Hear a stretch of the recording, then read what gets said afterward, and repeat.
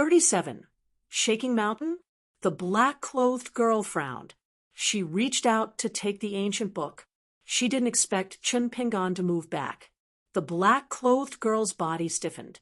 She was burning with anger, as if she had never been humiliated like this before. The dignified Ning Yao's parents were great sword immortals above the 12th floor. Ever since she was born, she had been known as the top sword immortal embryo. Even after running away from home for so many years, she had only lost to others in swordsmanship. No one had ever insulted her character like this. Did she need to use underhanded methods to read, peek at, and possess a broken book? Ning Yao gripped the hilt of her saber. She narrowed her eyes. Thin eyes and red lips. These words were probably used to describe this girl. In fact, if one looked carefully, Ning Yao's face was extremely beautiful. It was just that her entire body exuded a heroic aura that completely suppressed the aura of her rouge. However, the straw-sandaled youth's next words had a magical effect that almost caused the girl to suffer internal injuries. Miss Ning, this book was taken from Gu Qin's home. Although I don't think this is stealing, I will still return it to Gu Qin in the future. However, we are friends. So, no matter what is written in this book, I hope that Miss Ning will understand it after reading it. The girl took a deep breath. She slapped the table and glared at him. What are you looking at? Look at it yourself. I don't care. Chun Pingan's next words made the girl not know whether to laugh or cry. Miss Ning, I don't know how to read. Can you teach me? The black-clothed girl's mind turned. She sneered and said, Aren't you afraid that I will take advantage of you? Think about it. Gu Qin is clearly a fellow who has inherited a large amount of ancestral wealth. Even the natural sword embryo Lu Xianyang can't compare to him. In the past 1,000 years, there hasn't been many people who can compare to him. Then, how bad can the family heirloom that he carefully treasures be? Aren't you afraid that I will be tempted by his wealth? That I will monopolize this priceless secret book? Under the dim light of a flickering oil lamp, the straw-sandaled youth faintly smiled. He didn't explain anything. The girl coldly snorted. She moved her seat, indicating for the straw-sandaled youth to sit beside her. However, Chun Pingan didn't move his, but for a long time, the girl angrily laughed. Ning Yao can beat 100 of you with one hand. As she said this, she laughed to herself. Are you afraid that I will take advantage of you? Chun Pingan sat beside the girl, feeling a little uneasy and nervous. This saying,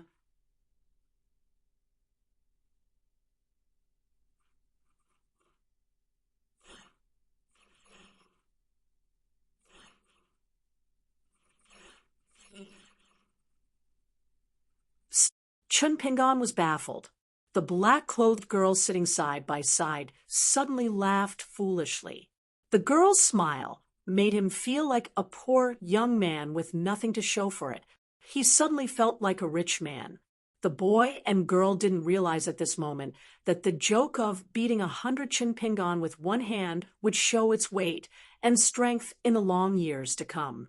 Especially when the straw-sandaled youth was no longer a boy. The more time passed, the more it would be like this. Ning Yao finally returned to her senses. She coughed and sat up straight. She took the ancient book and quickly flipped through a few pages. Then she closed the book and tapped the cover twice. She turned to Chun Pingan and indifferently said, This is a fist technique manual. The fist technique is called Shaking Mountain.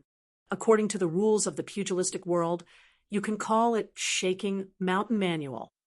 Chun Pingan's face was full of expectation, and then the black-clothed girl resisted the urge to roll her eyes.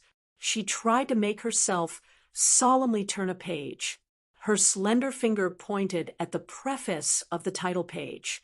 As she slid down, she read, In my hometown, there was a little insect called Bayan.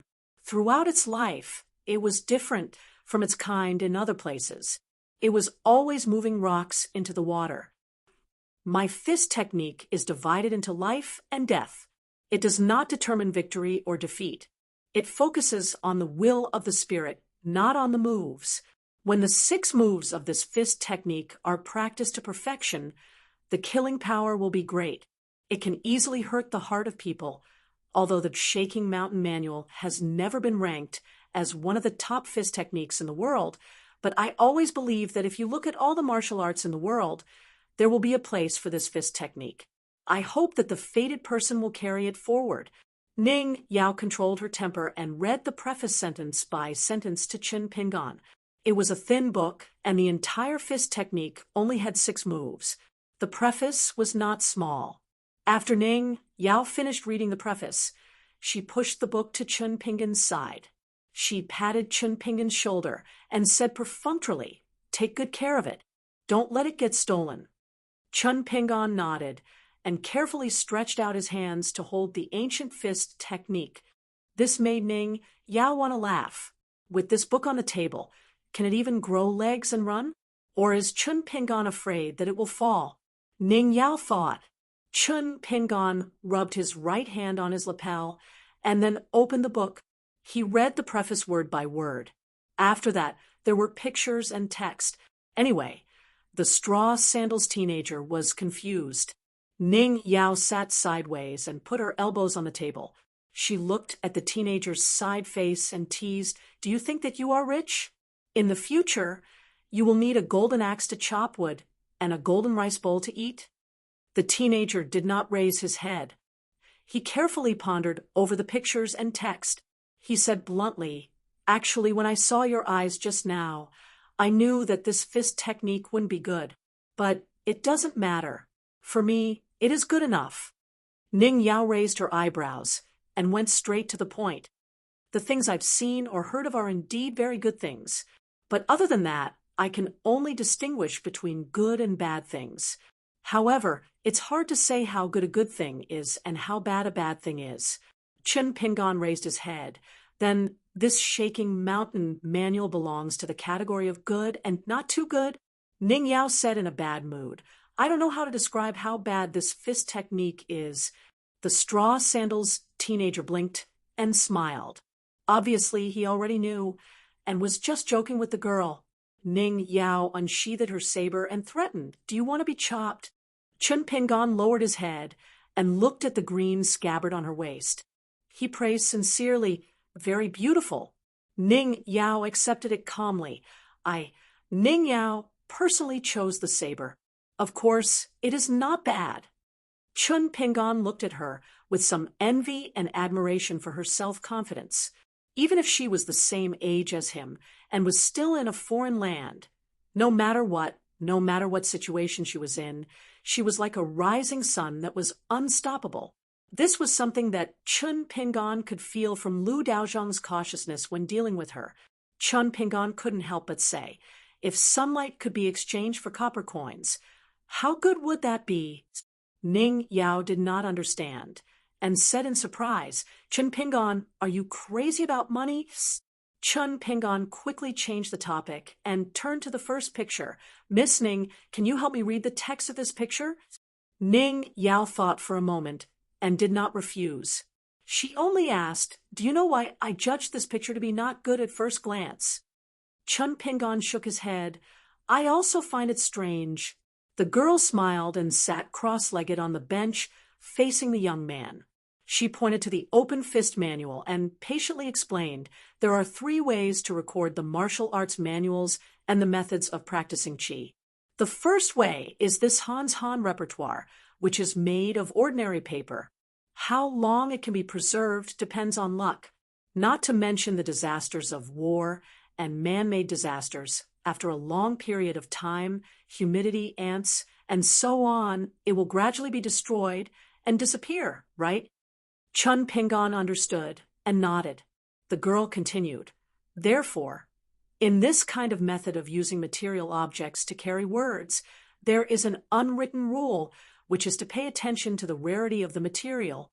In other words, the value of the object carrying the words must match the value of the content of the words.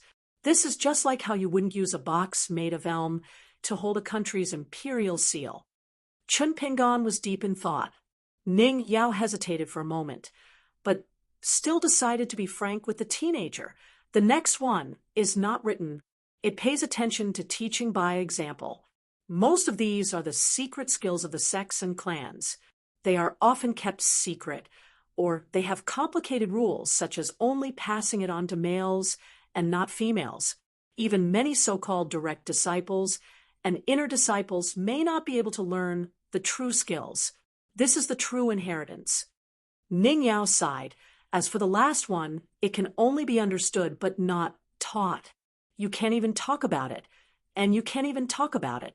For example, of the two forces that came into the town, Kai Qinqian from Mount Yunxia, her Mount Yunxia has the Sea of Clouds incident. The Sea of Clouds is surging, and the clouds are very special. They contain spiritual qi, and the qi practitioners of your eastern bottle continent call them heavenly beauties. Some of them can transform into the ancestors of past generations, and if one is lucky enough, they can meet and communicate with them. As for the dense sword qi at the peak of Mount Jinyang, it is said that due to a freak combination of factors, the sword spirits of the ancestors of the various peaks of Mount Jinyang will also appear and manifest the Tao of Swords. As for whether one can see it or not, it depends on how lucky they are. It doesn't depend on one's status or cultivation base. In the end, Ning Yao said, of course, there is no absolute distinction between the three methods. The first method is to carve the words on a jade plate or one of the 72 blessed lands, the bamboo sea blessed land, which produces a mysterious washing word bamboo. Other than that, there are also countless strange items. As long as you go far enough, you will always be surprised. The boundless world is full of strange things. In the future, it is best for you to go out and explore. Don't say that you wish to leave the Eastern Bottle Continent and leave this world, but you should at least try to reach the borders of the Dali dynasty. Chun Pingan nodded, obviously thinking about the fist art manual.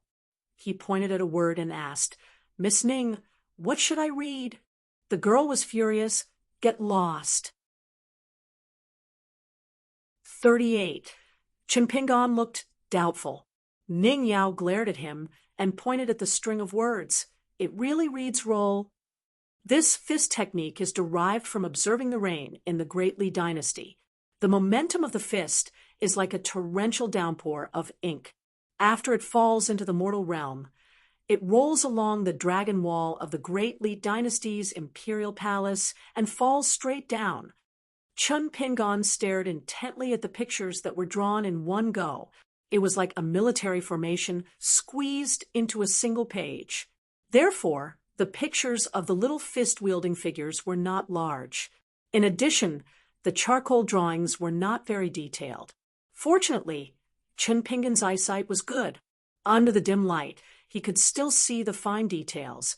After the young man heard Miss Ning's words that he did not understand, he murmured, It sounds like this fist technique is very powerful.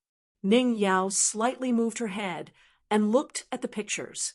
She nodded and said, There is a fist technique that has been passed down in Jianghu for thousands of years and has not been lost. It is somewhat similar to this fist technique. Chun Pingan turned his head and asked curiously, What do you mean? In the dim light, the girl's long eyebrows were slightly bent, like a bunch of peach branches bent under the spring breeze. She held back her laughter and said, There is a fist technique in Jianghu that is suitable for the old and the young. It is called tortoise fist. If you throw it randomly, you can definitely beat an old master to death. The young man said helplessly, How can you say that? Chun Pingan imagined it in his mind. Wasn't this Gu Kan's specialty and the ultimate skill that made him famous? In his memory, Gu Kan's mother seemed to have had an unpleasant dispute many years ago. It was in front of a cosmetic shop in Apricot Blossom Lane. At that time, Gu Kan had just learned how to walk. Because Gu Kan's father was a foreigner and was not at home all year round, he had long been forgotten by the neighbors in Clay Bottle Lane.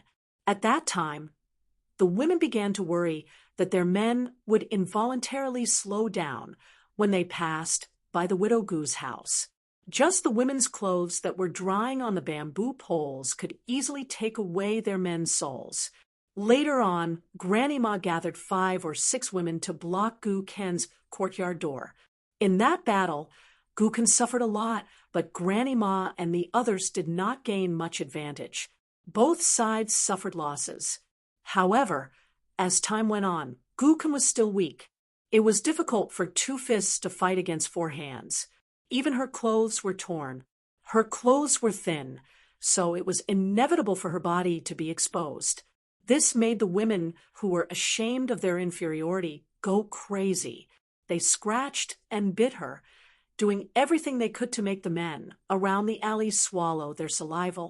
Fortunately, Chun Pingon happened to return to the town from the dragon kiln at that time. He had been taken care of by Gu Kan's mother for so many years, so he went up to help Gu Kan's mother block many insidious moves. From beginning to end, the straw sandals youth did not dare to fight back. Chun Pingon was not afraid of causing trouble, but he was afraid that he would kill someone with one punch.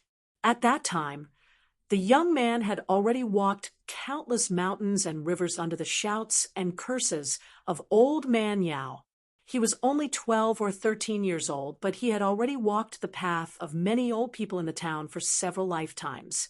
At that time, the young man and the woman were sitting at the courtyard door. Gu Ken was still locked inside the door. She probably did not want the child to see his mother in such a sorry state.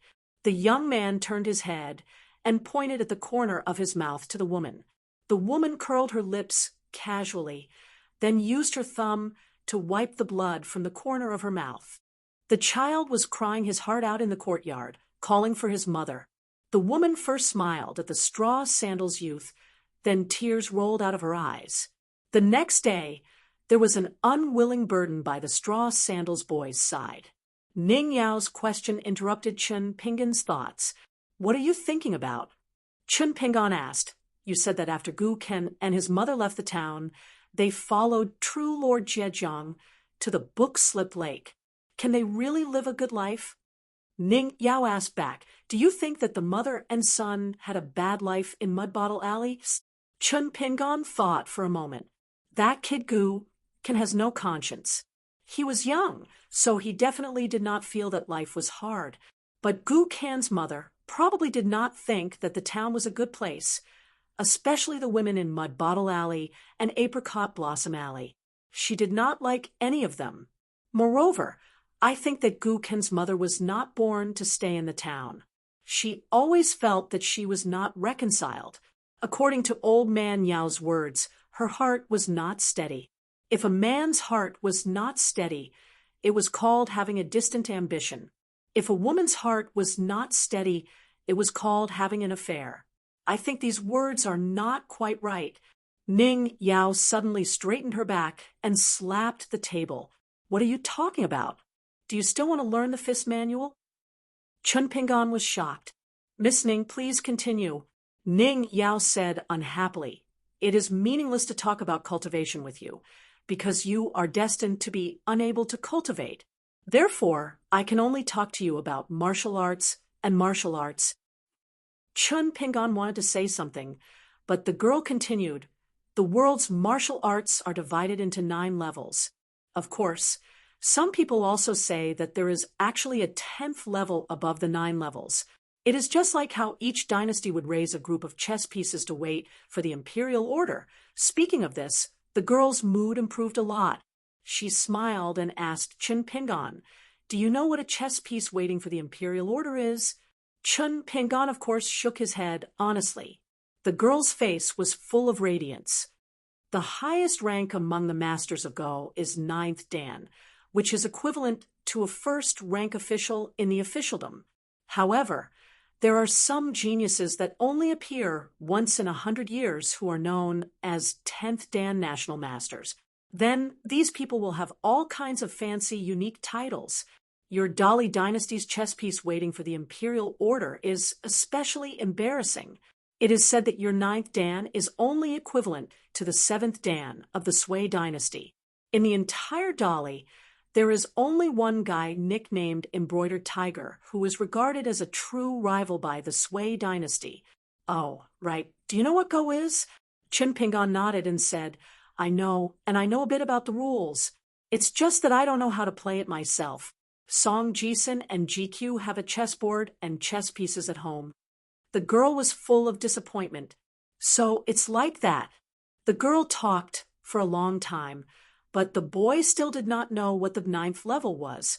The girl seemed to have realized that she was a bit unreliable. She coughed and said seriously, my mother said that the martial arts 9 levels are one step at a time.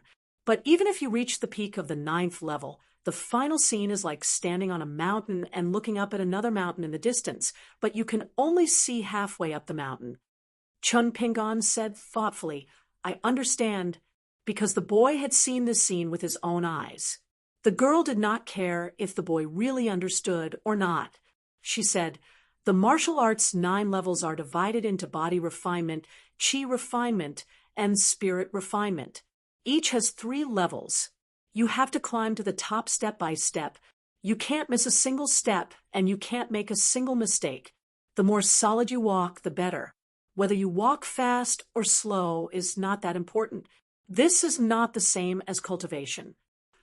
There are 3 levels of body refinement. The first level is clay embryo level. Just from the meaning, it is like this clay bottle alley where your house is located. But once you reach the peak, your body will be like a clay Buddha. Even though you are a clay sculpture, you will still have an extraordinary aura. Your chi will sink into your dantian, and you will be as immovable as a mountain. You can be considered to have truly entered the path of martial arts. In short, the essence of this level lies in the word scatter and the word sink. The talent of a martial artist, the quality of their comprehension, can be seen by the master who leads the way. The second level is wood embryo level. It means that your body starts to become thicker and thinner. When you reach large success, the texture of your skin will be precise and orderly, like a carved talisman. Just like the snake gallstone that you found in the stream. Compared to a normal pebble, the inside is already completely different. The deeper meaning of this level is mountain opening. It widens the meridians, turning a narrow path into a broad path that can accommodate carriages. The quality of a martial artist's bone structure will be judged in this level. As she said this, the girl in black raised the stone that the boy gave her. She gazed at the beautiful stone under the light of the lamp. She said softly, the last level of body refinement is called Mercury Mirror. The blood is as thick as mercury, but its weight is lighter. Chi and blood are condensed into one. To break through the threshold, you need to pass a tribulation called Clay Buddha crossing the river. Whether or not you can successfully pass through the last threshold, like a carp jumping over the dragon gate, depends on the luck of the martial artist. Chun Pingon listened in a daze. He stared at the oil lamp in a daze. As the flame flickered, his mind swayed along with it. The girl yawned and lay on the table. Languid, she said, that's about it. The 3 levels of body refinement have already blocked 80% of the martial artists. It is difficult to advance any further. You have to know that the poor learn literature and the rich learn martial arts. Other than my hometown, the rest of the world is the same. According to your family background and your perception, I estimate that if you can reach the 2nd level in this lifetime, you should be thanking the gods. Chun Pingon asked, then, how do I practice this fist manual? The girl raised her eyebrows. Let's talk about it tomorrow. I'm a bit sleepy. Chun Pingon grunted. Then I'll take the basket and go pick up some stones. I'll come find Miss Ning tomorrow. The girl said, if you feel at ease, leave the manual behind. I'll see if there are any flaws or traps. Chun Pingon smiled, okay, but Miss Ning, you have to be careful. I'll return this repertoire of shaking mountains to Gu Ken in the future.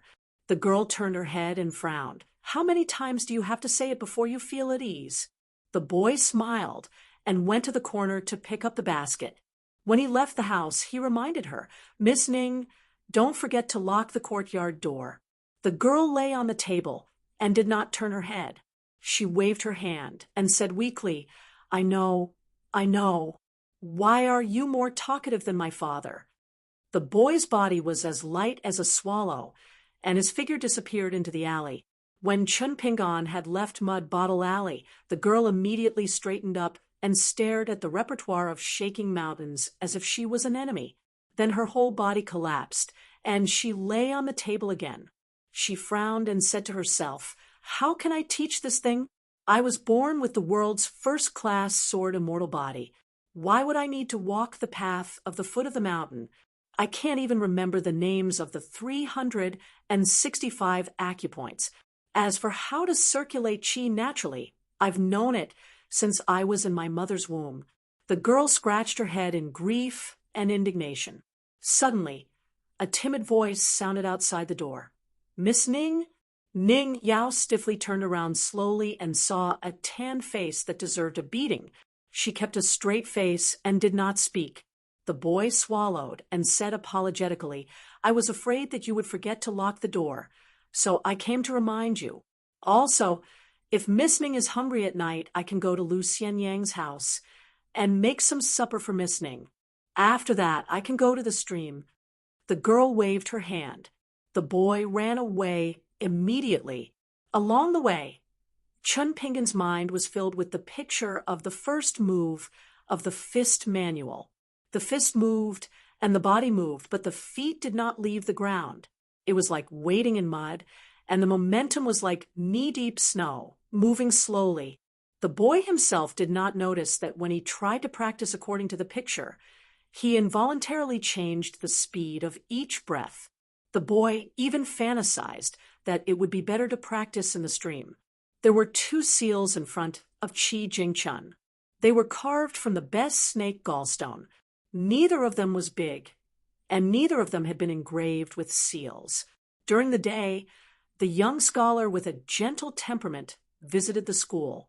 After that, the 2 of them had a private conversation. The Confucian gentleman who came from afar asked him a question. "Sir, do you want to carry on someone's last wish and continue to bring peace to the world?" Qi Jingchun replied at that time, "Let me think about it." This was obviously not a satisfactory answer. However, the young gentleman, who was famous in half the continent, was not aggressive. He chatted with Mr. Qi, who had been admiring him for a long time, about the local customs of the town and the changes outside the town. Then he left. From beginning to end, the young gentleman did not ask what to do with the jade pendant. However, Qi Jingchun knew that the gentlemen of the Confucian Academy in the Eastern Vase continent could tolerate it. The Golden Boy and Jade Girl of the Taoist sect, the scripture protector of the great and great Zen temple, the famous ascetic monk, and the representative of the military school were unlikely to care about the reputation of the Cliff Academy. They would not listen to Qi Jingchun's wishes. They would definitely not hesitate to take back the treasures of their respective forces. However, all of this was to be expected. Qi Jingchun sat upright and still, holding the carving knife in his hand. For the first time, he was in a dilemma. He did not know how to carve the seal characters of the seal. Sacrifice for a noble cause. Sacrifice for righteousness. For this child, it seems a little too big. It is not appropriate, and it is not auspicious. Peace of mind on flat ground, standing upright. Isn't it a little too fake? But if it's 3 hastily carved seals, it seems too insincere? Qi Jingchun turned his head to look at the night sky outside the window. In the curtain of night, the stars were like luminous pearls hanging on a black curtain. Qi Jingchun was in a daze. After a long time, he came back to his senses, picked up the seal, and began to carve. In the end, he carved out the 4 simple seal characters, calm and proud. In particular, the first character, calm, was the most full of spirit and all-encompassing. Qi Jingchun gently put down the seal in his hand. The bottom side facing up, Qi Jingchun felt as if a heavy burden had been lifted off his shoulders. This white-haired scholar waved his sleeves. Very quickly, the words wind and water rose on the table, and the mountains and rivers rose and fell. Finally, Qi Jingchun focused his gaze and saw that in the dilapidated ancestral home of the small town, a young man and a young woman were sitting side by side, discussing the general situation of the 9 realms of the martial Tao.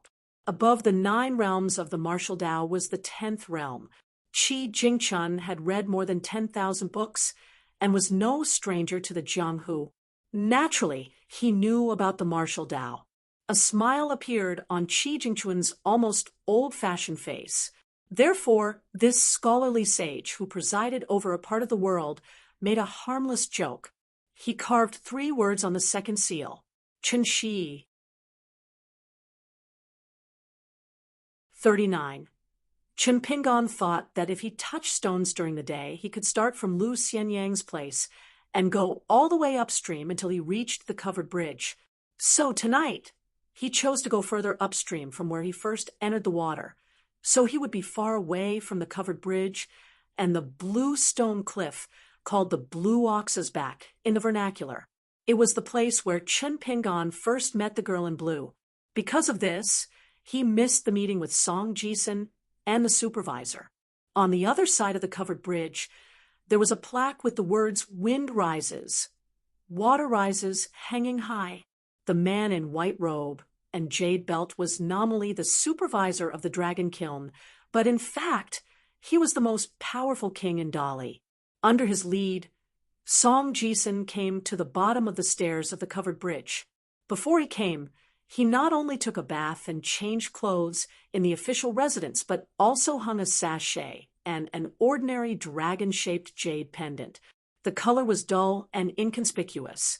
On the contrary, the jade pendant of the old dragon, which was more outstanding in terms of texture, appearance, and meaning, was forced to be removed by the man.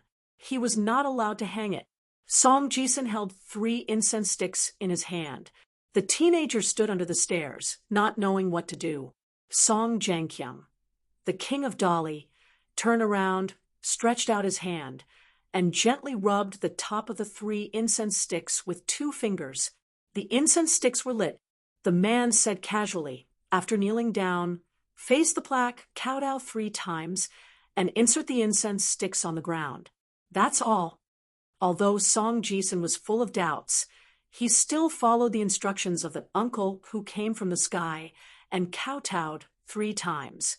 Although the man said it lightly after the teenager knelt down, his face was dignified and extremely complicated. He looked at the ground where the teenager kowtowed, revealing a deeply hidden hatred. After inserting the 3 incense sticks on the ground and getting up, Song Jisun asked, "Is it okay to burn incense here?" The man smiled and said, "It's just a ceremony. Don't worry too much. From now on, learn to act according to the situation. Otherwise, you may be busy in the future." The man stopped smiling. "But don't forget, this covered bridge is your place of prosperity." Song Jisun's lips were black and blue. It was unknown whether it was frostbite from the cold of spring. The young man pretended to be relaxed and said, "These 4 words shouldn't be used casually, right?" The man patted his stomach with one hand and held the white jade belt on his waist with the other. He laughed and said, "It will be like this in the capital. Here, there is no harm. There are no court dogs, no wild dogs in Jianghu. No one will catch me and bite me." "Oh," Song Jisun asked curiously, "are you also afraid of being criticized?" The man retorted, "In the Dali dynasty, I have already defeated all the opponents on and off the mountain. If there is nothing to be afraid of, wouldn't I be more comfortable than the person sitting on the dragon throne? Kid, do you think this is appropriate?" Song Jisun pondered for a moment. After some hesitation, he made up his mind and asked, "Are you hiding your strength and biding your time? Or are you raising bandits for your own sake?" The man laughed involuntarily and pointed at the young man. He shook his head and said, "You really dare to say such rebellious words? You don't know the severity of the situation. When you reach the capital in the future, you should go to one of the immortal residences on the mountain and lie low. I advise you not to speak and act so recklessly. Otherwise, you will be in big trouble." Song Jisun nodded and said, "I will remember." The man pointed at the golden plaque. "Wind makes the water rise. Wind makes the water rise. Let me ask you, how does the water rise?" Song Jisun said straightforwardly, "I don't know." The man muttered, "If you know, you know. If you don't know, you don't know. You know." What nonsense. Scholars are all cunning. Even when they fart, they have to be full of twists and turns. But in front of the man was a little more elegant. "If I remember correctly, in your town for 3,000 years, no matter how big the flood was, the highest water level of this stream has never been higher than the tip of the rusted sword." Song Jisun said doubtfully, "The old man who lives near the Iron Lock Well in Apricot Blossom Lane often talks to us about this saying under the locust tree. Is there really a mystery in this?" The man pointed to the distance where the stream left the mountains. He smiled and said, "In the mountains, snakes have their own paths. In the houses, rats have their own paths. As for the rivers and streams, dragons have their own paths." The man retracted his finger and explained patiently, "There are many other places in the Dali dynasty. In fact, there are many customs of hanging swords under bridges. However, those copper coin swords, peachwood swords, or talisman swords can often stop the dragons and pythons from entering the river once. They can't stop them a second time. Even many people who hang the magic swords have shallow cultivation. They can't withstand the power of the river once. Instead, they annoy the dragons in the flood. Therefore, after the flood, the bridge that could not collapse collapsed, and the swords disappeared without a trace. Only this sword in this place." Ooh, the man fell silent halfway through his words. Song Jisun held back and didn't ask. The man sighed and said, "Only this sword. From the day it was hung under the bridge, it wasn't used to deal with the dragons. Instead, it was used by the saints to suppress the exit of the Dragon Lock Well. The so-called exit is the deep pool under the bridge. It prevents the dragon chi from dissipating too quickly, so as to prevent this small world from forcefully bursting open." Song Jisun hit the nail on the head and asked, "Is the last true dragon in the world dead or not?" Song Jianqiang smiled and said, "In the battle to slay the dragon 3,000 years ago, countless Qi practitioners died. Even the saints of the 3 religions and the grandmasters of the 100 schools died. Kid, do you think all of them have holes in their heads, or that the saints have lived for so long in vain? Did they deliberately keep the last true dragon and raise it as an ordinary flower, bird, fish, or insect?" Song Jisun retorted, "Maybe it's because they can't completely kill the true dragon. They can only use stalling tactics and nibble away at it. Although I don't know the original intentions and plans of the saints thousands of years ago, I can guess that the true dragon is definitely not simple." After the man shook his head, he nodded. "You're half right. The true dragon is undoubtedly dead. As for its true identity and symbolic meaning, the words 'not simple' are definitely not enough to bear it." Song Jisun wanted to say something, but stopped. In short, Dali's plans and countless efforts were all for the sake of stirring up wind and water, for the sake of the great cause of the South in the future. The man took the lead to walk up the stairs and said slowly, "If you ask me why the saints killed the dragon 3,000 years ago, I can't answer you. But if you ask why I left you here and why you're the noble prince of Dali, I can tell you the truth in full detail." Song Jisun lowered his head, and his expression could not be seen clearly. Since the young man did not ask, the man naturally did not flatter himself. When he reached the highest step, he turned to face the town. "In the future, be more magnanimous. Don't you think it's degrading to fight with Lu Xianyang and even have the intention to kill? Song Jisun sat at the top of the stairs and looked towards the north with the man. He asked a completely unrelated question. Is our Dolly at the northernmost tip of the eastern bottle continent? The man nodded and said, yes, he's been regarded as a northern barbarian for nearly 1,000 years. Now he's only won some respect because he's strong enough. Song Jisun still had his head lowered, but his eyes were burning.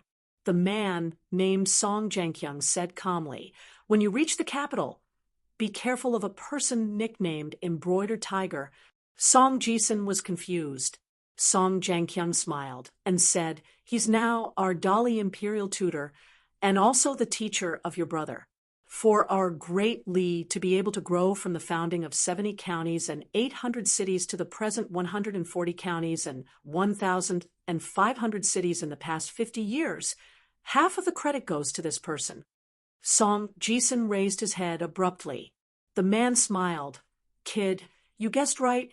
The man also sat on the stairs with his hands on his knees and looked into the distance. The other person's contribution to Dolly's expansion was obvious. Far away, but right in front of him. At this moment, Song Jisun's whole body was trembling and his scalp was numb. The two were silent. After a long time, Song Jisun suddenly said, Uncle, although I wanted to kill Lu Xianyang, and even considered making a deal with old Dragon City's Fu Nanhua to find a way to kill Lu Xianyang. But in my heart, I've never felt that Lu Xianyang was qualified to be on the same level as me, even if he had a long family history. I killed him because I felt that I wouldn't have to pay a big price to kill him. That's all. Song Jiankyung was a little interested. So, you have another knot in your heart? The boy touched his neck and didn't say anything. In the middle of the night, all was quiet. There was actually someone walking on the streets of the small town. Her figure was slender, and her clothes were thin.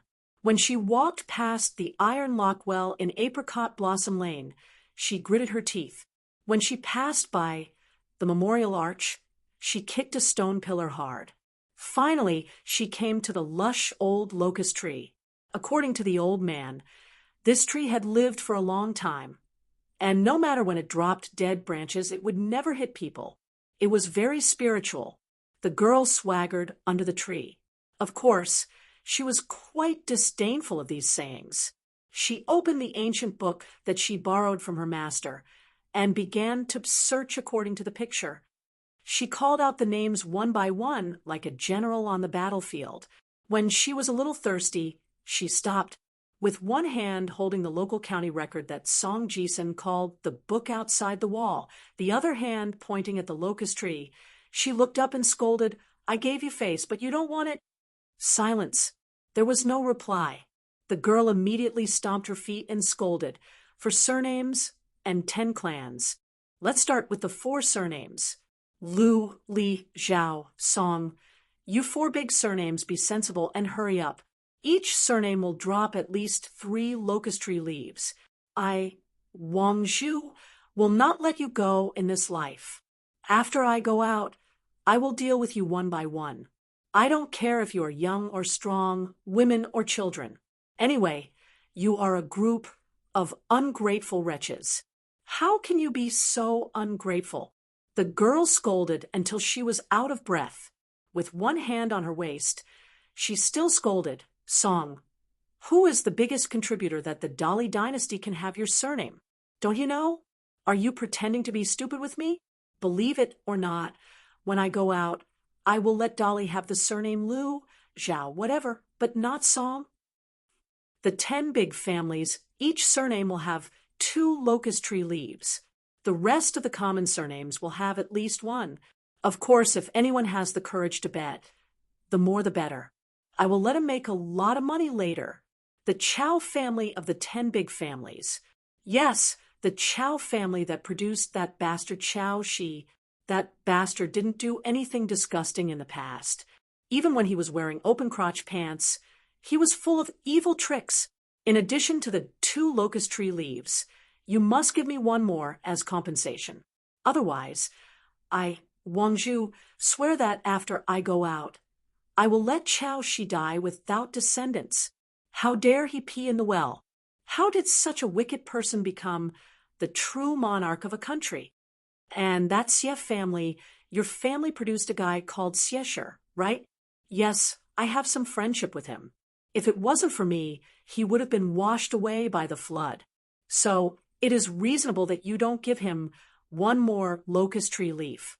In the distance, Qi Jingchun quietly watched the scene under the locust tree without saying a word, like a strict father who only knew how to discipline his children with a plank.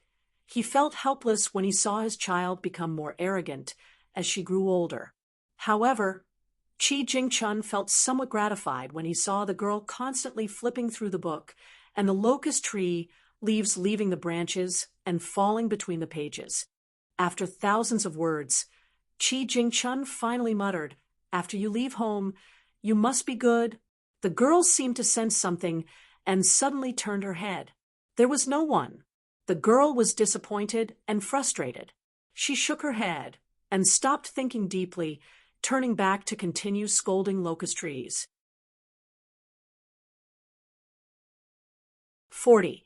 After Chen Pingon carried the basket to the shore, he walked towards the back of the green ox.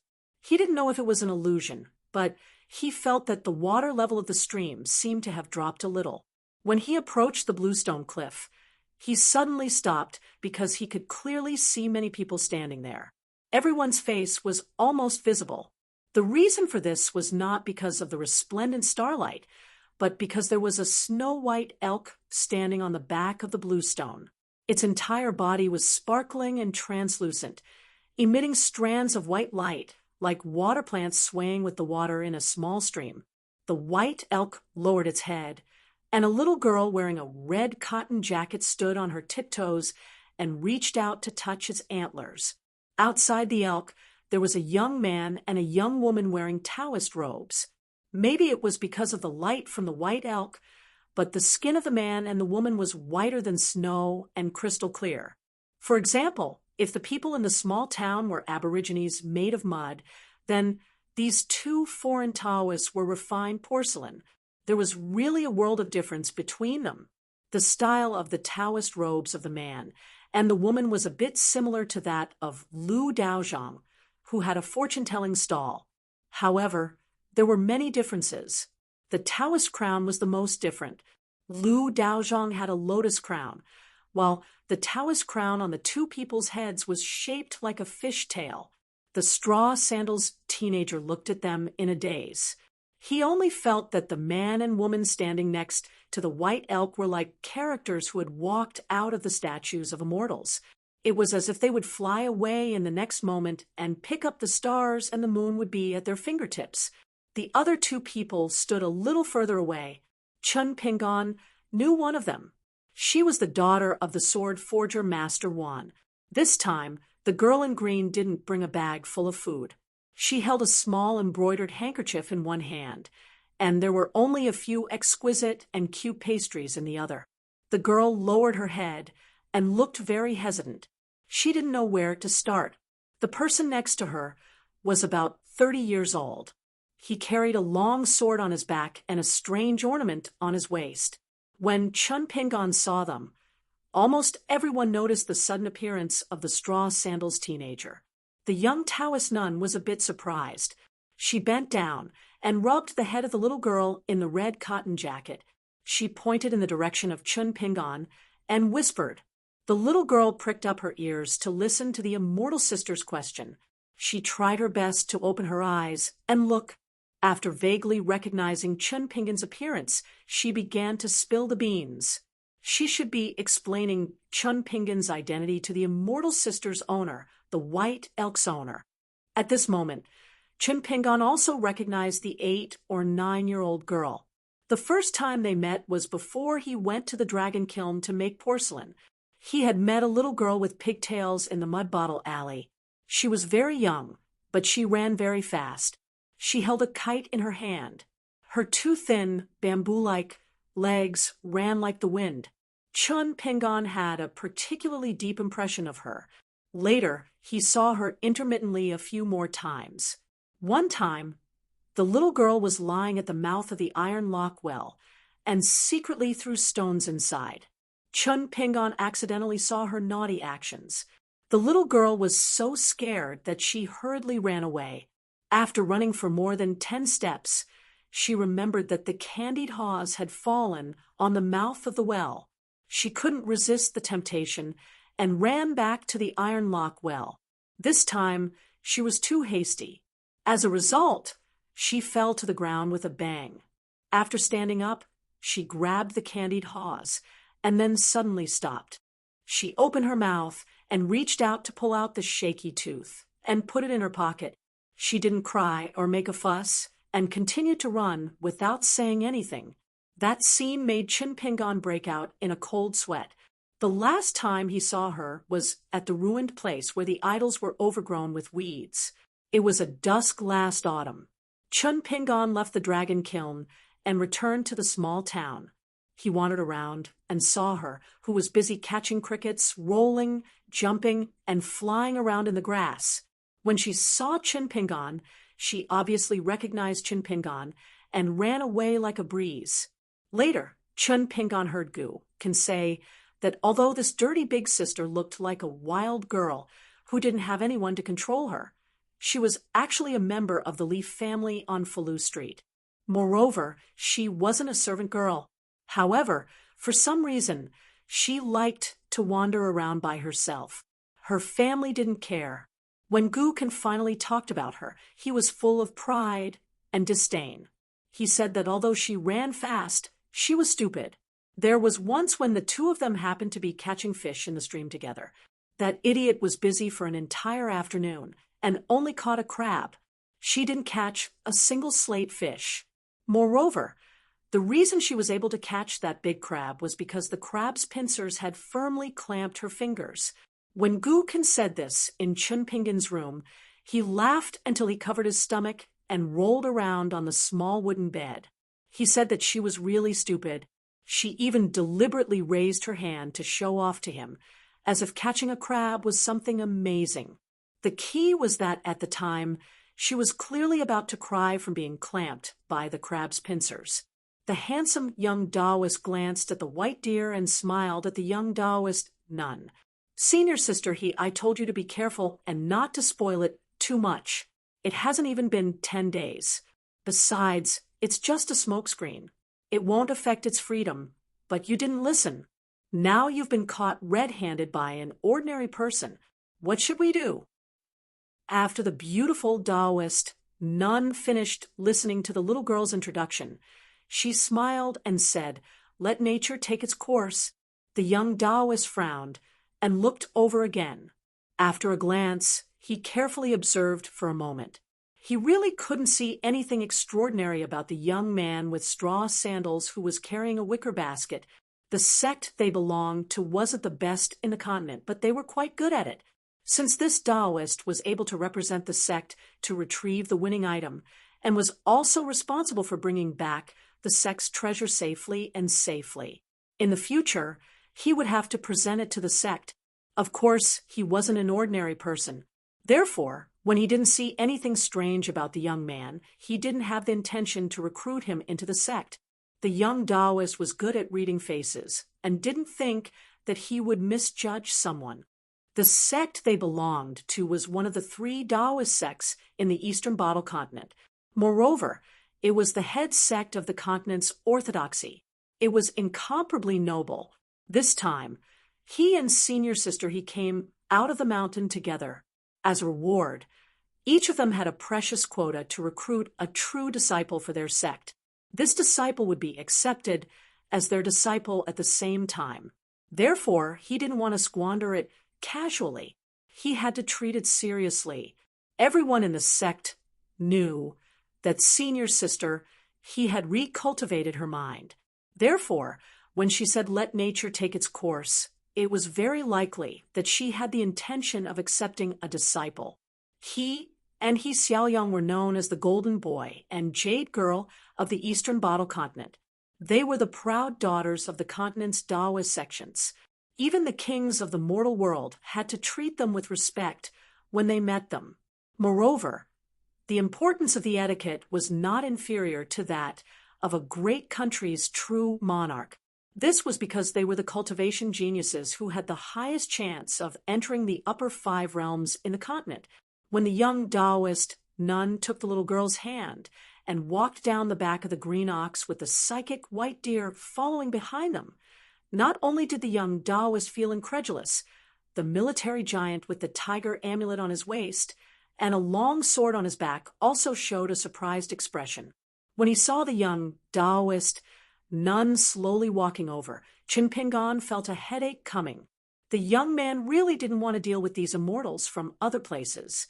This was because Qin Pingan knew that their simple love and hate would determine his life and death, honor and disgrace. Moreover, Qin Pingan knew that his luck had never been too good, so he was even more afraid of provoking them. However, Qin Pingan didn't run away because of this. On the contrary, he symbolically walked forward for a while. This way, in the eyes of others, was still considered appropriate. The white deer slightly quickened its pace and trotted over. It circled around the straw sandals youth and finally lowered its head and took the initiative to rub against the poor youth. The white deer returned to its master's side. She gently stroked its back, and in the next moment, it turned into the posture of a horse, referring to a deer as a horse. The young Taoist nun looked at Qin Pingan and sighed slightly.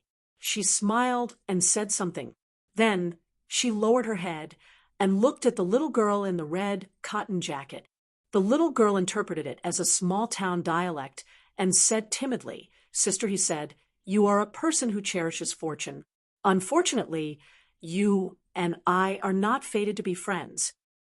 The young man was speechless because he didn't know what to say without being rude. Carrying a basket, wearing straw sandals, and rolling up his trousers, the young man's appearance was particularly comical.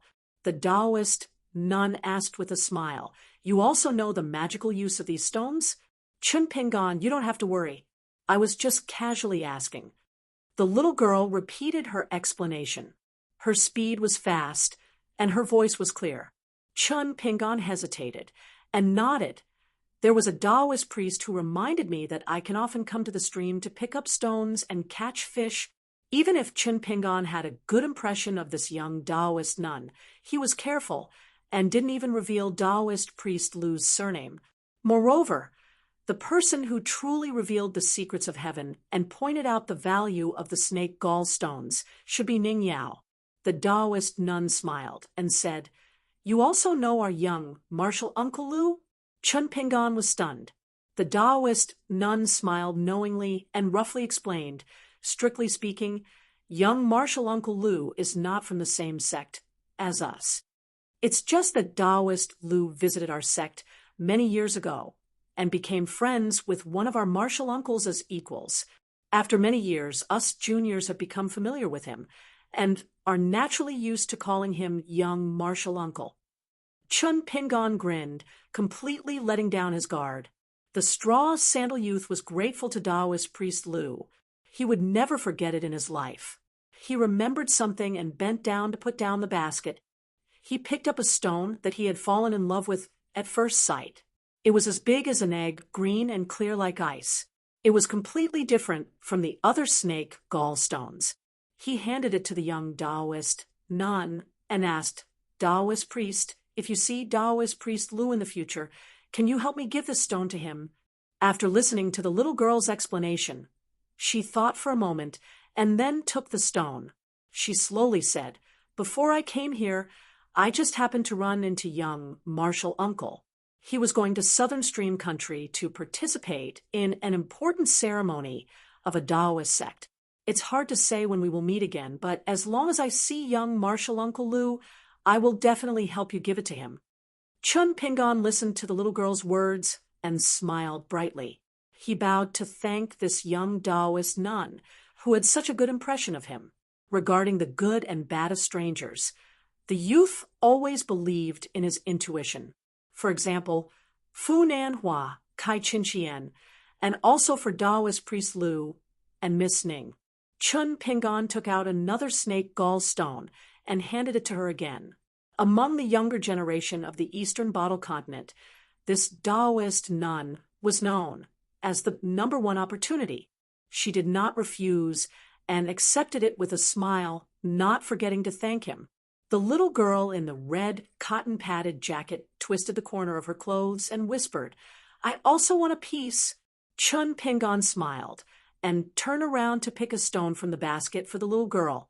The little girl ran to his side and carefully said, "I want a bigger one. Is that okay?" Chun Pingon smiled and said, "As long as you can move it, I will give you the biggest one. But from here to the town, and then from home, it is not close, and I think the big ones in the basket are not as good as the small ones." She thought for a moment and put her hands on the edge of the basket. "Okay, then I want to pick a small one that looks good." Chun Pingon picked a small pink stone for her. It was moist and cute. The little girl held it in the palm of her hand and was very satisfied.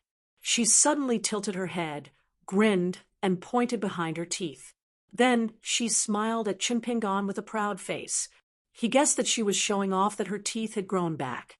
Chun Pingon happily said, "Next time, let's go catch crickets together." The little girl's eyes lit up, but they quickly dimmed. She forced a smile and nodded. Chun Pingon carried the basket and said goodbye to the young nun. He waved at the little girl and ran back to the town alone. They were both fairies, but this young nun's gold was not something that Kai Chin-chien of Yunxia Mountain could compare to. It was almost like the gold essence of the immortals compared to the gold of the secular world. She took the little girl and the white deer back to the back of the green ox. The young Taoist withdrew his gaze from the back of the straw sandal boy and concluded shallow fate means poor fortune. Naturally, they are not of great use. There were many Taoist sects in the Eastern Vase continent. Every 30 years, a pair of golden boy and jade girl would be chosen. He and his senior sister, He Xiaoyang, were this year's natural Taoist couple. But something surprising happened. The golden boy's aptitude was not inferior to the previous ones, but the jade girl's fate was so good that it made people's hair stand on end. When she was born, there was an auspicious white deer that took the initiative to walk out of the mountains and wild swamps and came to her side to recognize her as its master. After that, she started on the path of cultivation. It seemed that there were no bumps and her journey was smooth. Some people even said that she would only meet her first bottleneck after reaching the upper 5 states. She did not comment on her junior brother's contempt for the straw sandal boy and laughed it off. At this time, a short boy came from the deep pool under the covered bridge to the puddle under the green ox's back. He only held a piece of snake gallstone in his hand. Unexpectedly, like the white deer, it shone brightly in the night. The dull boy held the stone in his hand and stood on a stone that was exposed above the water. He was like an indomitable immortal holding a pocket-sized full moon in his hand. The 2 big green and red fish that the young Taoist kept did not enter the water. They only swam slowly above the stream. If Chun Pingon saw this boy, he would know that he was the grandson of Granny Ma from the Apricot Blossom Alley. The boy had dementia since childhood and was despised by his parents when he was very young. Granny Ma took care of her grandson by herself. The boy was very unsociable and often climbed to the roof alone to look at the clouds. Since childhood, the boy who followed Granny Ma's surname was bullied to the point that he felt that stepping on him would dirty his shoes. This poor child seemed to only smile at the maid GQ from the clay bottle alley. Therefore, Granny Ma especially hated that maid and thought that she was a shameless vixen. She must have taken the initiative to seduce her precious grandson. The young female Taoist priest walked to the side of the man with a long sword and asked, "Is there really no room for negotiation regarding Ma Kuxuan?" The man said coldly, "If your junior martial uncle really wants to take this child as a disciple, why doesn't he come himself? So, what if his name is famous?" He has never fought with me before. Why should I give it to him? If he is not convinced, he can come to Marshall Mountain to find me. If he wins, he can take this child away." The young Taoist priest smiled and said, "It's just to make our junior Marshall uncle come again. Why bother?" There was a needle hidden in the silk. The man with the sword and the talisman narrowed his eyes. "Oh." The young female Taoist priest was a little annoyed. She glanced at her junior brother. The young Taoist priest laughed and did not argue with that person. He looked up and said, "The moon is so beautiful today." She was a little helpless. As long as it involved her junior Marshall uncle, not only her and her junior brother, but all the young Taoists in the continent would be honored. On the other side of the covered bridge, under the stairs, stood a barefoot monk. His face was square and had a tenacious expression. The monk did not look up at the golden plaque. Instead, he looked at the ground where Song Jisun had placed the incense stick. He put his palms together and bowed his head. He said with compassion, "Amit Ba." The short youth came ashore and came to the back of the green ox. He looked at the two young Taoists and the serious man with the sword. Finally, he stared at the latter, who was about to hang the tiger talisman, and said, "I don't want to learn the Tao of immortality. Can you teach me how to kill people?" The man smiled proudly and said, "Since ancient times, the sword cultivators of the military school have the greatest killing power in the world." The young Taoist smiled and said, "Oh." The young female Taoist priest shook her head. She knew that the outcome was set. She felt guilty that she had failed her junior Marshall uncle. For a moment, the atmosphere on the back of the green ox by the stream was tense and tense. The little girl in the red cotton-padded jacket from the Leaf family quickly hid behind the fairy sister. The girl in green had just finished the last piece of cake and was in a bad mood. She said angrily, "If you have the guts, go and fight my father." The man who had a lot to do with the girl and her father was no longer stern. He smiled and said, "How?" The young Taoist priest joked, "Wan Xiao, this is bullying. Your father is the next saint to replace Mr. Qi. He's like the master of this world." The girl in green curled her lips and did not say anything. The monk walked over slowly and got on the back of the green ox. The young female Taoist priest said, "Your Buddhist Lane Tower, our Taoist seal, the military school's small sword tomb, and of course the Confucian Mountain Jade Tablet. These 4 items were left behind by the first 4 saints. Let's not talk about the internal strife of the Confucian school. Let's just talk about the 3 of us. Although it's perfectly justifiable for us to take them back, wouldn't it be inappropriate if we don't tell Mr. Qi?" The monk did not say a word. The young Taoist priest said worriedly, "It's a bit unreasonable, but we can't go against the orders from above. Senior sister, you'd better not do anything unnecessary." The man from the military school sneered and said, "I'm not here to get close to anyone." In the small town, Chimpingon returned to the alley where Lu Xianyang's house was. He saw Mr. Qi standing at the door. The teenager ran over quickly. Before he could ask, Qi Jingchun gave him 2 private seals and said with a smile, "Chimpingon, I'm not giving them to you for free. I have something to ask of you. If the Cliff Academy is in trouble in the future, I hope you can help as much as you can. Of course, you don't have to deliberately ask about the academy." The teenager only said one word, "Okay?" Qi Jingchun nodded and said earnestly, "Remember what I said before, a gentleman doesn't save people." Those were words from the bottom of my heart. "I'm not testing you." The teenager grinned and said, "Sir, I can't guarantee that." Qi Jingchun wanted to say something but stopped. In the end, he did not say anything and was about to leave. He originally wanted to say that if the Cliff Academy was really in trouble in the future, Chimpingon, you don't have to feel guilty even if you feel regret. You can just pretend you didn't see or hear about it. You don't have to deliberately do it. However, Qi Jingchun did not know why, but deep in his heart he felt a trace of hope. Even he himself could not understand why. After thinking about it, this hill master of the Cliff Academy could only come up with one answer. It was because the teenager in front of him was surnamed Chun Pingan. He seemed to be different from everyone else. It was extremely difficult to entrust him with a task, even if you knew that the teenager would not be able to do it in the end. Even if he tried his best, you could be sure of one thing. As long as he agreed, he would definitely do it. Even if he could not do it with 100% of his strength, he would be willing to grit his teeth and use 120% of his strength. This was something that made people feel at ease. This was something that Qi Jingchun had been yearning for many years. This scholar who had taken the initiative to ask to be demoted to this place only felt that everywhere in the world was a foreign land. When Qi Jingchun was about to turn around, the teenager who was still carrying the wicker basket hurriedly bowed with great difficulty. In the alley, the scholarly sage returned the teenager's bow. 41. Deep into the night, Song Zhengqiang returned alone from the construction supervisor's office. The young man, Song Jisun, had already gone to Mud Bottle Lane, which was like a dog's kennel.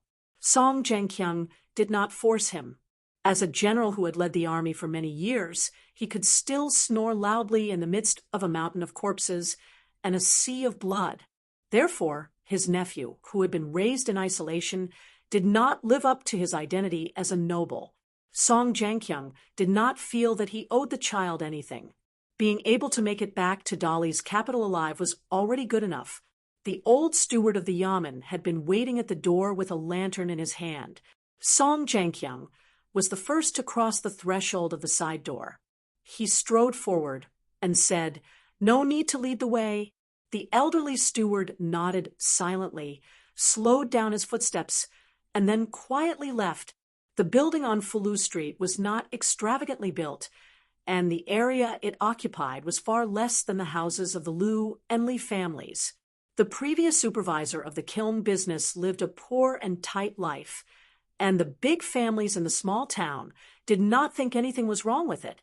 However, Song Zhengqiang was different. He was the younger brother of the current emperor Dali from the same mother. He had also made great contributions to the development of new territories and was one of the top martial arts masters in the Eastern Bottle Continent. His arrival was like a dragon crossing the river and entering a small lake. Even if the local tyrants were not afraid of him, in the face of people like Song Zhengqiang, they would show the proper respect. When Song Zhengqiang passed by a small courtyard, he saw that someone was still reading in the room. She was sitting upright, and when she was alone, she was still meticulous. He was indeed a gentleman. Song Zhengqiang's sleeves fluttered as he strode past with a mocking smile on his face. In the past, there was a young man who studied at Lakeview Academy. His calligraphy was divine, and his name shook the imperial court. He was summoned by the king of Southern Wei to the imperial palace to write an imperial edict in the side hall. It was the middle of winter, and it was snowing heavily, so the brush was too cold to write. The emperor ordered more than 10 imperial concubines to stand by his left and right sides to help him write. This matter quickly spread throughout the eastern Aquarius continent and became a legend. However, no one thought deeply about how strict the imperial city was. If the emperor, the eunuchs, and the concubines didn't say anything, how did the common people know? Song Zhengqiang suddenly let out a hearty laugh as he walked along the dark path. Song Jisun, dressed in plain clothes, returned to Clay Bottle Alley. The gate of the courtyard was not locked. When he opened the door, he saw the maidservant GQ sitting on a chair in the main hall. She was dozing off with her eyes half closed. When her head tilted to a certain degree, she immediately sat up straight and then continued to tilt. It seemed that the girl was really tired. Song Jisun bent down and gently shook her shoulders. He said softly, "GQ, GQ, wake up, go back to your room and sleep. Be careful not to catch a cold." The sleepy girl rubbed her eyes and said in a daze, "Young master, why did you come back so late?" Song Jisun smiled and said, "I went to the covered bridge. It was a bit far, so I came back a bit late." GQ saw Song Jisun's unfamiliar clothes and said in surprise, young master, why did you change your clothes? Song Jisun did not want to talk about this topic. Let's not talk about this. After I lent you the county journal, how are you reading and learning? Do you want me to teach you? The girl shook her head and said, no need. Song Jisun returned to his room. It was pitch black. He took off his outer robe, kicked off his boots, and touched the bed. The youth murmured, Wangzhu, so it's like this? GQ returned to her room, turned off the lights, and went to sleep. Her whole body was curled up in the bed. She made a slight noise, as if she was secretly eating something and chewing something in her mouth. In the end, she even burped. Although Lu Xianyang had not officially become Master Ruan's disciple, anyone could see that Master Ruan valued this tall youth very much. Otherwise, he would not have personally taught him how to forge swords. The row of sword forging rooms was not a place that anyone could enter. During the afternoon break, a young man who used to be a kiln worker ran up to Lu Xianyang and said that someone was looking for him. He winked at Lu Xianyang and said that it was a beautiful woman who was even prettier than the madams of Falu Street. Lu Xianyang followed him with a smile, but his heart was heavy all of a sudden. Sure enough, there was a slender woman standing next to a well. There were many strong young men digging the well and moving the soil around her. They were working very hard. Just as Song Jisun despised, Lu Xianyang was indeed a country bumpkin. However, whether a woman was beautiful or not had nothing to do with whether she was educated or not. Perhaps the tall youth did not know that there was a kind of charm in the vague description of beauty, especially a dignified and inwardly charming woman. It was especially moving. The word charm. If the word charm could be understood, it meant a woman who drew eyebrows. The woman in front of him, whose name and background he did not know, had delicate eyebrows like a bug's beard. Her forehead was like a cicada's, wide and square, bright and full. Today she came here alone. She didn't look like she was going to condemn him, nor did she look like she was going to bully him. Lu Xianyang heaved a sigh of relief.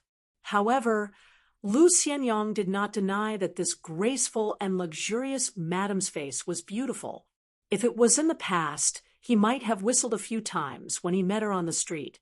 However, this did not mean that Lu Xianyang would be tempted. The woman that the tall youth liked was the maidservant in Mud Bottle Alley. She was now, and she would be in the future. Lu Xianyang led the beautiful madam to the stream and said firmly, Madam, if you want to persuade me to sell you the family heirloom, I advise you not to open your mouth. The madam smiled sweetly and said, Don't be in a hurry to refuse. Let me tell you the pros and cons, then you can make the decision. The tall youth's expression did not change. He pretended to be relaxed, but his heart instantly sank to the bottom. In the distance, a young girl was squatting on the threshold of a sword-forging room. She was holding a bowl of rice. The white rice piled up like a mountain and towered over the edge of the big white bowl. She was wolfing down the rice. After finishing the mountain, she saw the red braised pork hidden by her. Her whole body was filled with happiness. She secretly turned her back to the man sitting on the other side of the threshold and asked, Father, don't you care about that foreign woman? The man said in a low, muffled voice, I don't care. The green-clothed girl said worriedly, He will be your first disciple in the future. Aren't you afraid that he will take the wrong path? The man said indifferently, That kid is not lucky. The girl asked doubtfully, Father, don't you feel that it's a pity? For example, when she saw the delicious and exquisite pastries in the shop, it was fine if she did not have money in her pocket. But if she had money, she bought it and accidentally dropped it on the ground. She deserved to be struck by lightning. The man did not answer the question. Is the red braised pork delicious? The girl subconsciously nodded happily. It's delicious. The girl suddenly tensed up. Her father had given a decree that she could only eat one meat dish a day. So she pretended to only have a bowl of white rice and hid the red braised pork in it. It was so that she could eat a meat dish openly at night. The girl turned her head awkwardly and raised the white bowl high. She said righteously, "There's only one piece. I didn't break the rules." The man laughed and asked, "Then do you feel that it's a pity that you can't eat the red braised pork hidden at the bottom of the bowl?" The girl opened her mouth slightly. She felt as if she had been struck by lightning. Her heart was dead. The man even rubbed salt on his daughter's wound. "If you didn't ask about Lu Xianyang, I would have turned a blind eye." The girl did not say anything and ate the red braised pork in small bites. It was obvious that she would be thrifty in the future. After the man finished eating, he looked at the woman and the youth on the other side of the stream and said, "As long as this kid doesn't reach the middle 5 realms, I won't care about his life or death. Even if he enters the middle 5 realms, I will care about him once or twice, but I won't care too much. There is no door to fortune or misfortune. Only people call for it." The girl said angrily, "Why don't you care?" The man said in annoyance, "Scholars take in students, and martial artists take in disciples. They are not like the gangs in the martial arts world recruiting small fries. They are not thinking about quarreling or fighting with others in the future because they have more people. In the end, in my eyes, whether it is teacher or student, master or disciple, they are all people of the same path. Besides, Lu Xianyang is not my disciple yet." The girl did not say anything. The man sighed. "Silly girl, do you know how many people there are in this remote Dali dynasty? More than 20 million households. There are so many people in the world, so many troublesome things. Can you manage them all? In the next 60 years, I will take over the town from Qi Jingchun. Don't wander around all day. Stay at the sword furnace and practice swordsmanship. Otherwise, if you cause trouble, will I care or not?" Without waiting for the man to finish speaking, the girl said, "You don't need to care." Her words almost caused the man to suffer internal injuries. It was so powerful that it was not weaker than a certain sword immortal's trump card. The man really wanted to knock this silly girl's head. "How can I not care about your matters?" The man was a bit sad. The girl said with a face of shock, "Why is there an extra piece of red braised meat at the bottom of the bowl? I've used up my share for today. I'll give it to you." "Father?" The man did not need to turn his head to feel the silly girl's poor acting skills. He said helplessly, "Forget it, you eat. Father will treat it as if you only ate a piece of red braised meat today. Remember to forge in the afternoon. Don't be lazy anymore." This time, the girl's gratitude was not fake. "Father, you are so good." The man laughed angrily. "It's red braised meat." The girl lowered her head and ate a mouthful of rice. She said softly, "Father is also good." The man's face was taut. It was not easy for him to hold back his laughter. After thinking about it, he felt that it was better to have a daughter. Suddenly, a voice sounded in his ear. "Father, can I eat another piece tonight?" 2 pieces and 3 pieces. The difference is not too much, right? "Father, if you don't say anything, I'll take it as a yes." The young girl ran away as fast as lightning. As for the last sentence, it was only after the girl had run far away that she said it. The man rubbed his cheek and said to himself, "My family Xiao is a god for food." After Chen Pingan delivered the letter through the streets and alleys, he bought breakfast and sent it to Miss Ning in the mud bottle alley. Then he began to brew the medicine with familiarity. Ning Yao was wearing a brand new dark green robe today. It was clean and neat. She was already full of heroic spirit. With this dress and the long saber at her waist, she looked more noble than the rich kids in the Peach Leaf alley on Falu Street. Ning Yao hesitated for a moment. For now, if you really want to study the Shaking Mountain Manual, you have to do 3 things before learning the fist force: stance, walking stance, and sleeping stance. The last thing is more about the accumulation of acupoints and the flow of qi. It's hard to describe in words, so let's not talk about it first. Anyway, the first 2 things don't need to consider too much about talent. You just have to follow the posture drawn in the manual. If you persist for a long time, it will be useful. Even if it can't let you reach a higher level in martial arts, it's not impossible to strengthen your body and prolong your life. Ooh. Chun Pingon voiced out his own idea. Is it possible to practice the walking stance in the stream? Ning Yao nodded. Of course. Start from the knees, then the waist, and finally the neck.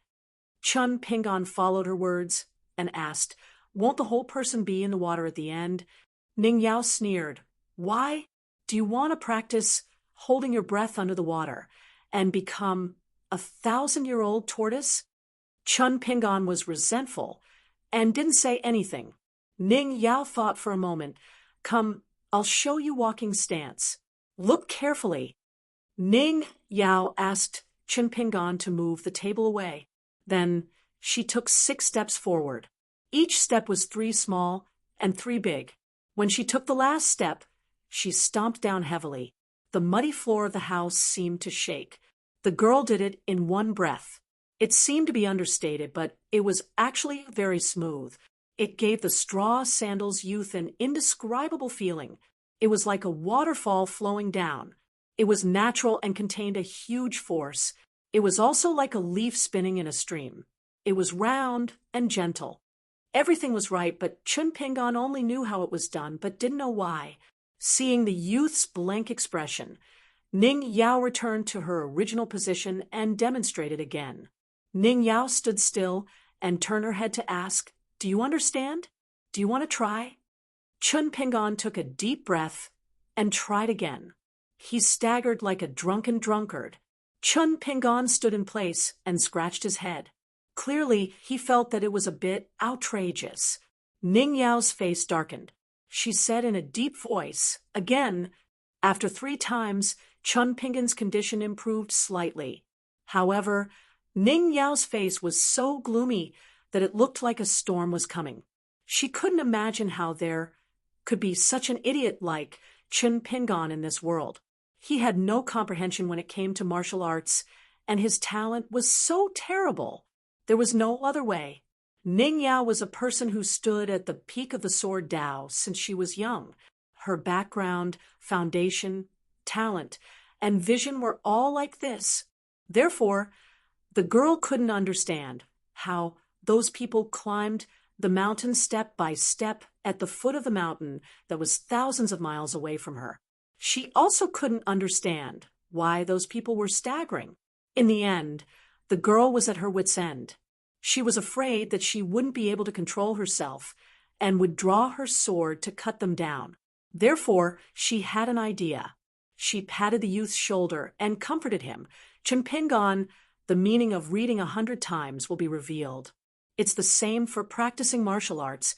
If you can't understand it after practicing it for tens of thousands of times, then practice it for hundreds of thousands, or even 1,000,000 times. Go and pick up your stones. The clumsy bird flies first. Don't be discouraged. Take it slow. Practice the stance in the stream over and over again. Chun Pingon thought about it and felt that it was true. He had heard Song Jisun say something similar to Miss Ning's reading 100 times. It was about reading 10,000 books and writing like a god. However, the youth felt that what Miss Ning said was more reasonable. If tens of thousands or hundreds of thousands of times weren't enough, then practice 1,000,000 times. Chun Pingon smiled as he ran out of Mud Bottle Alley. Along the way, he repeated the words 3 small, 3 big, 3 big, 3 small, 3 small, 3 big, 3. He imitated Ning Yao's posture according to his memory. The youth told himself the truth in his heart. After practicing 1,000,000 times, he might be able to master the fist art. Therefore, the starting point of practicing this shaking mountain manual was 1,000,000 times. After that, Chun Pingon was qualified to talk about other things. Ning Yao sat alone on the doorstep and muttered to herself, why do I feel like I've dug a big hole? Will that guy not be able to climb out? 42. More and more unfamiliar faces came from outside the town, and the business of the inns and restaurants flourished. At the same time, in Falus Street and Peach Leaf Alley, Many of the younger generation of the noble families began to quietly leave the small town. Most of them were young and intelligent, but there were also the sons of concubines or the sons of loyal servants. Zhao Yao, the son of a noble family, was among them. As for the child Gu Ken from Clay Bottle Alley, he was chosen by Lu Jimao at first glance, so he was an exception. Chun Pingan went to Lu Xianyang's house to get a basket of fish and left the small town for the stream. When there were many people, Chun Pingan naturally would not practice the quaking mountain atlas walking stance. Once he was out of the small town and there was no one around, Chun Pingan began to recite the incantation, recalling Miss Ning's steps, posture, and aura. He did not want to miss a single detail and repeated the 6 steps over and over. When Chun Pingan imitated Ning Yao for the first time in the house in Clay Bottle Alley, it was so clumsy and funny that it was worse than ordinary people. In fact, there was a misunderstanding between the young man and the girl. Chun Pingan always knew that he had a problem. Since he started working in the porcelain kiln, he realized that his eyes were bad, but his hands were slow. To be precise, it was because the young man's eyes and eyesight were too brilliant that his hands and feet could not keep up.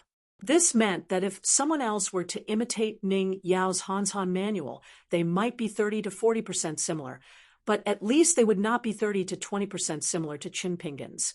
This was precisely because Chun Pingan saw it too clearly and was too strict with every step.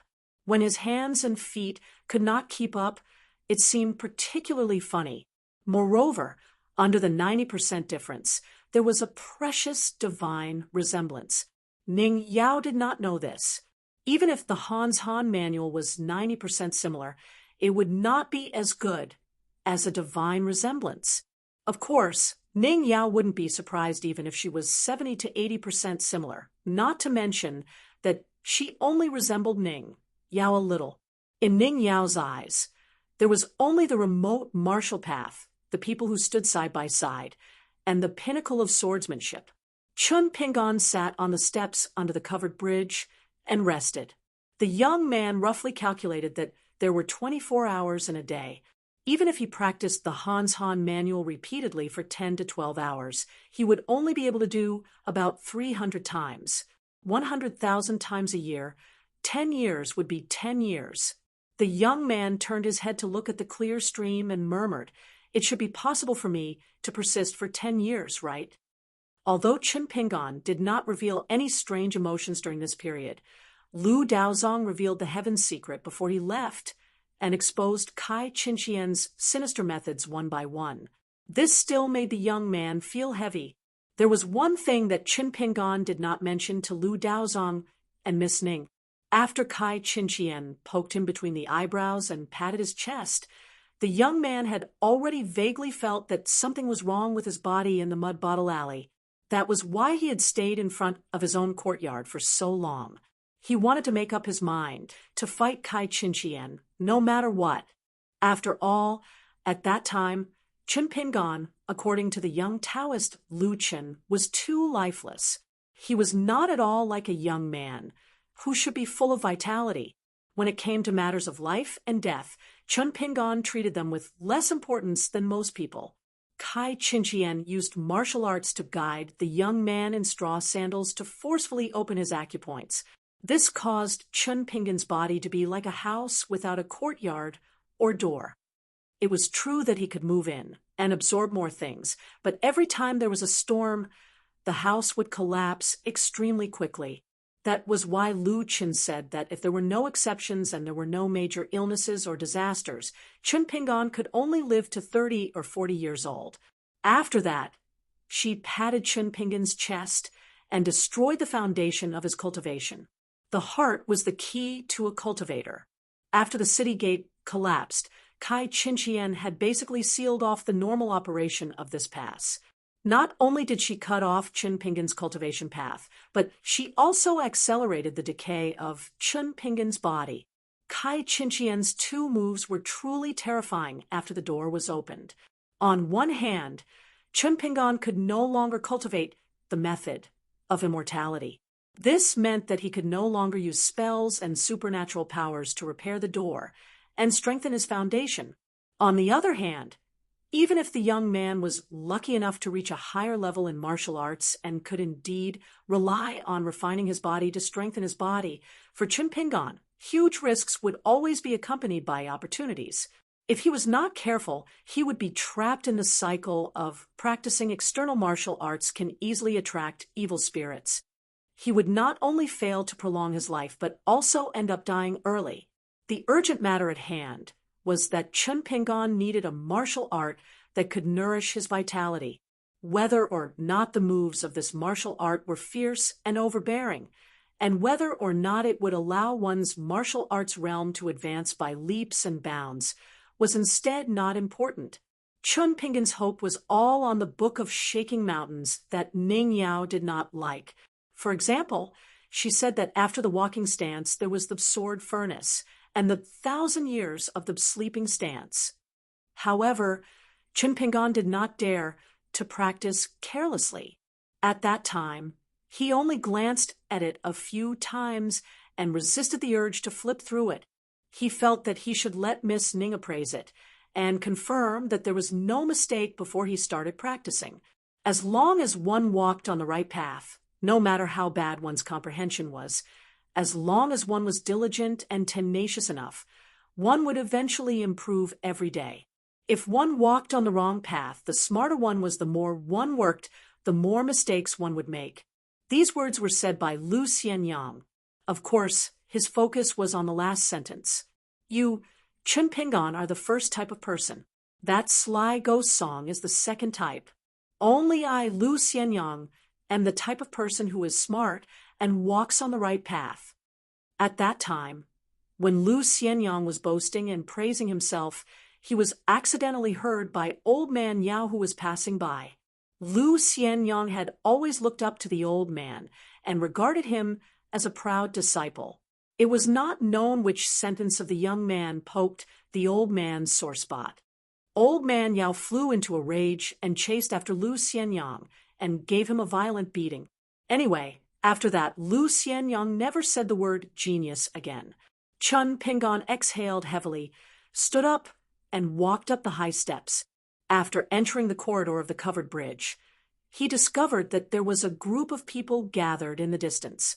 There were 4 or 5 people standing as if they were guarding a woman. Chun Pingan could only see the side of the woman's body. He saw that she was sitting on the railing of the covered bridge, her legs naturally hanging above the surface of the stream. Her eyes were closed as she rested. The 5 fingers of her hands were in a strange position, with her fingers intertwined or bent. Chun Pingan felt that although her eyes were closed, she seemed to be looking at something attentively. Chun Pingan hesitated for a moment and did not continue forward. He turned and walked down the steps, planning to wade across the stream and find Lu Xianyang. Today, he was carrying 2 wicker baskets, one big and one small. He wanted to return the smaller wicker basket to Master Ruan's blacksmith shop. After all, Lu Xianyang had borrowed it from someone. Far away from the covered bridge, the group of people smiled at each other after seeing the shabbily dressed young man turn around.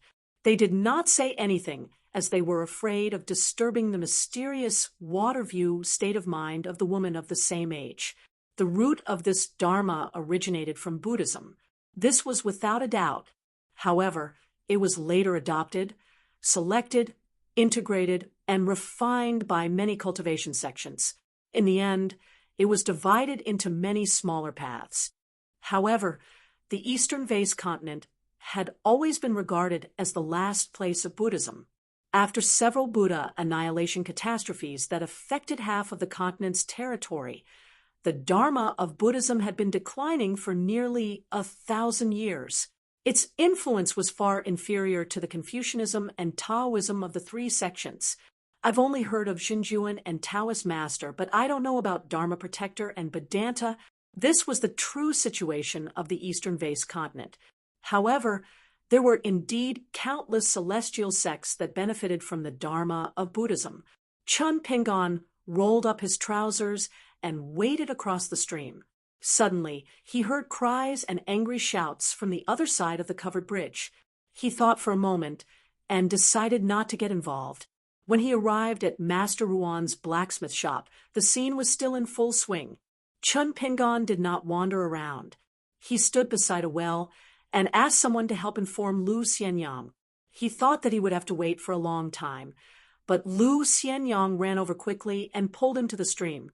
He lowered his voice and said, "I've been waiting for you for a long time. Why are you only here now?" Chun Pingon wondered, "Did Master Wan ask you to return the wicker basket?" The tall teenager rolled his eyes and said, "What's the value of a broken wicker basket? I have something important to tell you. After you pick up the stones and return to my house, wait for that madam to come to you. She's the woman whose son is wearing red clothes. We saw the mother and son at the entrance of Mud Bottle Alley last time. When she comes, don't say anything. Just give her the big box, and she'll give you a bag of money. Remember to count it in person. There are 25 copper coins, not one less." Chun Pingon was shocked and said, "Lu Xianyang, are you crazy? Why would you sell your belongings to an outsider?" Lu Xianyang hugged the neck of the teenager and stared at him. He lectured, "What do you know? There's a great future in front of me. Why would I let it go?" Chun Pingon's face was full of doubt. He didn't believe that this was Lu Xianyang's true intention. Lu Xianyang sighed and whispered, "That madam wants to buy my family's ancestral armor. The other master and servant want a sword manual. Before my grandfather died, he told me that if there's no other way, I can sell the armor.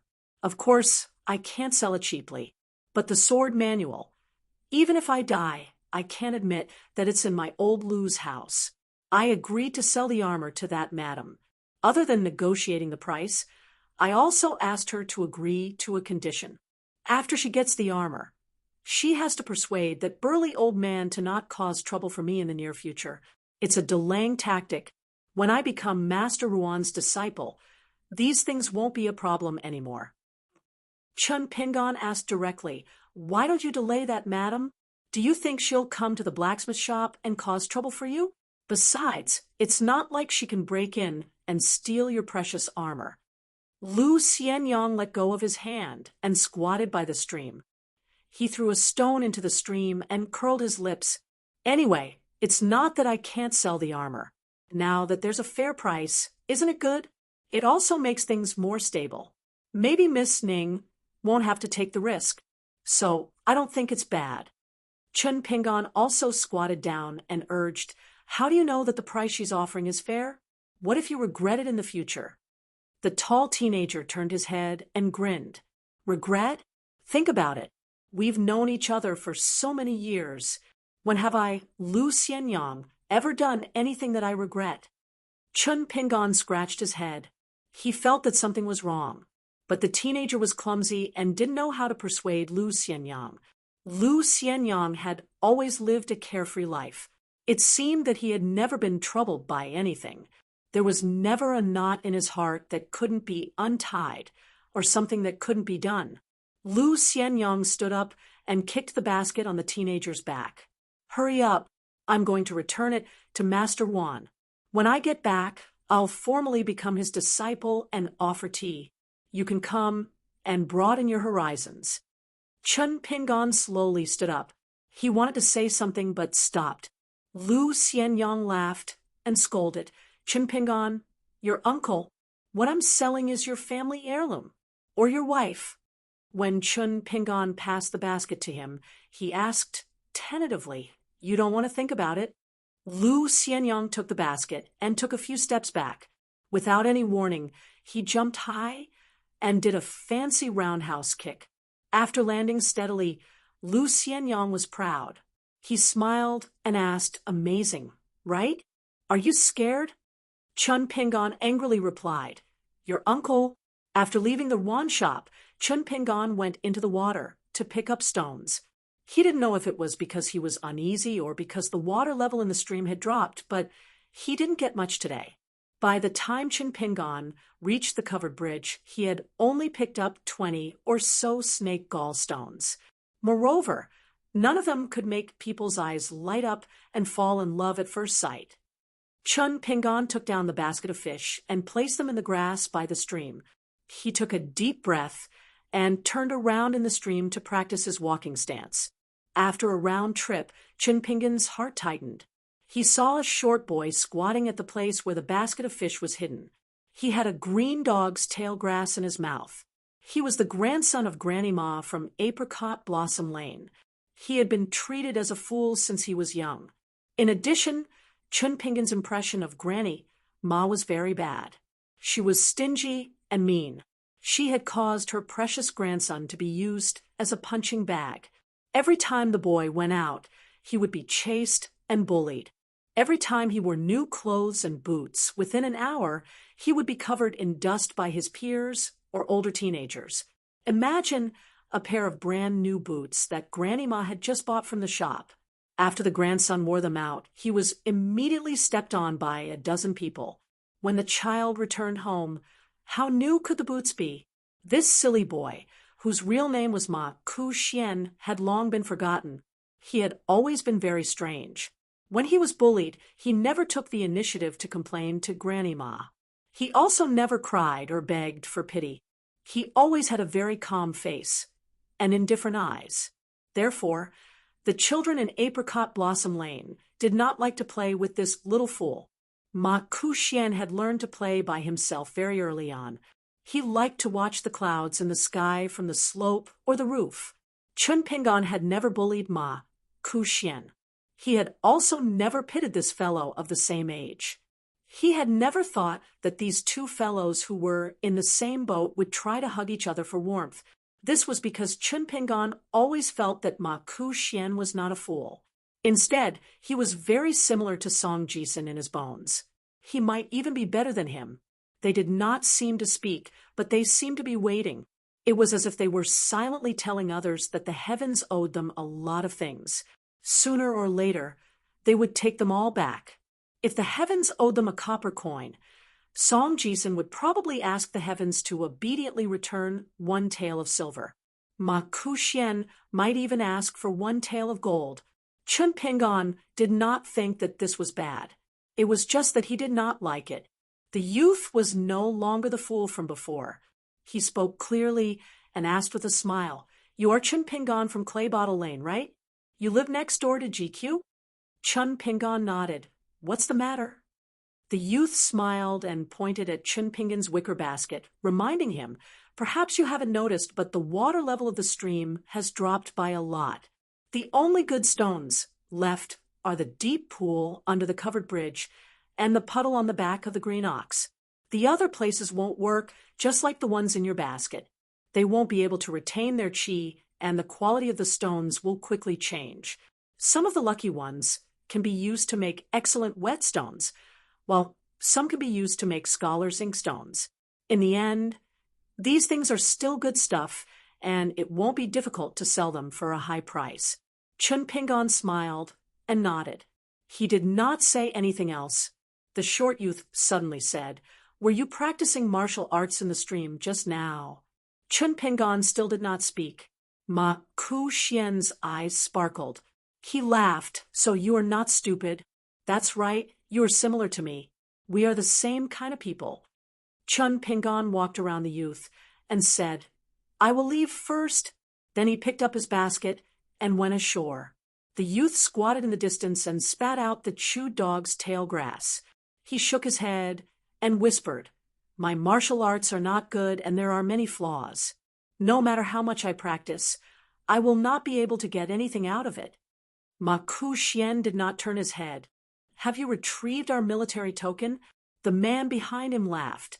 "Remember to call me master in the future." The youth did not respond. He stood up and turned his head to ask, "Can you show me that small sword tomb?"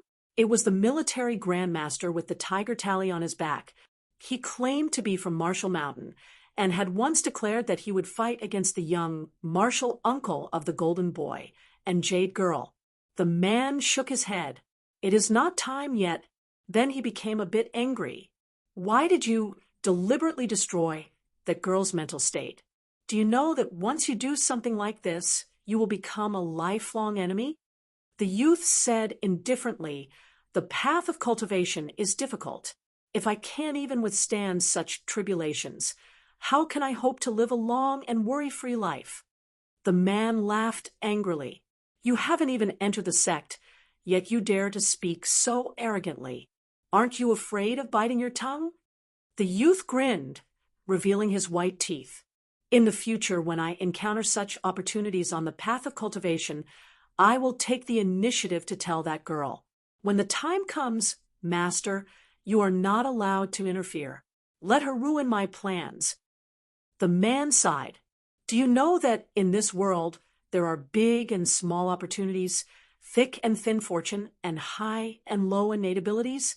If you judge everyone based on your own reasoning, you will meet someone with a bigger fist, a deeper cultivation, and a higher realm. When that time comes, they will be in a bad mood and break your immortal bridge with one punch. How will you live then?" The youth smiled. "Then I will accept my fate." The man laughed at himself. "In the future, I will not reason with you anymore. It is like playing the lute to a cow." The youth suddenly asked, "How did that guy from Clay Bottle Alley know the wonders of the stones in the water? He even started to practice martial arts?" The man's expression suddenly became stern. "Ma ku xian. I don't care how arrogant you are, but there is one thing you must remember.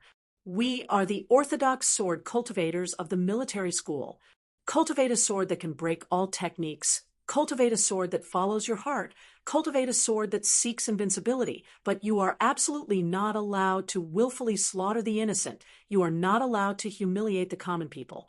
And you are not allowed to intentionally trip up your fellow Taoists because you are jealous of others." The youth stretched. "Master, you think too much. No matter how powerful that guy from Clay Bottle Alley is, as long as he doesn't provoke me, it has nothing to do with me. In the end, no matter how high these people's achievements are, they are nothing more than stepping stones for me in the future. Jealous? I can't thank them enough." The man said helplessly, "This really doesn't make sense. I think Marshall Mountain will not be peaceful in the future." The youth asked curiously, "What's your rank on Marshall Mountain?" The man smiled. "Let's not talk about this. It hurts my face." The youth rolled his eyes. "If I knew, I would have acknowledged you as my master later." The man laughed it off. There was something he did not tell his disciple. There were many kinds of geniuses in the world, and so were their talents. The youth in straw sandals from before seemed to be walking with ordinary 6 steps, but his entire body was filled with fist intent.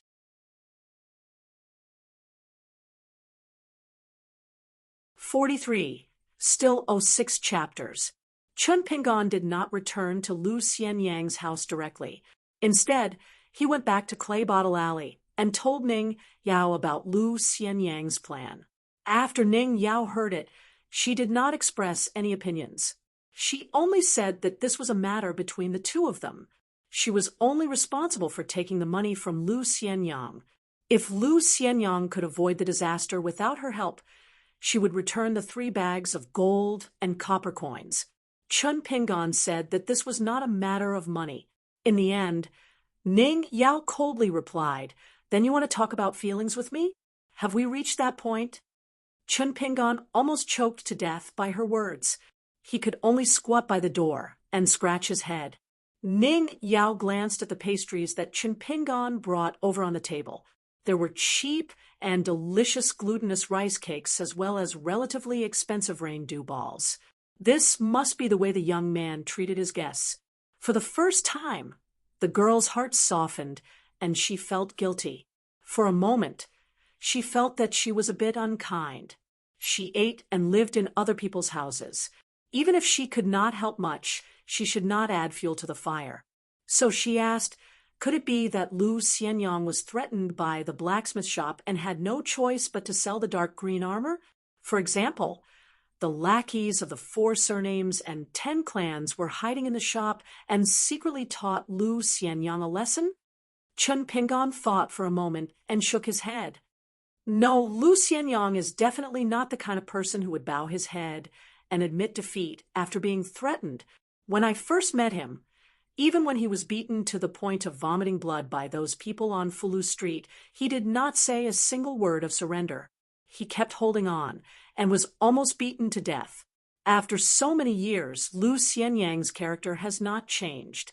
Ning Yao asked again, young and vigorous, courageous and brave. He values his words and disregards life and death. In fact, there is no lack of wanderers in the alley. I have seen many of them on my way here. It's just that once the benefits are right in front of him, and he's faced with a different kind of temptation, will Lu Xianyang be able to keep his heart? Chun Pingan sank into deep thought again.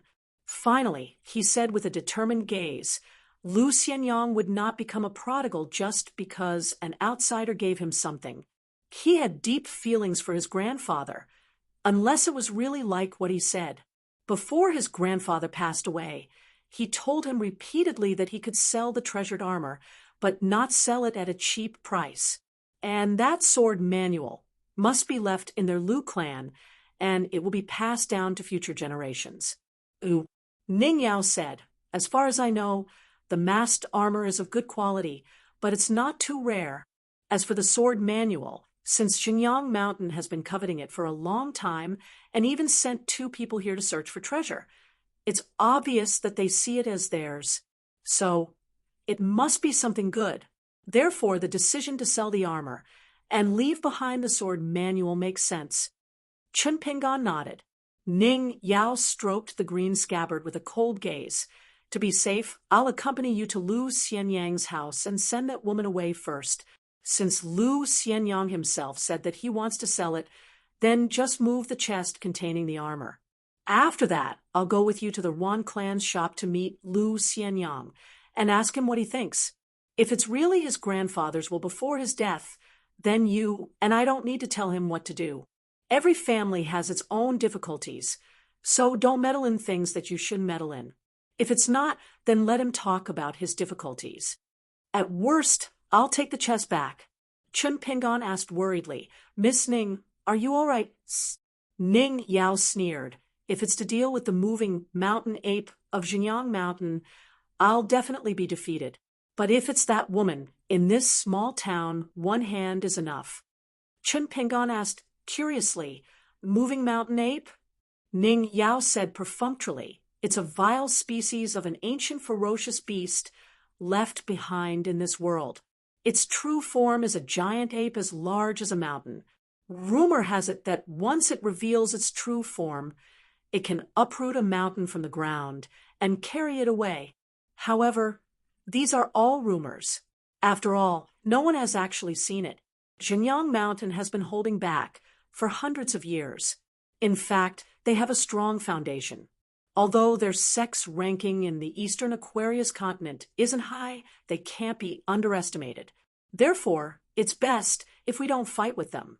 If we fight, Chun Pingan asked cautiously, what if we fight? Ning Yao stood up and unsheathed the scabbard by an inch with her thumb. She looked at the youth with straw sandals as if he was an idiot. The girl said matter-of-factly, what else can we do? Chop them to death. Chun Pingan swallowed his saliva. After that, the youth carried the basket and led the girl, who had put on the veil hat again and a green scabbard, to Lu Xianyang's ancestral house. Ning Yao turned her head and glanced at the youth's basket. She asked, why are there so few today? Chun Pingan sighed. Ma Kushwan, Granny Ma's grandson from Apricot Blossom Lane. He's about the same age as me. Now, he seems to be a completely different person. According to him, the town's geomancy has changed. Therefore, the rocks in the stream are becoming less and less chi. Ning Yao's expression was solemn.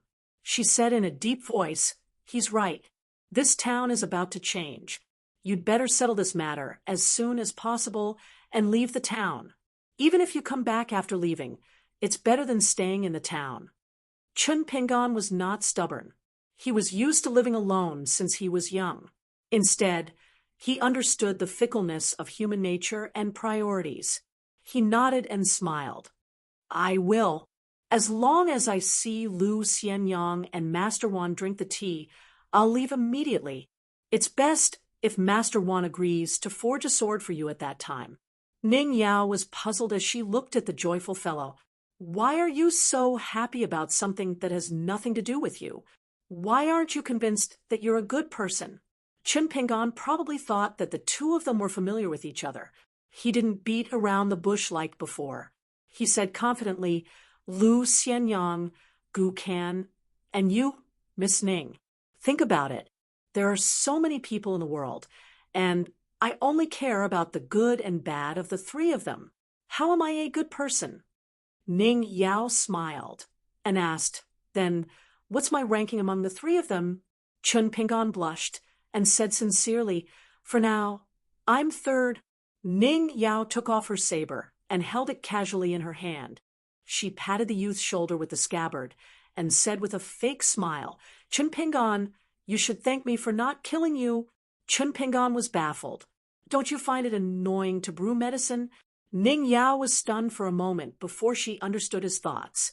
"Chun Pingan, I suddenly realized that even if you go outside, you can still live well." Chun Pingan wasn't greedy at all. He said sincerely, "As long as it's as good as it is now." Ning Yao didn't comment. She gently shook the green saber in her hand, like a country girl shaking a flower branch. When they reached the corner of Lu Xianyang's alley, a black shadow suddenly jumped out. Ning Yao almost pulled out her saber, but fortunately, she stopped herself in time. It was a yellow dog that intimately circled around Chun Pingan. Chun Pingan bent down and rubbed the dog's head. He stood up and said with a smile, "It's the pet of the family, next door to Lu Xianyang. It's called Lai Fu. It's been many years, and it's very timid. In the past, Lu Xianyang and I often brought it up the mountain, but it would only follow behind us to join in the fun. Lu Xianyang always complained that it couldn't catch wild hares and pheasants. In general, Lai Fu can't even compare to a cat. Just like Ma Kuxuan's cat, someone saw it often bring pheasants and snakes into the house. However, Lai Fu is old. It's about 10 years old. It's very old." Speaking of this, the straw sandals youth couldn't help but bend down again and rub Lai Fu's head. He said softly, "You're already so old, so you have to admit that you're old, right? Don't worry, when I earn a lot of money in the future, I won't starve you." Ning Yao shook her head. She couldn't empathize with this. Even though she had seen a lot of people and a lot of things along the way, she had seen a lot of people and a lot of things. The high and mighty immortals, the common people in the marketplace, the rich and powerful children, the immortals who rode in the wind. She had seen a lot of joys and sorrows. Ning Yao there was the Buddhist monk who walked barefoot on a windy and stormy night, chanting the name of Buddha and walking with firm steps. There was the poor scholar who went to the capital to take the imperial exam. In a dilapidated ancient temple, he gently drew the eyebrows of a fox in human skin. When he finally set off on his journey again, he didn't regret it even though he knew that his hair was already white. There was the young Taoist priest who had the title of Taoist master. He walked alone in ancient battlefields and mass graves, silently chanting the immeasurable heavenly Lord for blessings. He didn't hesitate to consume his own cultivation to lead a path of transcendence for the lonely souls. There was the middle-aged civil official who personally banned the Dragon King Temple when he first took office. His lips were cracked and bleeding. He set up an incense table by the dry riverbed and read the Dragon King prayer for rain with a hoarse voice. In the end, he knelt in front of the Dragon King Temple and asked for forgiveness for the sake of the people in his territory. There was an old man in his 70s who was unwilling to bring along his son, who had become an official in the new dynasty. He only brought along his grandson, who had just begun his studies to climb the mountains and write essays. Facing the crumbling mountains and rivers of his country, his tears flowed down his face. He told his beloved grandson about the original names of the provinces and counties that had already been renamed. There was a small boat in a 1,000-mile-long gorge that went straight down the river. There were scholars on both sides of the river. They were high-spirited and vigorous. When they read something that they understood quickly, they looked up to the sky and roared. There was a beautiful woman in armor. After the smoke of war, she rode a horse and drank wine. She was the most beautiful woman. Along the way, Ning Yao's heart towards the Tao was as steady as a rock, without the slightest hesitation. Now, Ning Yao saw another scene. There was a lonely young man in a shabby alley. He carried a wicker basket and tied a fish basket. He stroked the head of an old dog. The young man was full of hope for the future. Not long after they returned to Lu Xianyang's house, someone knocked on the door. Chun Pingan and Ning Yao looked at each other. Then Chun Pingan went to open the door. Ning Yao just stood at the door. However, she turned back and glanced at the long sword lying quietly on the counter. The person who knocked on the door was Lu Zhengchun. Naturally, the woman was the leader. There were also 2 loyal servants of the Lu family. Lu Zhengchun looked kind and asked softly, "You are Lu Xianyang's friend. Your name is Chun Pingan, right? We are here to move the box. Lu Xianyang should have told you about it. So, don't worry and accept this bag of money. In addition, our madam has agreed to Lu Xianyang's conditions. In the future, everything will be handed over to him." Chun Pingan took the bag of money and stepped aside. The graceful and generous woman took the lead and walked into the courtyard. Lu Zhengchun and the 2 servants followed behind. The woman personally opened the red lacquered wooden box that had been placed in the main hall. She squatted down and reached out to touch the ugly armor. Her eyes were blurred for a moment. Then there was an unconcealable passion and desire. However, this emotion was quickly restrained by the woman. She returned to normal. After she stood up, she indicated that Lu Zhengchun could start moving the box. The box wasn't heavy. After all, there was only a set of armor inside. The woman was the last to leave the house. When she reached the threshold, she turned back and looked at the straw sandals youth. She smiled and said, "Lu Xianyang really treats you as a friend." Chun Pingan, who didn't understand the meaning behind her words, could only silently send them off. In the end, Chun Pingan stood outside the door for a long time, unwilling to move. Ning Yao came to his side. The woman walked behind Lu Zhengchun and the other 2. When she reached the end of the alley, she turned her head and saw the young man and woman standing side by side. She smiled playfully and said, "It's good to be young, but you have to be alive first." In the covered bridge that spanned across the stream, a tall youth lay in a pool of blood.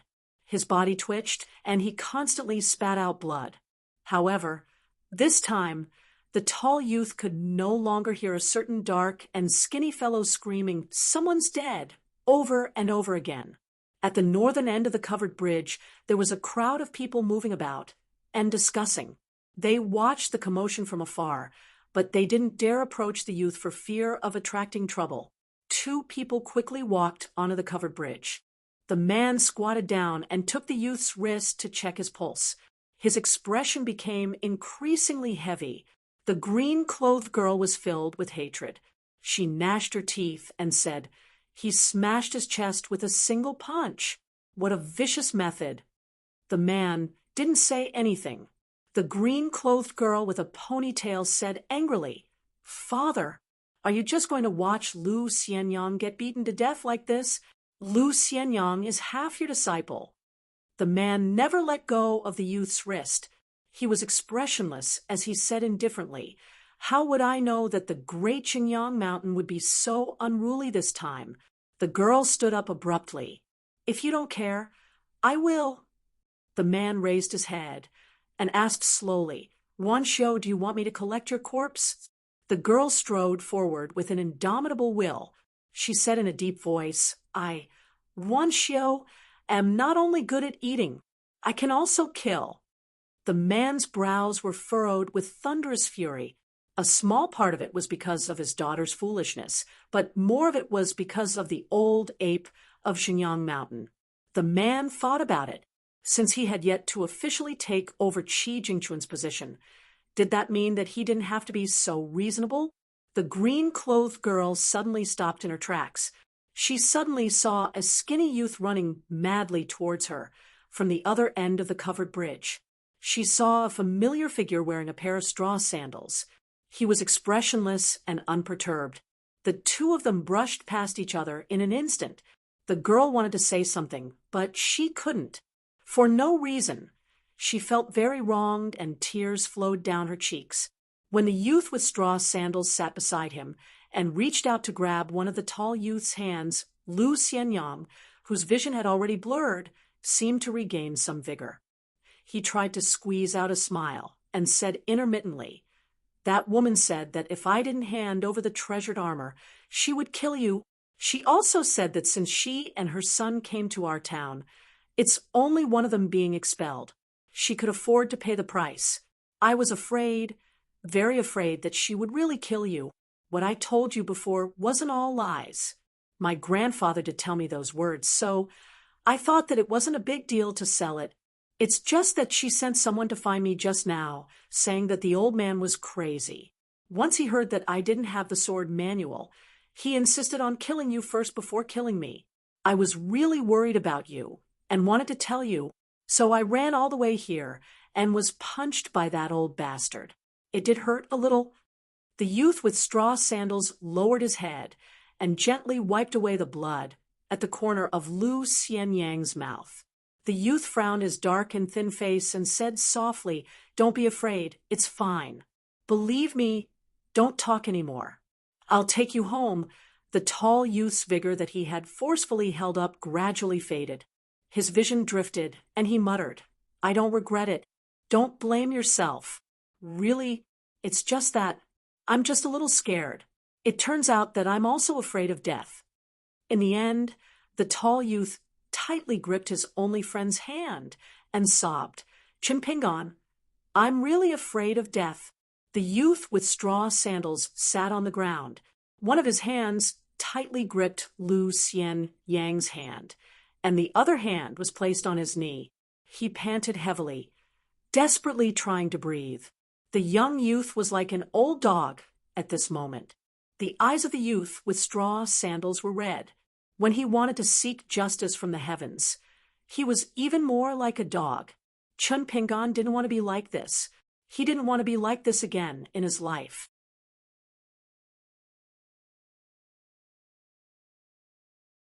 44. The Lu clan's house in Fortune Street was small and exquisite, but it was a world of its own. Even the Sioux clan's mistress in the Clear Breeze City felt that it was like setting up a training ground in a snail's shell. She had done it to the extreme and could not ask for anything more. In a pavilion by the lake, the mistress who had just successfully acquired the Lu clan's Baozi armor was smiling triumphantly as she leaned lazily against the railing. It was probably because she was in such a good mood that the fly Lu Jingchun standing upon the steps of the pavilion did not find him to be that much of an eyesore. Her son, dressed in a bright red robe, stood upon a long bench, throwing bait into the small lake. Close to 100 red-backed carps crowded together, the red waves rolling, a rather spectacular sight. The mistress then instructed Lu Jingchun, "You don't have to stay here," and await orders. "Once this matter is settled, you will come with us to the Clear Breeze City. Besides having my husband take you in as his direct disciple, he will also agree to your grandfather's rather unreasonable request to ensure that you will be able to ascend into the middle 5 realms one day. You must know that this kind of promise is the most valuable, which is why I say your grandfather is an old fox." Upon saying that, the mistress smiled sweetly to herself. "The way I see it, if your grandfather was the head of the Lu clan, the Lu clan's dynasty might not have collapsed so quickly." Even the highly arrogant vassal of Dali, Song Jiangqiang, admitted that being able to bring about the downfall of the country in just a year, half of the credit goes to your Lu clan's royal family. Of course, your little town's Lu clan has not been that lucky. Together with the main Lu clan, one's glory may not be shared, but one's downfall would really be a downfall. Hence, the Clear Breeze City is giving you this once-in-a-lifetime opportunity. Do not miss it, and make good use of it. Lu Zhengchun bowed low, his hands clasped above his head, as he said gratefully, Lu Zhengchun will never dare to forget Mistress Su's great kindness. When we reach the renowned Clear Breeze City in the future, I will be Mistress Su's slave, and Lu Zhengchun swears that I will only be loyal to Mistress Su in this life. The mistress of the Clear Breeze City smiled charmingly, and her eyes narrowed as she said in a gentle voice, words that come from the bottom of your heart, please don't let my husband, who will be your future master, hear it. Or perhaps you can repeat it before him when the time comes. Perhaps it was because he had knelt before Lu Xianyang in Clay Bottle Alley. Lu Zhengchun no longer held any grudges against this matter. After hearing the woman's harsh words, he immediately knelt down and prostrated himself on the top of the stairs outside the waterside pavilion. He said in a trembling voice, Lu Zhengchun, will never forget my roots. The woman laughed and waved her hand nonchalantly, beginning to chase them away. All right, get up. When you come to the Clear Breeze City in the future, cultivation is the most time-consuming thing. A long journey tests a horse's strength, and whether you have forgotten your roots, the truth will naturally come to light. Lu Zhengchun backed away from the waterside pavilion and walked down the stairs before he slowly turned around. This heavenly profligate who had once called the wind and rain in the small town before this woman seemed to have never straightened his back. The Lu family outside the small town, as the ruling family of a great dynasty, after being dealt a heavy blow by the Dali border army, could be said to have suffered a great blow to their vitality and were unable to recover. It would be very difficult for them to make a comeback in the short term. From top to bottom, the Lu family's direct descendants, collateral branches, and distant relatives could only tuck their tails between their legs and behave themselves. Otherwise, with the wealth and prestige of the Clear Breeze City, they would never dare to take over the Lu family's residence in the small town like a dove taking over a magpie's nest. They even dared to look down from above and order the Lu family's disciples around. Otherwise, even if it were the master and servant pair from Mount Jinyang, it would actually be very difficult. Now that the Lu family was like a dragon in shallow water, and the situation was difficult, they really had no choice but to lower their heads. The red-robed boy sneered and said, "He really is a lackey born to be a servant. Mother, why did you take in such a piece of trash? You can't really want my father to take him in as a disciple, right? And you even promised him a middle 5 realms? When did the middle 5 realms become so cheap and worthless?" The woman smiled and said, "Although Lu Zhengchun's appearance is repulsive, but it is not without any redeeming qualities. This person's aptitude is average, and it is already a great fortune for him to become an outer sanctum disciple. But at the end of the day, this young man is just a small addition to that big deal, and will not be able to stir up any waves. On the surface, Mother has promised so much to the Lu family in the small town. She has promised the Lu family's relatives and the noble family members who have fled from the royal family that they can seek refuge and take root in the Clear Breeze City. The Clear Breeze City will treat them with courtesy and treat them as distinguished guests. She has even specially set aside a large area in the city as the Lu family's private territory for a period of 100 years. After the child finished throwing the bait, he suddenly ran out of the pavilion and came back with a large handful of stones. He then leaned over the railing and threw the stones at the carps, having a great time playing. He then turned his head and said, "Mother, for us to come to the small town to search for the Swansea armor, is it just an excuse to deceive people? Is it a smokescreen for the Su family in the Clear Breeze City to take control of the Lu family? After all, a centipede dies but does not fall down. The Lu family's mighty group of homeless dogs, I heard that just the members of the royal family alone number more than 3,000 people, adding in the eunuchs, servants, and vassals, and the remnants of the fallen country who are unwilling to submit to the Song clan. It will be of great help to the growth of our Clear Breeze city's popularity. If that was the case, then this was the real hub of the fallen Liu family's information circulation? The woman said with a gratified smile. To be able to think of this, it shows that my son is very smart. But it is still wrong. The boy frowned, waiting for the answer. The woman blinked her eyes. That swansea armor has a profound secret within it. Simply put, it is not inferior to that sword manual. The boy threw out a rock viciously, and it smashed onto the back of a carp. Blood splattered everywhere, and the pitiful carp thrashed wildly against the water's surface. The child's eyes burned with passion. My father is best at attacking, and his killing prowess is great, not inferior to that Dali Song Zhengqiang in any way. But unfortunately, he has always been limited by his naturally weak body, and is most fearful of his opponent's shameless methods of exchanging injury for injury. That is why he has not been able to make a name for himself, and has even been reduced to a laughingstock. Even our own people in the Clear Breeze city dare to make fun of us behind our backs. Mother, after my father obtains this set of treasured armor, will he be able to attack and defend himself, and be able to compete with that Song Zhengqiang? The woman still shook her head. The red-robed boy slapped the railing heavily and said angrily, "Don't keep me in suspense." He bared his fangs, looking like he was about to swallow someone whole, just like a tiger or leopard cub. The woman had never felt that there was anything wrong with her son yelling in front of her.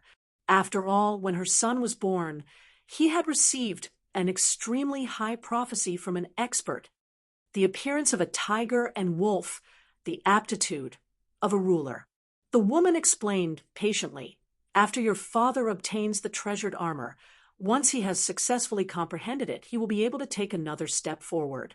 No matter what kind of defense he wants, he will be able to overcome 10 with brute strength and crush his enemies in one go."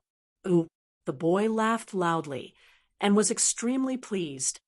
"Kill, kill, kill. When the time comes, I will let my father start a massacre from within our Clear Breeze city. The most disgusting things done by our own people are the most disgusting." After the boy laughed, he quickly calmed down. He suddenly thought of something and asked, "Mother, you are really fooling around with Xinjiang Mountain. Aren't you afraid that if that stupid ape comes back to his senses and leaves the town, he will attack us? There is one more thing that I still don't understand. Since that Lu guy already has a porcelain buyer, he has an excellent foundation. Coupled with the treasured armor and sword manual, there are very few people who are so popular. Even I have to admit that I need to look at him in a new light. Then, why is the porcelain buyer unwilling to show up? Mother, so you can fish in troubled waters and let the elder ape of Xinjiang Mountain help us solve the mess. After he killed Lu Xianyang with a punch, everything will be peaceful, and Xinjiang Mountain will take care of all the troubles. As for our Clear Breeze city, we will have a lot of room to maneuver." The woman said confidently, "The 1,000-year-old elder ape of Xinjiang Mountain is not very smart, but he is not so stupid that he will be fooled by Mother. In fact, he has already guessed Mother's method of killing with a borrowed knife. As for why the elder ape was willing to pinch his nose and jump into the trap himself, the reason is more complicated. It is because Xinjiang Mountain is not afraid of getting into trouble, and there is also a secret history that is unknown to others. You don't have to worry about this for now." The woman fell into deep thought. She organized her thoughts again, trying to find loopholes and fill in the gaps to avoid endless troubles. The young Lu Xianyang's porcelain buyer was once a force that supported the Lu family dynasty. After the dynasty was destroyed, they suffered a huge loss and lost everything. Before that, they were indeed a first-class aristocratic family in the secular kingdom at the foot of the mountain. Otherwise, they would not have been able to spend So much money to keep Lu Xianyang in the small town and buy him for 9 years after confirming his sword embryo aptitude. After Jinyang Mountain found out about this through some unknown channel, they went to find that poor family and tried to buy Lu Xianyang's natal porcelain. An ancestor of Jinyang Mountain offered a sky-high price in person. However, that family seemed to have taken the wrong medicine and was unwilling to give in. They only said that they had already sold it to someone else. As for who it was and where it came from, they were even more tight-lipped. After that, the puzzled Jinyang Mountain heard that it was Jinyang Mountain's mortal enemy and that the Wind Thunder Garden seized the opportunity to loot a burning house, gaining the upper hand. That family naturally did not dare to say that they had already sold the porcelain to Jinyang Mountain's mortal enemy, the Wind Thunder Garden, in front of the sword immortal of Jinyang Mountain. As for the Lu family's ancestral mace armor and sword manual, as well as the news of the Wind Thunder Garden taking over Lu Xianyang's natal porcelain, who leaked it to Jinyang Mountain, it was so far away, yet so close. It was the Su family of Qingfeng City, but of course they were the kind that hid behind the scenes. She was the main schemer.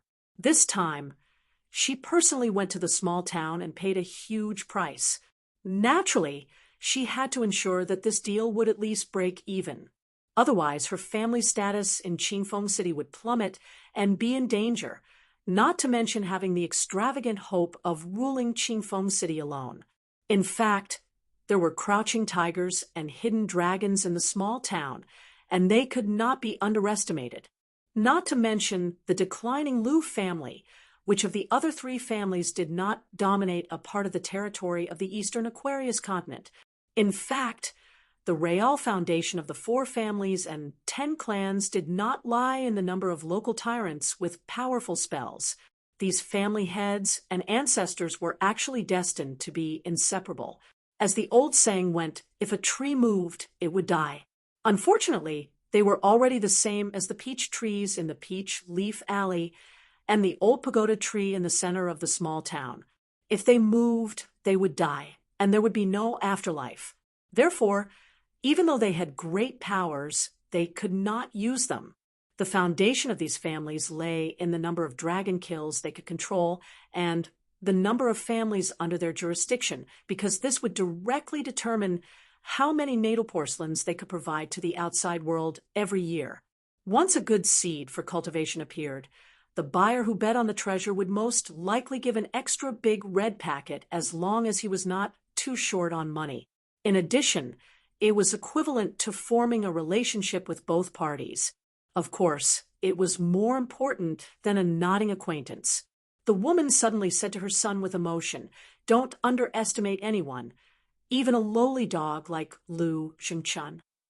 Do you think that just because you came to the small town you can easily get those fated chances and treasures? It's not like that." Fu Nanhua from Old Dragon City almost had his Taoist heart shattered. Kai Qinqian from Yunxia Mountain even disappeared from the face of the earth. No one knows whether he's alive or not. There was also a junior with good potential who seemed to have a stroke of luck on the other side of the covered bridge. He made a water observer and ruined his state of mind. It's no different from someone smashing a big hole in the bottom of the Heart Lake, causing the lake water to drop. This kind of thing will not stop here. On the contrary, it will only increase. Therefore, on the path of cultivation, there is no one who is free and unfettered. Ooh, the child thought for a moment. It's better to be safe than sorry. Mother, I will be careful. The woman nodded. That's for the best. The child threw the last stone and asked, "What's going on with that Qi Jingchun?" The woman was rarely angry. She sternly reprimanded. "How dare you respectfully address Mr. Qi?" The child was stunned, but he obediently corrected himself. "Is Mr. Qi in trouble?" The woman hesitated for a moment and slowly said, "Mr. Qi's teacher was not only a sacrificial offering in the Confucian temple, but he was also the second person to the left of the Confucian school's hierarch." The child was stunned. This meant that Qi Jingchun's teacher was the Confucian school, or more accurately, the fourth person in the long history of the Confucian school. If someone boasted that such an unimaginable existence could completely crush the largest mountain in the eastern bottle continent in a fit of rage, the child wouldn't dare to say that he believed it completely, but he would certainly be skeptical. The woman was worried. She whispered, "It's just that the Saint of Saints is now inferior to those dilapidated statues in this small town." The child swallowed and asked casually, "What should we do with Lu Xianyang's friend?" The woman thought for a moment.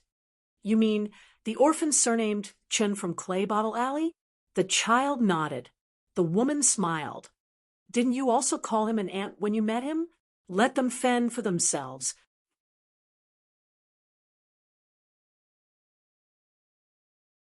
45. Two travel-worn guests had arrived at the manufacturing supervisor's office. Both were in their 20s, tall and handsome, as tall as a pine tree. When the gatekeeper heard that they had come to visit Sir Chui, he didn't even inquire about their identities. He hurriedly led them into the official residence and led them to the courtyard, where Sir Chui was temporarily residing. After knocking on the door, the gatekeeper respectfully took his leave. The person who opened the door was the gentleman who had come on behalf of the Confucian school to ask for the winnings. When he was young, he had won the reputation of being called Whibbling and had always been viewed as the best candidate to be the next mountain master of Lakeview Academy. When he saw the two youths, he was pleasantly surprised. Looking at one of the youths leaning against the door, he asked with a smile, "Ba Qiao, who is this friend beside you?" The youth called Ba Qiao smiled mischievously and said, "This fellow is a descendant of the Chun family of the great Yong dynasty's Dragontail Commandery. Brother Chui, you can call him Song Feng.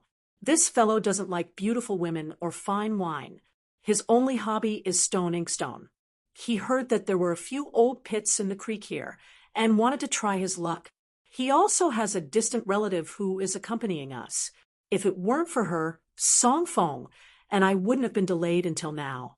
We would have arrived 2 days earlier. She doesn't like interacting with people, so she went to wander around the town. What a pity, what a pity. On the way here, I heard that a prince of the Sui dynasty had obtained a heavenly opportunity and earned a golden dragon carp. In the future, he has great hopes of becoming a dragon. My eyes are red with envy. Brother Chui, take a look. They are bloodshot, aren't they?" The youth extended his head towards the Confucian gentleman.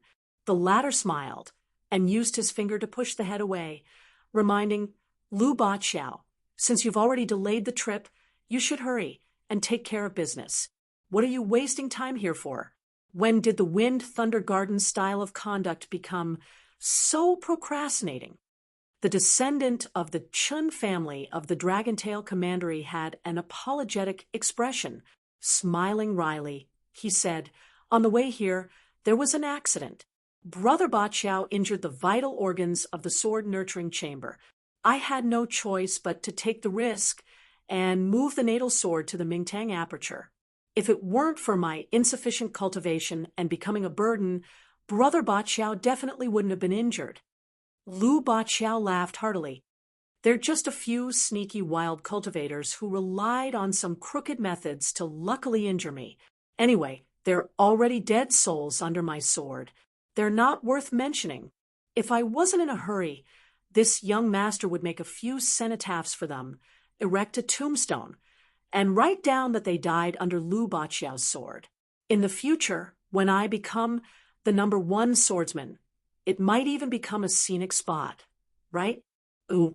The scholarly gentleman had known this genius sword cultivator of the Wind and Thunder Garden for a long time and knew that he was born with an unruly personality. He brought the two of them into the courtyard. Lu Ba Qiao suddenly lowered his voice. "Brother Chui, tell me something. Is this world about to collapse? Does Mr. Chi from Cliff Academy, who migrated here, really want to go against the heavens?" The scholar surnamed Chui turned a deaf ear. Lu Ba Qiao chuckled and pointed at Mr. Chui. "I already understand." The scholarly gentleman seemed to be careless as he said, "Song Feng, I went to visit Mr. Chi at the school earlier. He talked about self-cultivation and lamented that time waits for no man. Self-cultivation was to govern the country and bring peace to the world. This saint seed from the Chui family only talked about self-cultivation and then stopped. At first, Chen Songfeng thought that it was just polite greetings between scholars. However, when he saw the scholar's eyes, he immediately understood and cupped his fists. Mr. Chui, I'll go look for that distant cousin of mine. When I come back, I'll ask Mr. Chui for advice on how to govern the country. In Chen Songfeng's words, intentionally or unintentionally, he skipped the family part and only mentioned governing the country. Chen Songfeng hurriedly left. The scholar surnamed Chui sighed and sat at the stone table in the small courtyard with Lu Baqiao. Lu Baqiao crossed his legs and said bluntly, "This Chen Songfeng is smart and can understand easily. However, his table manners are too careless. It's not too late to sit down and talk nonsense with you before leaving. Why is he in such a hurry to ask for the ancestral shade locust tree leaves? I don't think it's necessary. Now, in our eastern vase continent, other than the dragon-tail County-Chin family, how many families with the surname are left? If those locust tree leaves don't obediently fall into Chen Songfeng's pocket, are they going to fall into the hands of the local people of the small town?" The dragon-tail County-Chin family of the eastern vase continent was the dragon-tail County-Chin family. Although they had been silent for a long time, a starving camel was still bigger than a horse. Although their reputation was not great, they were still a 1,000-year-old family that had produced a large number of heroes. Therefore, even a prosperous sect like Lu Baqiao's Wind and Thunder Garden did not dare to underestimate them. Therefore, even people like Lu Baqiao were willing to associate with them and treat them as half-friends. The scholar asked curiously, "You came here to find Master Wan and ask him to help you forge a sword?" Lu Baqiao hemmed and hawed and did not speak in detail. The general meaning was to do something for the sect. If it was successful, the Wind and Thunder Garden would come forward to plead with Master Wan to forge a sword for him. As for the reason for that matter, Lu Baqiao seemed to find it difficult to say. The scholar said again, "Do you know that someone from Xinjiang Mountain has also come, and it's a master and a servant?" Lu Baqiao was stunned and said in shock, "I haven't heard of it at all. Who came from Xinjiang Mountain?" Then this young sword cultivator, who was known for being domineering in the Wind and Thunder Garden, closed his eyes and put his palms together. He prayed in fragments, "Please don't let it be the devastatingly beautiful Fairy Sue. I beg on my knees that it's not Fairy Sue who has graced us with her presence. Otherwise, should I draw my sword or not? If Fairy Sue looks at me, I'll go limp. How can I bear to draw my flying sword?" The scholar was somewhat helpless. "Don't worry, it's not the Fairy Sue you admire. It's the white ape who guards the mountain. He's escorting the precious granddaughter of Tao Kui, the pure young sword ancestor of Xinjiang Mountain. Old Chui, you're really my lucky star. If it's not Fairy Sue, then everything will be fine." Lu Baqiao immediately jumped up and down. He laughed loudly and said, "Why should I be afraid of him? Do you think I'm afraid of an old beast? We can be afraid of anyone in the Wind and Thunder Garden, but not Xinjiang Mountain." The scholar hesitated for a moment. The Wind and Thunder Garden and Xinjiang Mountain are both orthodox sword cultivators of the same origin. Why can't the knot be untied? Lu Baqiao put away his joking expression and said in a deep voice, "Chui Ming Huang, when you come to the Wind and Thunder Garden in the future, don't say a word of this to anyone." The scholar sighed deeply. Wind and Thunder Garden, Xinjiang Mountain, both sides, from the sword immortals to the disciples who had just entered the sect, usually did not need to have any disagreements. As long as they met, they would immediately draw their swords and fight. The gatekeeper of the official residence and the elderly steward suddenly rushed to the courtyard door in a hurry. Chui Ming Huang and Lu Baqiao stood up at the same time. The steward walked into the courtyard. After bowing, he said, "Mr. Cui, we've just received news that Jinyang Mountain has attacked a young man named Lu Xianyang." Lu Baqiao was instantly enraged. "Which Lu Xianyang?" The steward was rather respectful to Mr. Cui. As for this young master whose name he did not know, the old man was not afraid at all. He replied calmly, "Young master, there's only one person in our town named Lu Xianyang." Lu Baqiao's expression changed drastically. He sneered. "Xianyang Mountain, you've gone too far?" Cui Minghuang's expression was calm. He asked, "Has Mr. Qi stepped in?" The steward shook his head. "Not yet. I heard that the young man was taken to Master Ruan's sword shop. Even if he's not dead, he's probably on his last breath.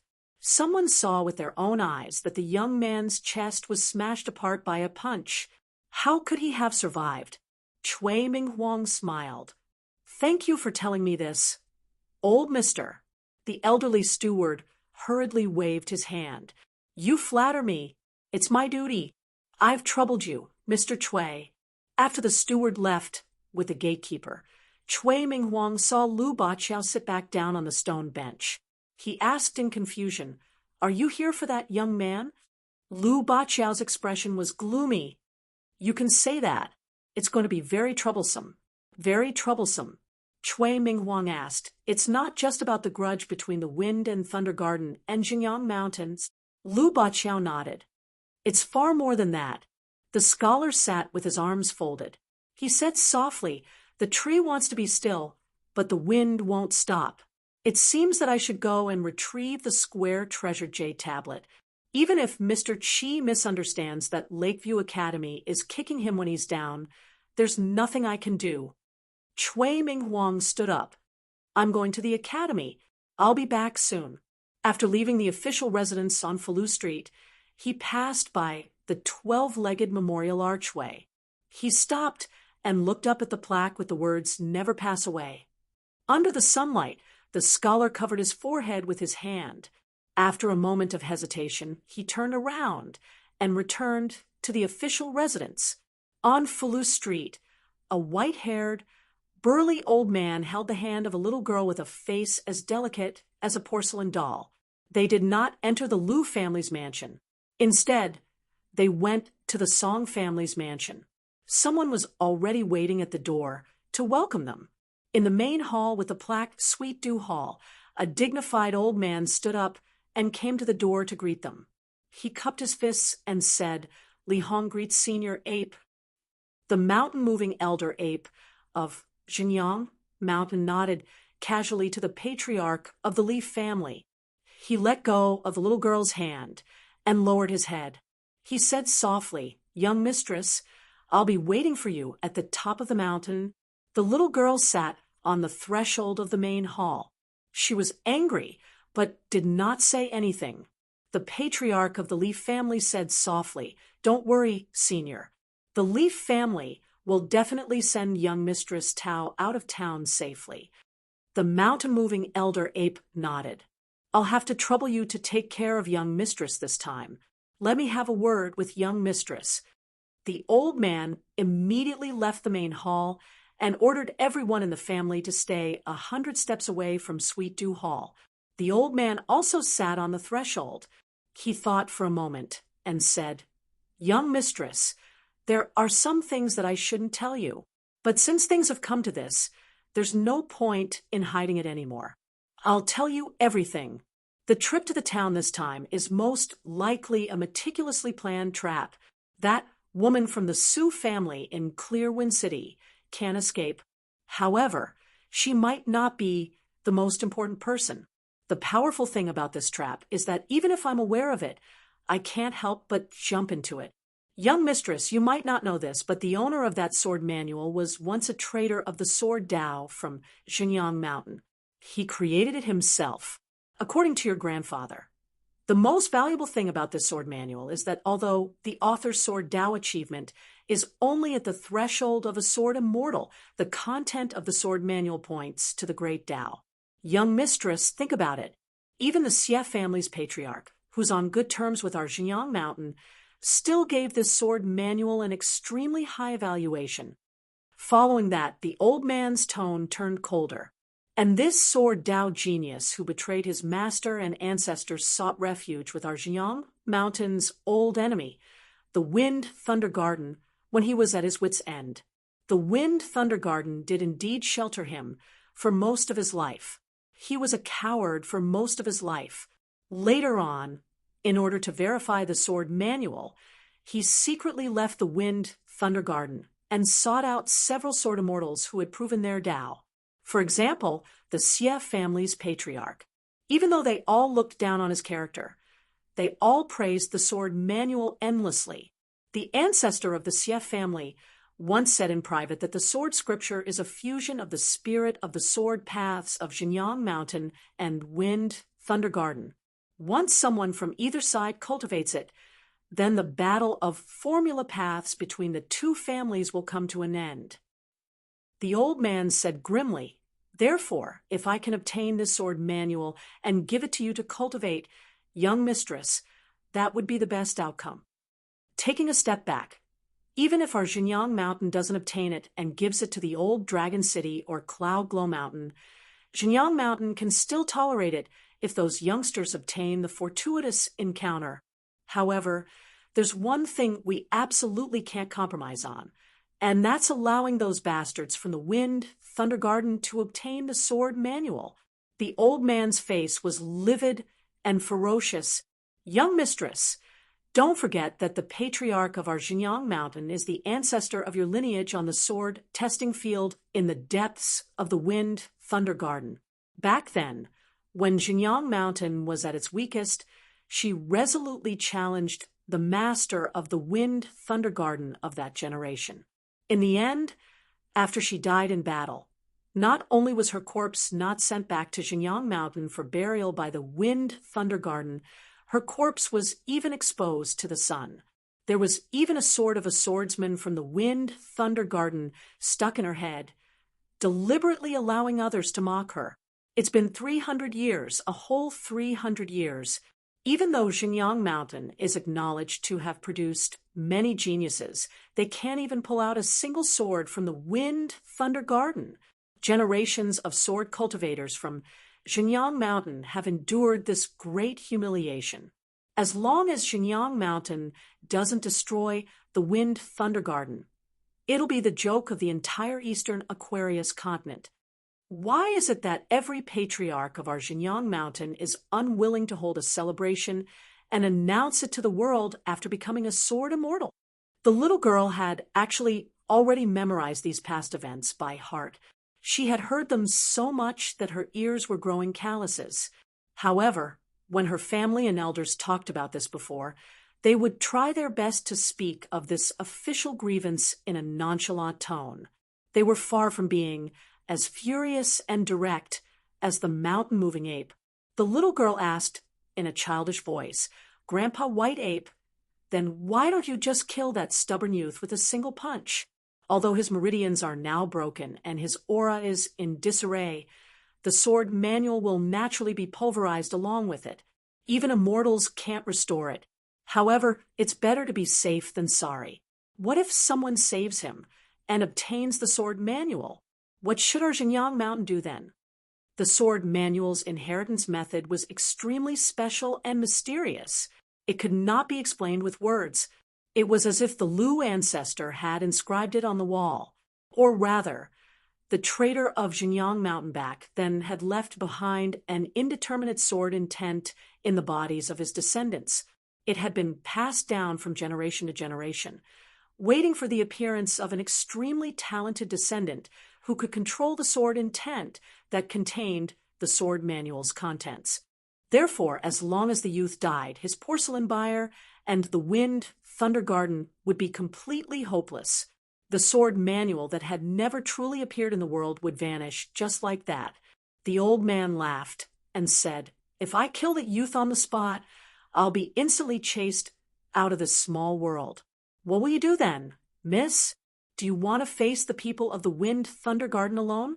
Moreover, all spells are forbidden in this place. Master Wan can forge swords and kill people, but his ability to save people is really mediocre. Other than that, do you think Qi Jingchun will make a move? Absolutely not. He's already a clay bodhisattva crossing the river. He can't even protect himself now. Moreover, if he really pisses me off, I'll just reveal my true form.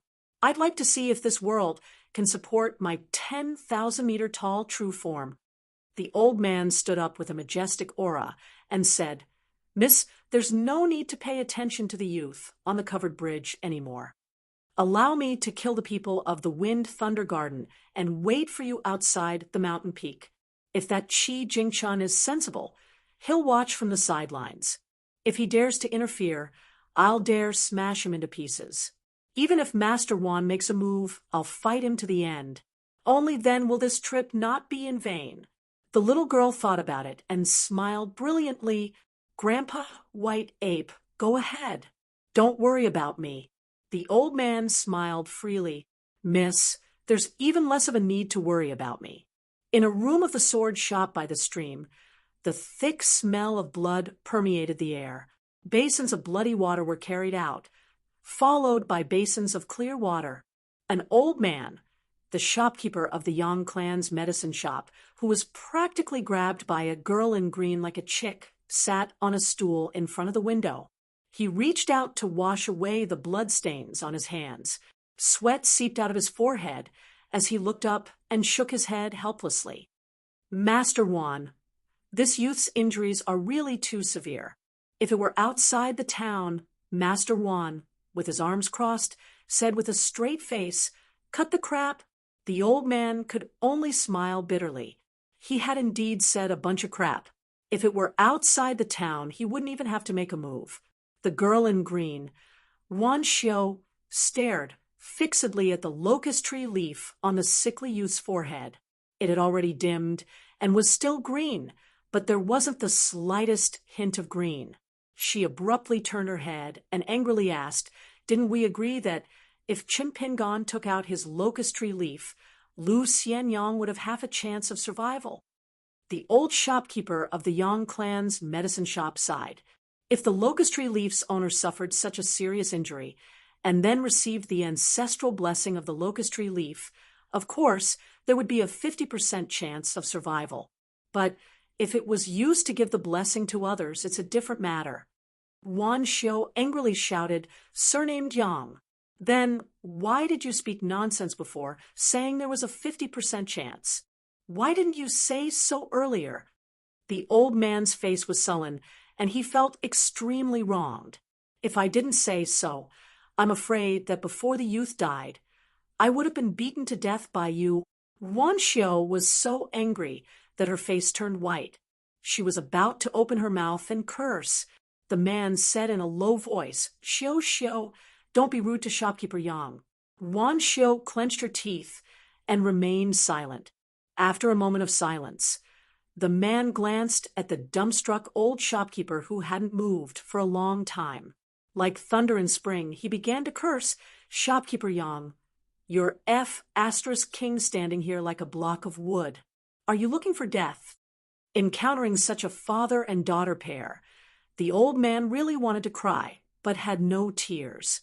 Most importantly, he didn't dare to show the slightest bit of dissatisfaction. He could only brace himself and continue to treat a dead horse as a living horse.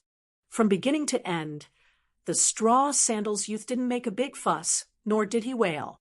He only brought the water out again and again, changing the basin of bloody water into basin of clear water.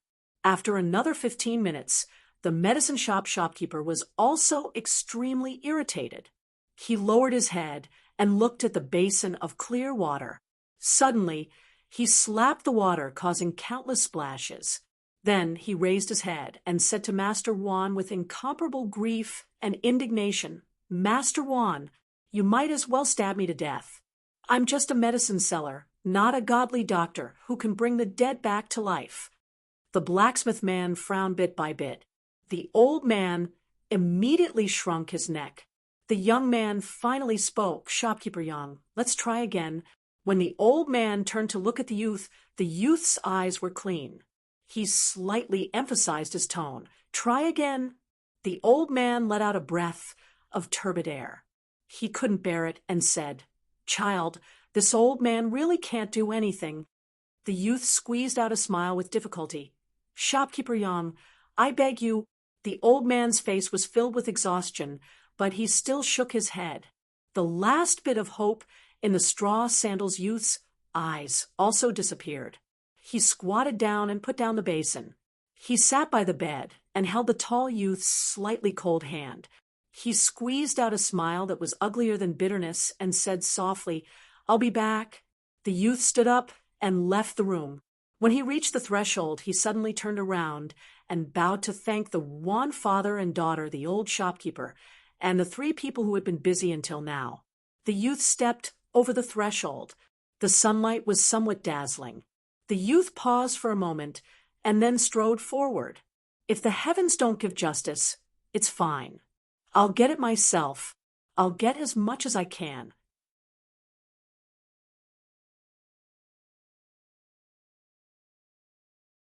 "46. Not long after the youth left the house, the girl in green stomped her feet and was about to follow him. She was stopped by the middle-aged man who had changed from Master Wan to Master Wan. He said sternly, Xiao Xiao, if you get involved now, you'll only do more harm than good and harm Chen Pingan. He'll truly be doomed by then. Wan Xiao did not turn around. She only turned her head abruptly. Her shiny black ponytail swung in a beautiful arc in the air. The girl's eyes were sharp as she said in an almost harsh tone, Father, you didn't get involved in Lu Xianying's matter either. What happened? The man wanted to say something but stopped himself. In the end, he did not reveal the secret. He said in a deep voice, Trust me, the greatest help you can give to that youth now is to tell him as much as you can about the secrets and rules of this small paradise. Ask him to work within the framework. It'll be good if he can take advantage of everything. Wan Xiao did not fully understand. She was hesitant. The man waved his hand and said patiently, You are my daughter. That young man from Mud Bottle Alley, no matter how big the stone he threw into the pond was, the splash was limited. It would not disturb the old bastard at the bottom of the pond. This means that everything can be dealt with, but you, Wan Xiao, are different. Remember, you have to be calm whenever something big happens. I told you to read more, but you didn't listen. You can't even compare to a youth from a shabby alley. To think that you're a cultivator. The man actually regretted it as soon as he said the last sentence. He could not help it. When it came to his daughter, he could not stop himself from saying the last sentence. Fortunately, the girl did not feel wronged this time. She quickly ran out of the house, leaving the man with a complicated mood. The man, whose real name was Wan Xiao, picked a stool and sat down. He held the tall youth's wrist. His pulse was a mess. It was terrible. The man, who was already in a bad mood, became gloomier. He complained, Qi Jingchun is really something. Shenyang Mountain is so opportunistic. Even if we can't expel him according to the rules, we should at least teach him a lesson, as an example. Even if we can't kill him, what's wrong with beating him a few times? Otherwise, with the constant influx of new people, it'll be even more chaotic. Won't it be chaotic? What? Are you thinking that since you're going to step down in a few days, you'll leave me a mess? What happened to the responsibility of a scholar? The shoddy old doctor sat at the side and looked down. He absolutely did not interrupt in order to avoid getting himself into trouble. The old man only dared to constantly criticize in his heart. What happened to being calm in every major event? After Wan Qing finished complaining, he finally sighed and said, You Qi Jingchun, have your hands and feet tied. There's nothing you can do about it. You can ignore the first part of what I said, but don't forget to listen to this part. The old shopkeeper of the Yang family shop had actually been eavesdropping all this while. After hearing what Yi Shiwen said, he was immediately impressed. He thought to himself that Yi Shiwen was indeed worthy of being the next sage to guard the heavenly abode. His face was so thick that it could even block a flying sword. Wanju suddenly looked at the old man and asked, I've only heard that a married daughter is like spilled water. She hasn't even gotten married yet, and she's already siding with an outsider? The old man had been holding it in for a long time and couldn't help but want to say a few words of conscience. Otherwise, he would be letting down his unyielding character. Thus, he mustered up his courage and said, Teacher Wan, is it because I'm old and blind? I keep having the feeling that that young man doesn't seem to like your xiao that much. Wan Xiongzhan looked at the old man with a pitiful gaze and said firmly, There's no need to doubt it. You're old and blind. The old man also looked at the man with a pitiful gaze. The two of them were speechless. On the other side of the well, Wan Xiu caught up with Qin Pingan. She also didn't say anything, as if she didn't know what to say. Qin Pingan smiled at her. He remembered the first time they met on the back of the green ox. He had thought that she was mute, or that she didn't know how to speak the dialect of the small town.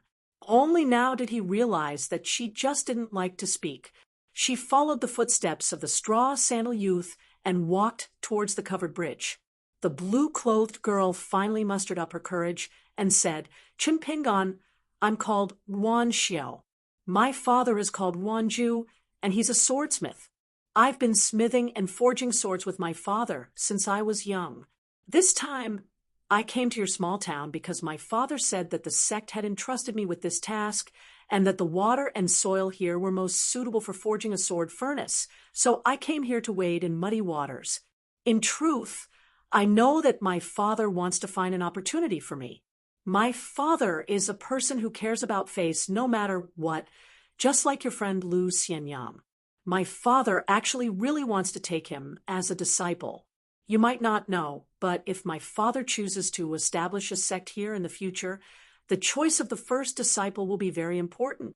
Qin Pingan shook his head and said, I don't blame your father. At this point, the straw-sandal youth paused and raised the back of his hand to rub his chin. He said bitterly, I know I shouldn't blame others, but I'm actually very angry. I'm very angry that your father didn't take Lu Xianyang as a disciple earlier. I'm angry that no one stopped Lu Xianyang when something happened to him. Even though I know it's wrong, I'm still very angry. Wan Xiu nodded. That's human nature. Chun Pingan didn't want to waste any more time here. He asked, Miss Wan, is there something you need from me? Wan Xiu asked carefully, You're not going to seek revenge from the people of Xinjiang Mountain, are you? Chun Pingan didn't say anything. He neither denied nor admitted it. The girl wasn't good with words to begin with. She simply said whatever came to her mind. Don't be so reckless. Xinjiang Mountain is a famous sect in our eastern Aquarius continent. That old ape's identity is actually no different from the ancestor of Xinjiang Mountain. Even if the old ape can't use any spells or divine abilities here, it's very easy for him to deal with you. Besides, after he severely injured Lu Xianyang, Mr. Qi will definitely punish him. So, at the very least, you don't have to worry about this matter being treated as if nothing happened. Chun Pingan interrupted the girl and said, Miss Wan, by punishment, do you mean that the murderer will be chased out of town? Wan Xiu was speechless. Chun Pingan smiled and comforted the girl instead. His eyes were sincere and as clear as a stream of water. Miss Wan, I appreciate your kindness. Of course, I won't foolishly rush up and fight with that kind of a mortal.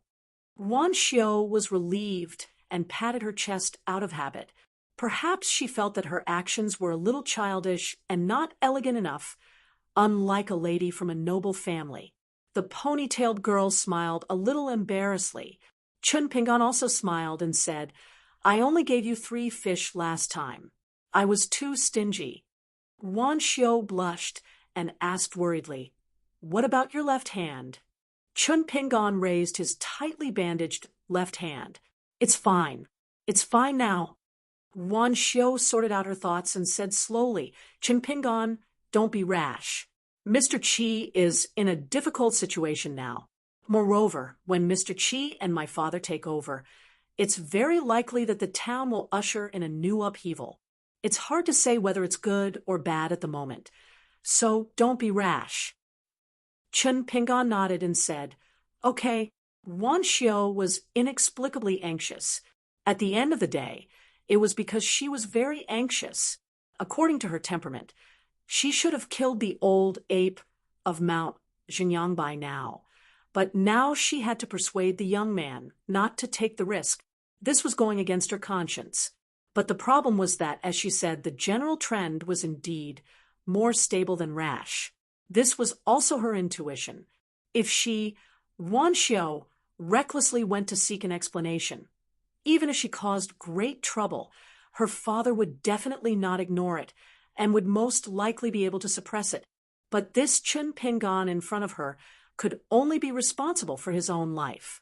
Chun Pingon and Wan Xiao said goodbye and left, running alone to the covered bridge. He had just said goodbye to a young girl, and now he saw another young girl. On the stone steps at the south end of the covered bridge sat a young girl with a sword and a saber. Her face was solemn. She was wearing a dark green robe with long and narrow eyebrows and tightly pursed lips.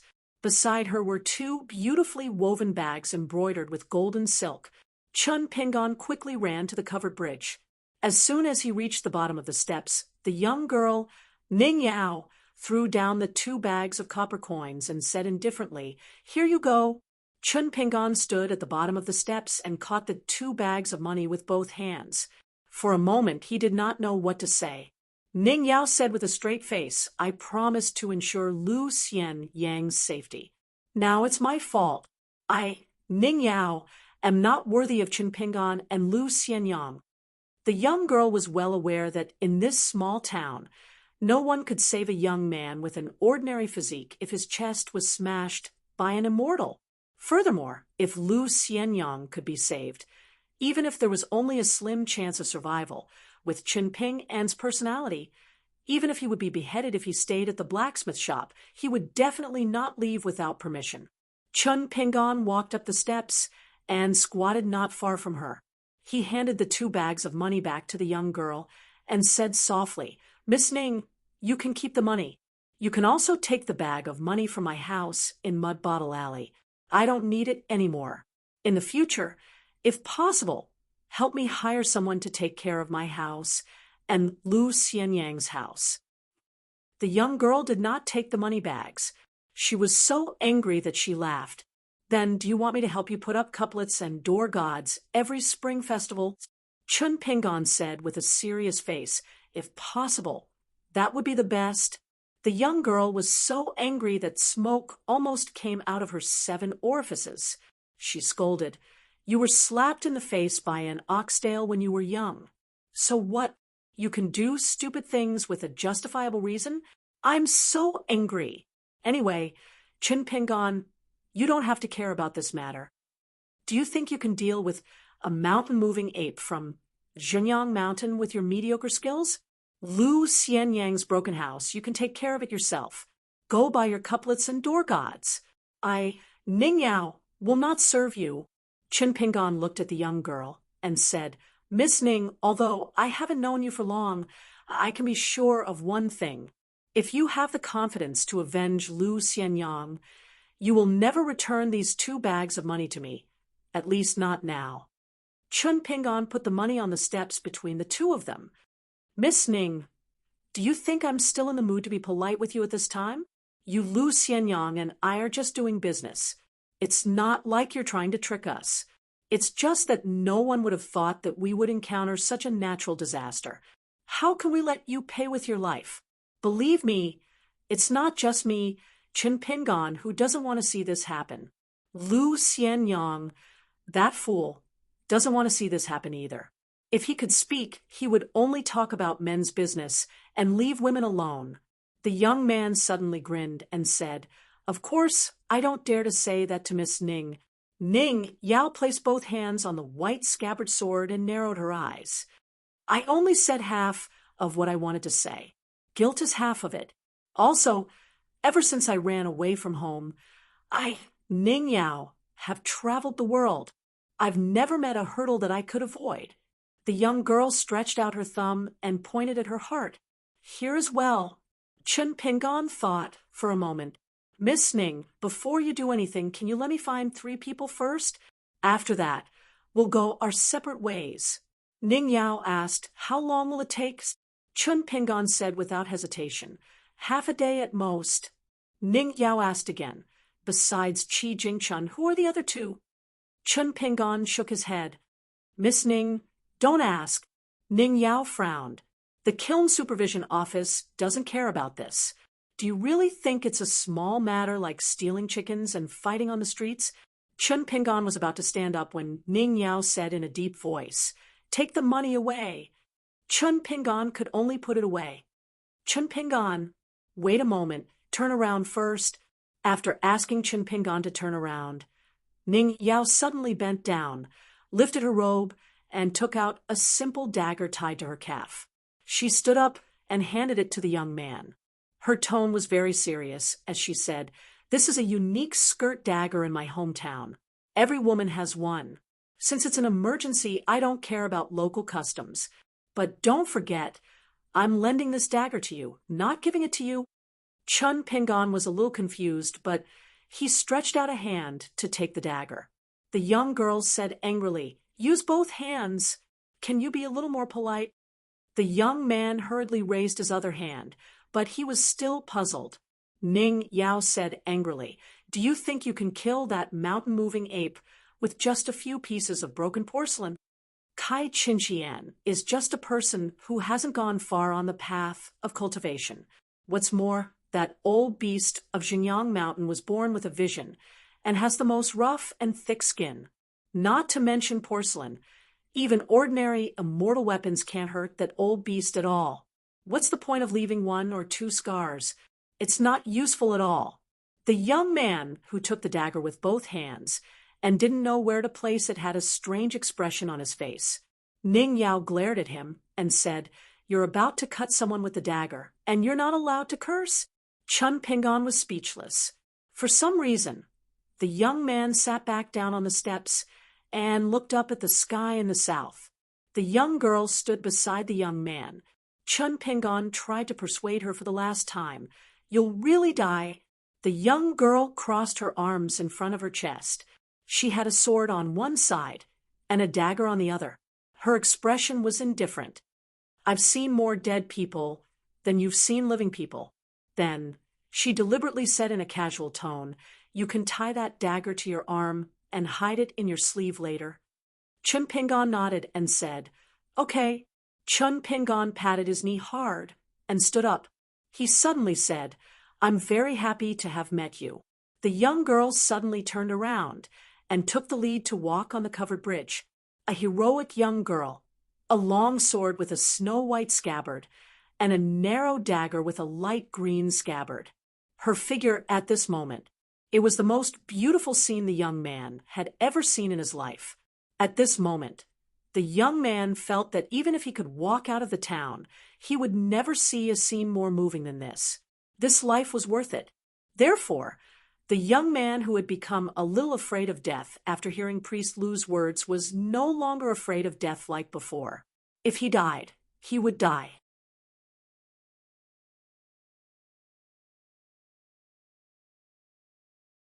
47. Chun Pingon and Ning Yao parted ways at the 12-legged memorial archway. Chun Pingon went to Clay Bottle Alley and knocked on the door. Song Jisun, are you home? The girl who was scooping up a ladle of water with a gourd in the kitchen burped repeatedly.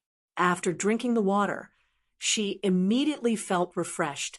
She put down the ladle and slowly walked out of the kitchen. She ran to open the courtyard door and felt a little strange. She still replied in a methodical manner, my young master is not home. Chun Pingon, why are you knocking on the door? Didn't you always stand in your courtyard and chat with us? Chun Pingon said across the courtyard door, I have something to do. After GQ opened the door, she joked, what a rare guest. She looked at Chun Pingon's expression and asked, why are you looking for my young master? If you're not in a hurry, I can help you pass a message. If you're in a hurry, You'll have to go to the manufacturing supervision office to find someone. You've seen it with your own eyes before. My young master has a good relationship with the new manufacturing supervision office. She found that Chun Pingan's feet were rooted to the ground. She rolled her eyes and said, "Come in. Why are you standing there in a daze? Is my house a dragon's pool or a tiger's den? Or do I have to charge you one tael to drink water?" Speaking of this, the girl covered her mouth and giggled. "For you, the latter must be more terrifying." Chun Pingan pulled the corner of his mouth and forced a smile. He said softly, "Actually, I'm here to look for you. I shouted like that before, because I was afraid that Song Jisun would misunderstand." GQ smiled knowingly and asked, "Then tell me, what's the matter?" "I'll say the ugly words first. Neighbors are neighbors, friendship is friendship, but I'm just a little maid living under someone else's roof in Clay Bottle Alley. I can't do anything and can't help much. However, if you, Chun Pingan, want to borrow money, the problem can be solved with money. You are lucky. I have a little idea." Chun Pingan smiled bitterly. "It's really about money. I'll be frank with you. Lu Xianyang was severely injured by someone at the covered bridge. The old shopkeeper of the Yang family's shop went to take a look, but he couldn't do anything about it." GQ looked confused. "Why haven't I heard about this? Who did Lu Xianyang offend?" Chun Pingan said helplessly, "He's a foreigner from a place called Chinyang Mountain." GQ asked tentatively, "So you want to use your connections to find a good place for Lu Xianyang to be buried? This is not difficult. I can ask my young master to speak to the supervising officer, and then let the Yamen office steward and gatekeeper step forward to invite old Fartway to find a place. As long as it is not a mountain in a forbidden area of the imperial court, it should not be difficult." Ooh. Chun Pingan's face, which was already dark, became even darker. GQ also realized that she was thinking wrongly. She habitually bared her teeth, revealing her snow-white and neat teeth. She leaned against the spring festival couplets on the wall, tilted her head, and smiled playfully. She asked, "Chun Pingan, you want me to repay you for saving my life? But I'm just a maid. Even the old shopkeeper of the Yang family shop couldn't do anything. What can I do?" Chun Pingan struggled for a while, then slowly said, "Wangshu, I know you are not an ordinary person. That year, when I saw you at the door of my house, I knew you were different from us. Later, you were also the first person to see that the snake gallstone was not ordinary. Now that I think about it, the way you looked at us, your neighbors, was no different from how those foreigners look at us." The young girl grinned. "Actually, there is. I don't only look at you mortals, I also look down on those immortal cultivators." However, GQ didn't say this out loud. Some principles to her were right and proper, but to others they were arrogant and unruly. Chun Pingan asked, "I came to you because I wanted to ask if there was a chance to save Lu Xianyang. I used a locust tree leaf, and at that time I could only barely keep Lu Xianyang alive. Although it wasn't very useful, at least it was useful. So I wanted to ask if you have any locust tree leaves, especially extra locust tree leaves." The young girl pointed at her own nose and asked, "Are you asking if my family's young master, Song Jisun, has locust tree leaves, or me, a little maid without parents?" Chun Pingan stared at the young girl and said bluntly, "Even if Song Jisun has them, he won't give them to me. I'm asking you, Wang Zhu, if you have them, are you willing to lend them to me? If you don't, do you know any other ways to save Lu Xianyang?" The young girl, who was always called Wang Zhu, rubbed her chin with one hand and patted her abdomen with the other. She shook her head and said, "No, I really don't. I'm not lying to you. If you had come earlier, maybe there would have been a few locust tree leaves left.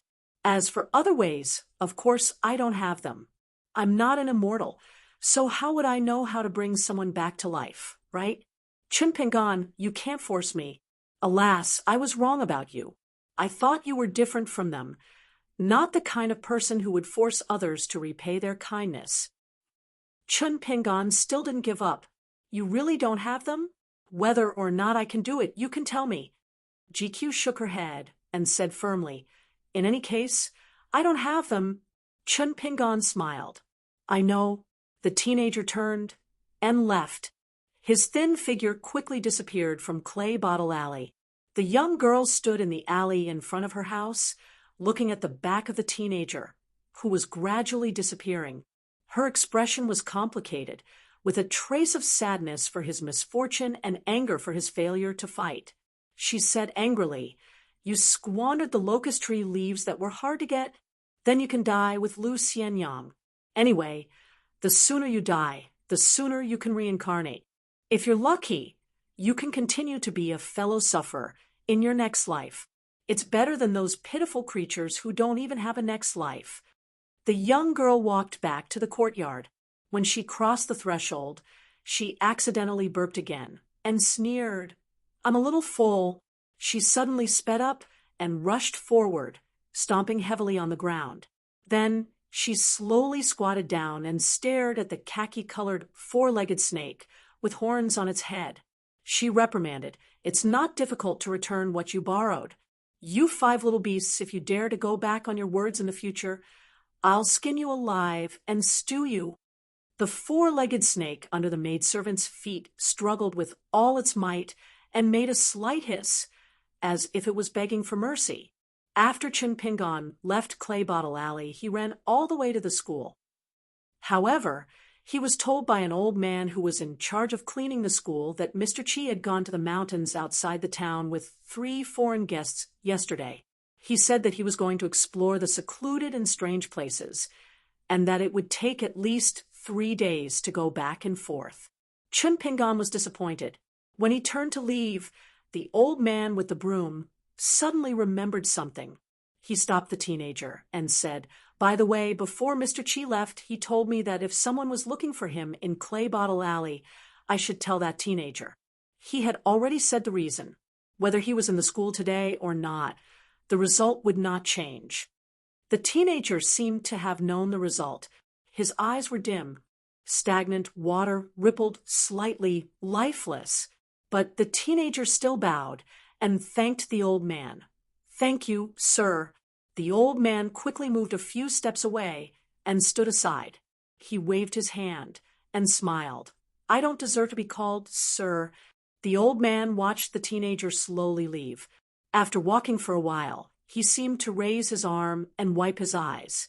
The old man gently shook his head. He thought of his peers Song Jisun and Zhao Yao, who were about the same age as him. Then he looked at the teenager. His life experiences were worlds apart. It was true that some people were proud of their success, while others were troubled. Chun Pingon went to Clay Bottle Alley and picked up the last bag of copper coins hidden in the clay pot. He took 3 bags of money and walked into Falu Street to find the kiln supervisor's office. After hearing the introduction, the gatekeeper was a little confused. Song Jisun's neighbor in Clay Bottle Alley was looking for Song Jisun and the supervisor? Chun Pingon secretly handed him a gold copper coin that he had prepared in advance without saying anything. The gatekeeper looked down, weighed it in his hand, and rubbed it with 2 fingers. He understood tacitly, but was not in a hurry to express his opinion. The teenager quickly handed over another gold coin. The gatekeeper smiled, but did not take it. He said, Since you're a sensible person, I'll be relieved to recommend you. Otherwise, if I lose this job because of you, I'll be a fool. Keep the copper coin in your hand first. If the steward agrees to let you enter the office, you can give it to me. If not, I can't help even if I want to. I'll just take it that this copper coin has no fate with me. What do you think? Chun Pingon nodded vigorously. Not long after, the old steward and the gatekeeper arrived together. The gatekeeper gave the teenager a look, hinting that he should not take out a copper coin at this time. Taking a bribe in public was not a small crime. Fortunately, the teenager did not do anything stupid. He only followed the steward to the back hall of the office. The gatekeeper sighed. He was a little confused. Why did the steward agree as soon as he heard that it was the teenager from Clay Bottle Alley? When did the threshold to enter the office become so low? The gatekeeper felt a little guilty. In fact, when he saw the steward just now, his words were both overtly and covertly advising the steward not to let the young man enter the yamen. However, he didn't say it directly. He believed that with the steward's many years of cultivation in the yamen, he would definitely be well aware of it. The young gatekeeper's original plan was to take a copper coin for free. He did not need to take any risks, and he could take it with a clear conscience. Now, he only hoped that the poor teenager was not a troublemaker. In the main hall of the back hall of the office, a tall man in a white robe sat on the main seat and drank tea. Song Ji-sun sat on the guest chair on the left. He played with a bamboo fan with one hand, opening and closing it repeatedly. He smiled at the teenager who was brought in. It was a stark contrast between the jet-black chair and the snow-white robe. The steward left. The man on the main seat put down his teacup and smiled at the teenager. Chun Pingon, sit anywhere you like. We have actually met in Clay Bottle Alley before. It's just that I didn't recognize you at that time. Otherwise, I would have greeted you long ago. Song Ji-sun found it a little funny. Only he knew that when this man referred to himself as I, it was obviously a little awkward. The teenager sat on the chair opposite Song Ji-sun. The man went straight to the point and asked, Chun Pingon, are you here because of Lu Xianyang's injury? The teenager stood up and said, I hope that Lord Song can punish the murderer of Xinjiang Mountain severely and not just expel him. The man smiled. Actually, this town is a lawless place. It means that there are no imperial laws here. The supervising officer is already in an awkward position. He has no right to interfere with local affairs. Moreover, this town has always followed the principle of if the people don't report, the officials won't investigate. Whether it's the killing of a servant in a big house or the beating of a servant in a small house, there's no custom of coming to the supervising office to complain. Therefore, Chun Pingon, you've brought a pig's head to the wrong temple and worshipped the wrong bodhisattva. The man's words and actions were pleasant. He did not have any arrogant attitude. Chun Pingon took out 3 bags of copper coins and placed them on the high stool beside the chair. Then he said to the man with a calm expression, Lord Song, I know you're very powerful. I want to know if you can save Lu Xianyang. Even if you can't save him, can you give him justice? Don't let the murderer kill him. As long as he leaves this town, everything will be fine. The man laughed. I'm very powerful? Did that black-clothed girl tell you that? Yes, it's obvious that she's very talented in martial arts. She's even better than your friend Lu Xianyang. To tell you the truth, I only know how to kill. I'm really not good at saving people. What's more, why should I break the 1,000-year-old rule of this place for the sake of a young man I've only met once? At this point, the man pointed at the 3 bags of copper coins. Without the treasured armor and sword scripture, Lu Xianyang's life is not worth this much money. As for buying my favor, this money is far from enough. Dolly, have a falling out with Xinjiang Mountain just for 3 bags of money? It's absolutely impossible. If this spreads out, I'll be the laughing stock of the entire eastern Aquarius continent. Chun Pingon, you may not understand this for the time being, but if you have a chance in the future, you'll understand this is the truth. Chun Pingon gritted his teeth and said, Lord Song, can you tell me how I can help? Even if you think I can't do it even if I die, Lord Song can tell me. The man did not feel that he had revealed any clues. A hint of surprise appeared in the eyes of this powerful vassal. He smiled and said, Chun Pingon, I'm not looking down on you or deliberately making things difficult for you. On the contrary, I think you're an interesting person. That's why I'm willing to spend time to reason with you and do business with you calmly. Do you understand? Chun Pingon nodded. Song Ji-sun's sitting posture was not elegant. He sat cross-legged on the chair and gently patted his knees with a folded fan. He watched the fire burning on the other side of the river and did not care if it had nothing to do with him. Song Jianqiang did not care about Song Jisun's inattentiveness. In the small town, this vassal knew a lot of information, only losing to Qi Jingchun.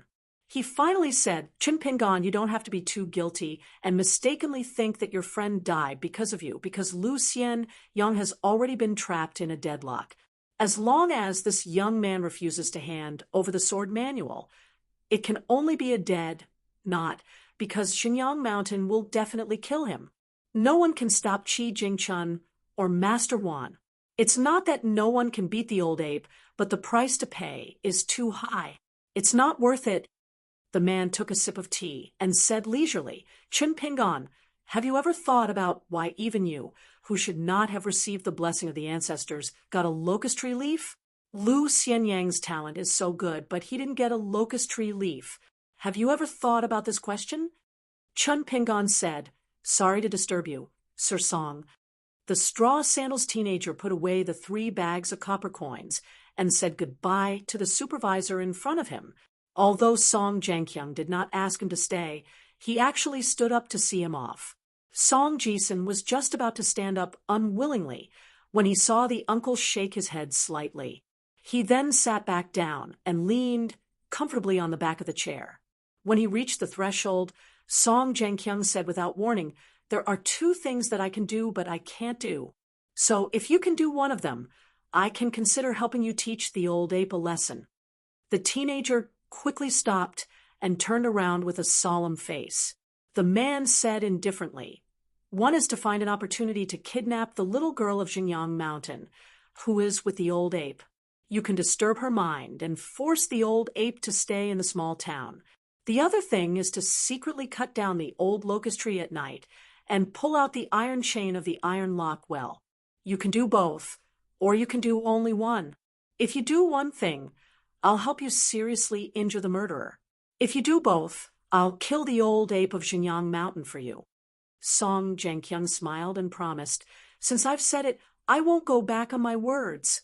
Then the powerful king of Dali said something inexplicable. Chen Pingan, I believe you can sense the truth of this sentence. The teenager left silently. Song Chongjing didn't see or hear the youth beating his chest vigorously and spouting nonsense. Instead, he felt that it was normal. Standing at the door with his back facing Song Jisun, he asked, You're closer to him. Do you think he'll do it? Song Jisun shook his head and said, It's hard to say. Under normal circumstances, it'll be very difficult for him to do something against his will. However, if it's for Lu Xianyang, it'll be a little difficult. The man stood with his hands clasped behind his back, looking at the sky. He asked, If the young man really brings a pleasant surprise, I'll take this opportunity to intervene. Regardless of whether it's forming a good relationship with Xinjiang Mountain or forming an alliance with Wind and Thunder Garden, I'll only choose one. It's even inevitable that I'll incur a grudge with the other party, compared to me standing idly by, and allowing the Great Li to maintain a neutral relationship with these 2 forces. Which outcome do you think is better for the Great Li? Song Jisun stood up and patted the palm of his other hand with his folding fan. He paced slowly and said after thinking, In times of peace, I'll choose the latter. In times of chaos, I'll choose the former. Ew. Then the teenager smiled and said, Whether the world outside the small town is in times of peace or chaos, at least you've made your choice. Uncle, Song Jianqiang sneered and said, What can we do in times of peace?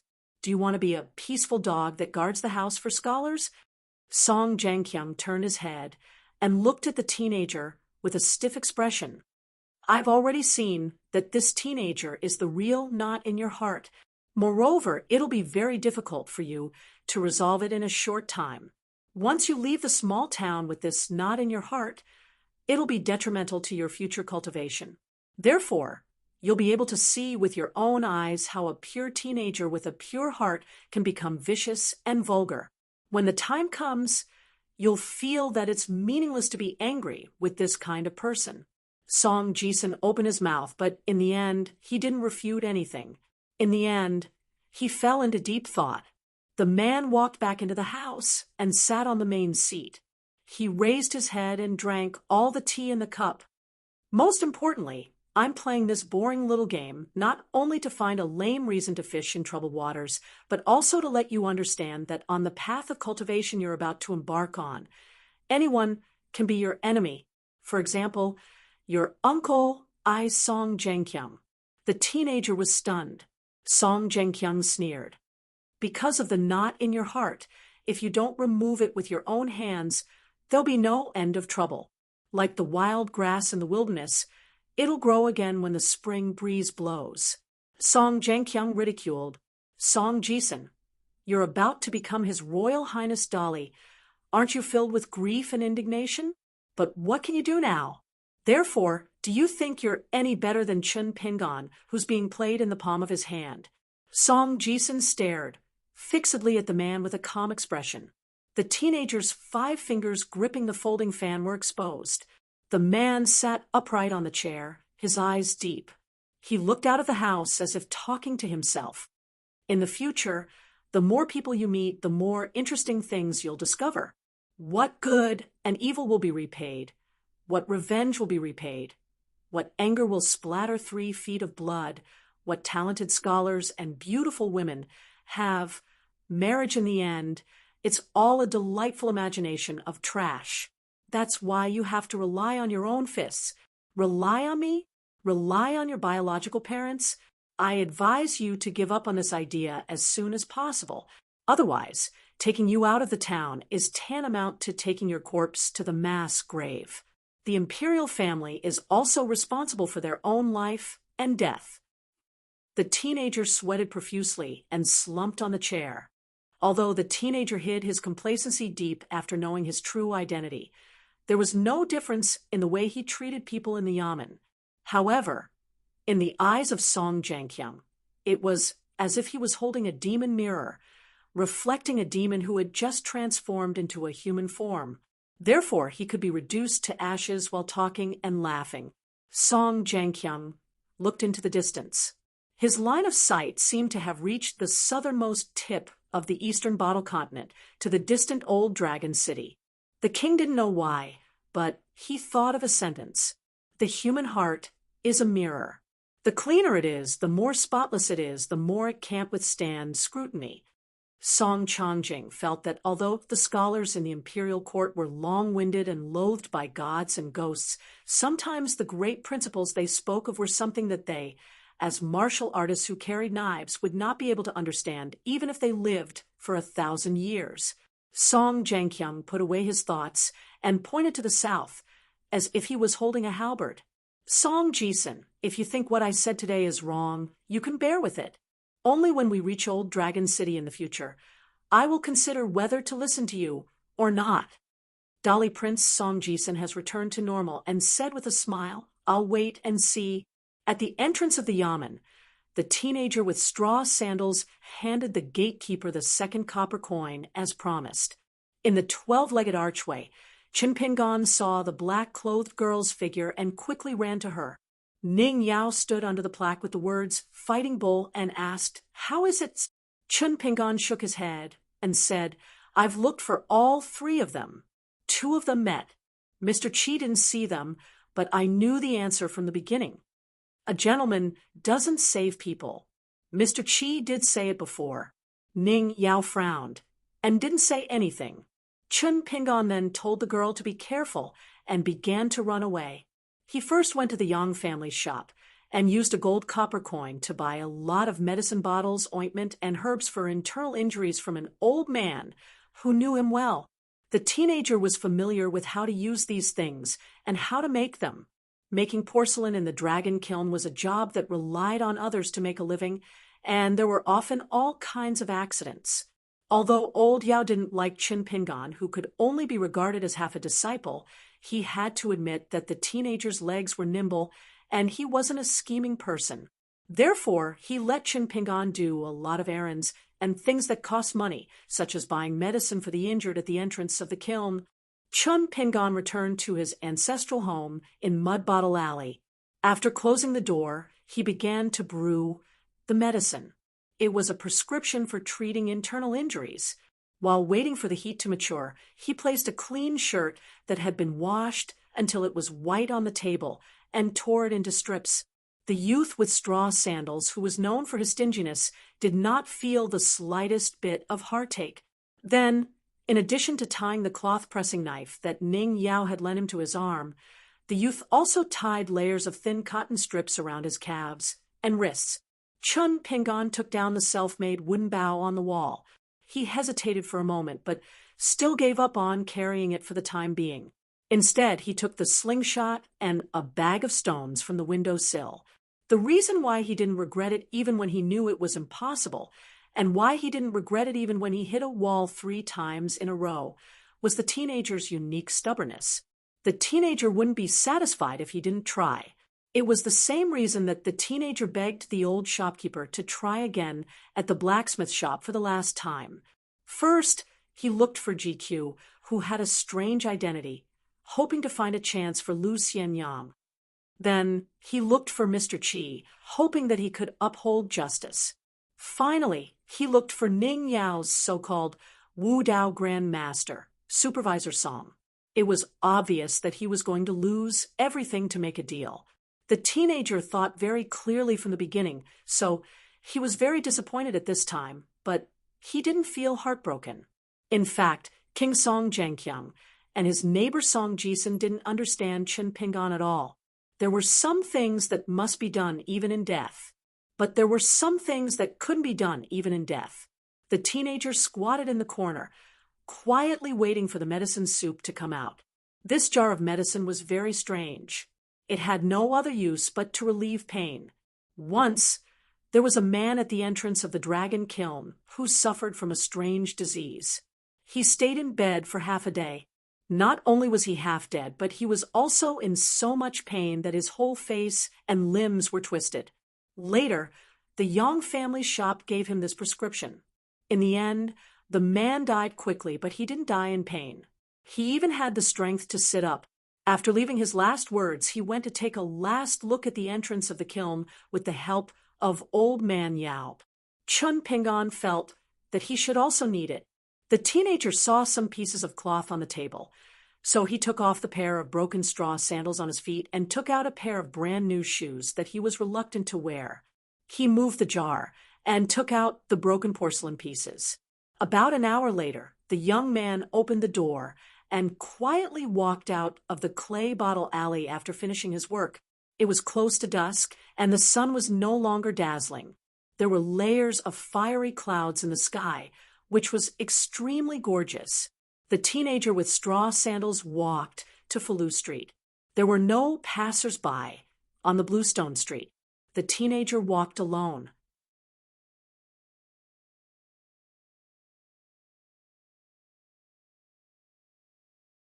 "48. The young man with straw sandals had been sending letters to Falu Street and Peach Leaf Alley these days. Almost all the gatekeepers knew who this messenger was, so he didn't seem out of place. In addition, the young man had a calm expression as he trotted along the Bluestone Street, as usual. Even if someone saw him, they wouldn't think much of it. Chun Pingan was near the door of a residence. In front of the door was a stone statue used to suppress evil spirits. It was half the height of a man and looked like a general. Chun Pingan knew that this was the Li family's residence. On the wealthy Falu Street, almost every household had different methods of warding off evil spirits. Even the door gods posted on the door were divided into civil and military, so it was easy to distinguish. He quickly looked around and continued to move forward. Further ahead was the Song family, and behind the Song family was the Bureau of Kiln Affairs. There was a locust tree growing on the outer wall between the houses of the Li and Song families. It was old and dry, with thick branches and lush leaves. Although it was not as old as the old locust tree in the small town, it was still extraordinary. According to the older generation, this locust tree and the towering old locust tree in the center of the town were said to be of the same origin. That tree was called the ancestor locust tree, while the one in front of the young man was called the descendant locust tree. The reason why Chun Pingan came to the Li residence instead of the Lu residence in the small town where Lu Jingchun lived was because when he was leaving the yamen, the elderly steward who saw him off casually chatted with him about family matters. He said that there was a scholar from the Zhao family on this street, that Zhao Yao had already left the small town and was destined to become a high-ranking official in the future. He also said that there was a young lady from the Song family next door who had reached marriageable age but couldn't even do needlework properly. She only liked to play with swords and spears. She didn't look like a rich young lady at all. Amidst the pile of trivial matters, the old man added a trivial piece of news. A distinguished guest had just arrived at the Li residence. The little girl looked like she was carved from jade, like a piece of imperial porcelain. As long as she didn't change 18 times between childhood and womanhood, she would definitely be a charming beauty. He didn't know which family would be lucky enough to marry such a daughter-in-law into their family. On the way out of the Yaman's back hall, the young man who only listened and didn't speak at first intentionally or unintentionally walked very slowly. He also carefully observed the layout of the Yaman's buildings. In the end, he occasionally asked a few off-topic questions, like a pauper curious about the rich and wealthy families. The elderly steward told him everything he knew without reserve, using the Song family next door and the Li family further away as examples. He told the young man about the layout and various rules of the family. The young man was aware of the steward's real intention. However, from beginning to end, Qin Pingan didn't intend to act according to their wishes. At this moment, he was jogging along the street. Seeing that there was no one around, Qin Pingan suddenly sped up and ran straight to the old locust tree. With a leap, he actually took 4 steps up the tree trunk before showing signs of falling. However, at that time, the young man's body was strong enough to reach out and grab a branch of the locust tree. In an instant, the young man, who was as agile as a mountain monkey, sat on a horizontal branch. He then stood up steadily and continued to climb. In a few blinks of an eye, Qin Pingan was squatting on a slanted locust tree branch, barely above the 2-zhang high wall of the courtyard. The young man's body was hidden behind the lush locust tree leaves. He held his breath and focused his mind, squinting his eyes as he looked around. He was in no hurry to sneak in. On the way back to the small town from the covered bridge with Ning Yao, Qin Pingan asked many questions. For example, how fast could the old ape of Xinjiang Mountain run and jump under normal circumstances within the boundaries of the small town? How tough was its body exactly? How tough was its skin and bones? If a punch from me was no different from scratching an itch for the old ape, then how much damage would a slingshot or a wooden bow cause at a distance of 20 steps or 40 steps? Did the so-called immortal of Xinjiang Mountain have any fatal flaws such as eyes, crotch, or throat? If my opponent tried to kill me with all his strength, even at the risk of being injured, would I be dead for sure? At that time, Ning Yao almost hated the fact that she wasn't deaf and mute from the young man's questions. According to the black-clothed girl, regardless of whether it was a qi practitioner or a pure martial artist, the higher the level of the cultivator, the greater the pressure they would experience in this place. It was like how a cavalry could only defend to the death when knocking on a pass. They could only support themselves with a single breath. Once they opened their mouth, they would suffer the damage of being flooded by seawater. Just think about it. Faced with a violent flood, why don't you try opening a small hole in the dam? However, Ning Yao's final conclusion was that if the young man fought the old ape of Xinjiang Mountain head-on, Qin Pingan would have no chance of winning at all. In the shade of the pagoda tree, the young man's eyes were resolute and his face was cold.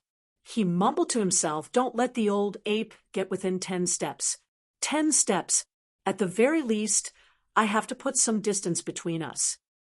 Ning Yao had said that as long as the old ape did not do anything desperate, there was still a chance for him to survive.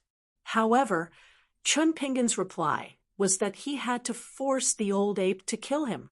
Otherwise, it would be meaningless. He had to infuriate the old ape of Mount Xinjiang so much that the old ape would not hesitate to use his internal energy. Only then would he be able to truly consume the cultivation base that he had painstakingly accumulated over 1,000 years.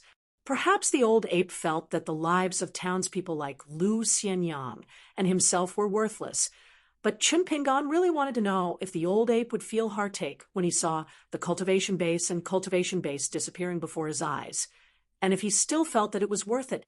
Of course, the premise of all of this was that he was not killed by a single punch. The young man looked down at the people coming and going in the mansion and muttered, "Even if I can't escape, I have to take a few more punches." Chun Pingan had never thought of killing the old ape, much less surviving. In the Leaf family's mansion, the young girl from Xinjiang Mountain was the granddaughter of the Tao family's patriarch. She was consecrated by the entire Leaf family like a bodhisattva, apart from the first and second-class maidservants that the Leaf family had arranged for in the courtyard. These young girls who were children of the family were clean and nimble. Most importantly, they knew each other well and had clean backgrounds. It was possible that they had been loyal to the Leaf family since their ancestors. The courtyard was located in the middle and was not close to the streets of Falu Street. The young girl's name was Tao Zi, and her nickname was Tao Zi. She was the source of joy for the sword immortal patriarchs of Xinjiang Mountain. Of course, it was not because of her innocent and adorable appearance, but because of the height of her sword Dao in the future. She was qualified to make Xinjiang Mountain throw in massive amounts of resources for her. Over the past 500 years, Tao Zi's bone structure, talent, temperament, and luck were among the best among the patriarchs of the various peaks of Xinjiang Mountain. To put it simply, the little girl Tao Zi would be a miraculous existence with very long legs but no shortcomings. This was a true once-in-a-century encounter, and not a polite compliment that could be found on the streets. Without the mountain-moving ape by her side, the young girl was alone in a completely unfamiliar place. She was not afraid of strangers or stage fright. She was just a little bored and regretful. From Grandpa Ape's tone, it seemed like there was no way to move a mountain from here. This made the young girl very disheartened. When elder sister Su of Xinjiang Mountain ascended to the middle 5 realms, she was gifted a mountain by the patriarch as a gift. It became elder sister Su's private territory. Grandpa Ape had personally carried that mountain back to Xinjiang Mountain from afar and placed it in the north of Xinjiang Mountain. Although it was not big, the young girl had always been envious of it. She felt that the study was a little stuffy, so she walked to the main hall. She put her hands behind her back and looked up at the horizontal board for a long time like an elder. The young girl was followed closely by 2 delicate and pretty maidservants. One of them had been discovered by the Leaf family as a child to have extraordinary talent. She was specially groomed into a martial artist and had made some achievements. In fact, to the direct descendants of the Leaf family, this kind of behavior was no different from rearing flowers, birds, fishes, and insects. They did not hope that the young girl would become a martial arts grandmaster in the future. It was not unheard of for servants to bully their masters within the walls of a large family. Moreover, the servants had high standards and great potential. It might not be a good thing for the next generation of the family. The young girl walked to the gate and skipped around in the courtyard.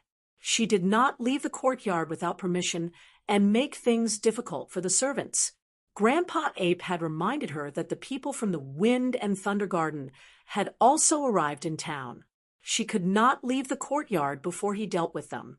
Although the young girl she had been exposed to the treacherous nature of cultivation in the mountains since she was young. Danger lurked everywhere. Moreover, her family education was extremely strict, so she was not a mischievous child who would make her elders worry. In the end, the bored young girl sprawled on the stone table. There was a bird cage on the table. It seemed to contain a bird called a snake-hunting eagle. Its head drooped, and it looked sickly. Its feathers were gray and dull. It did not look good at all. No matter how the young girl teased it, the snake-hunting eagle ignored her, so she found it boring. Now that she had nothing better to do, she whistled at the feathered beast for fun. There were 2 porcelain bird food jars in the cage that the Leaf family had privately forged in the dragon kiln. They were small and exquisite. One was simple and elegant to hold water, while the other was brightly colored to hold food. However, after the snake-hunting eagle was captured, it did not touch a drop of water or a grain of rice. It had already been almost 2 days.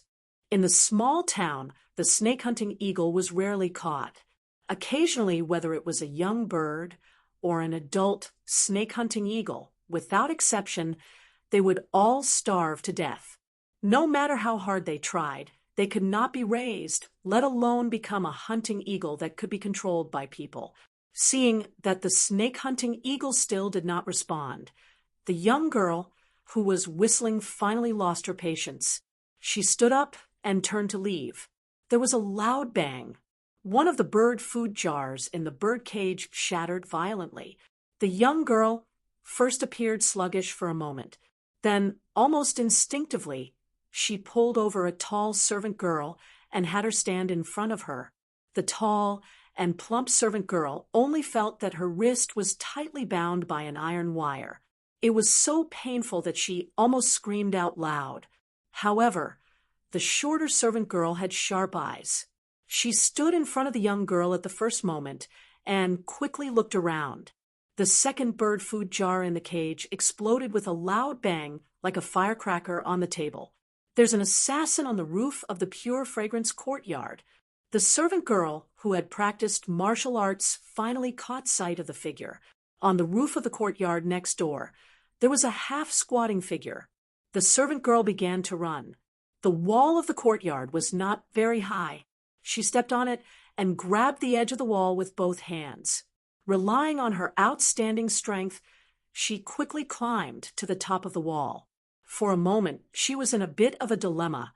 This courtyard was not far from the Pure Fragrance courtyard, but the assassin was on the roof of the main building of the Pure Fragrance courtyard, and the Pure Fragrance courtyard was close to Falou Street. That person could easily jump over the wall. Therefore, in a flash, she made a decision. She did not jump down the wall and run to the Pure Fragrance courtyard. Instead, she ran along the wall like a cat and jumped onto the roof of her courtyard.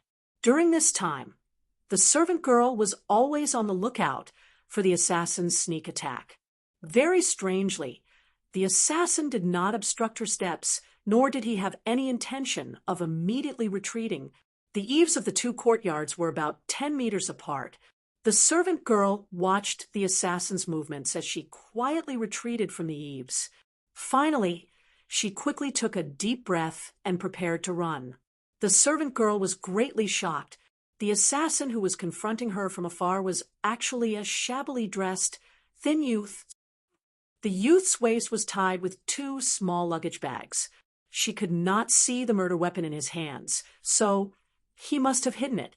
The servant girl felt that it was most likely a slingshot. She was also very doubtful. If it hit her head, she dared not say that she would die on the spot, but she would definitely be seriously injured. With the youth's almost terrifying accuracy, he had intentionally smashed the bird food jar twice. Could he really not hit her, or the little girl from Xinjiang Mountain?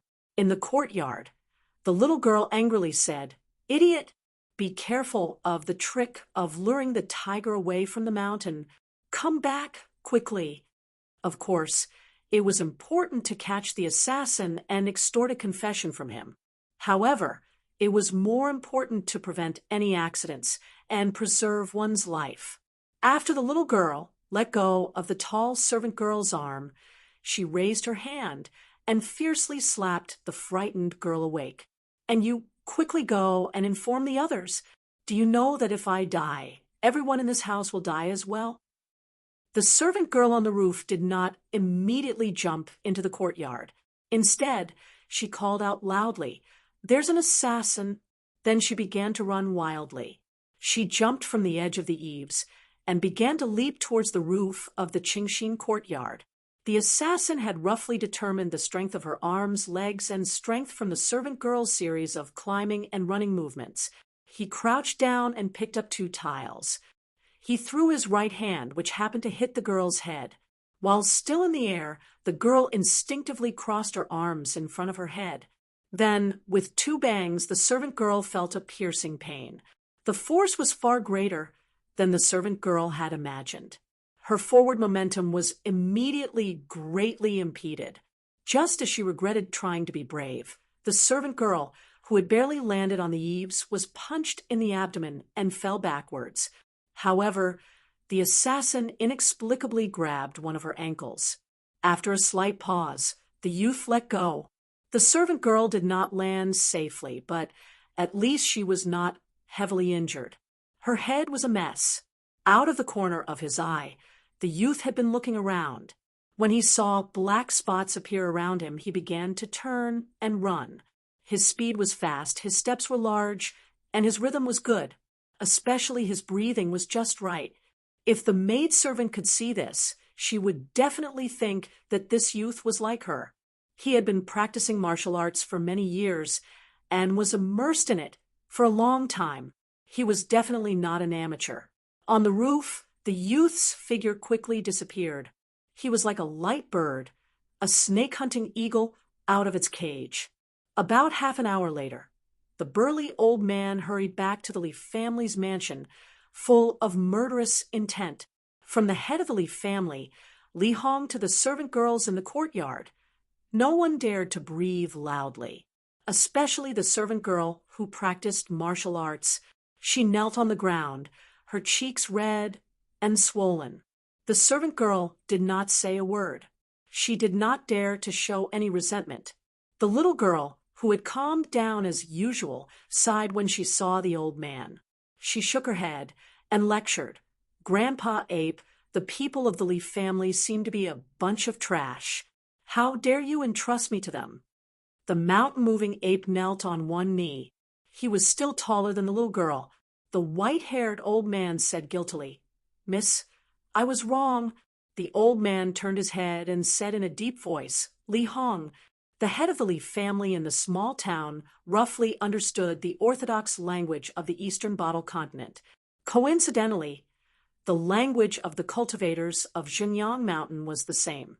This man, whose words carried enormous weight in the family, could only smile bitterly and apologize.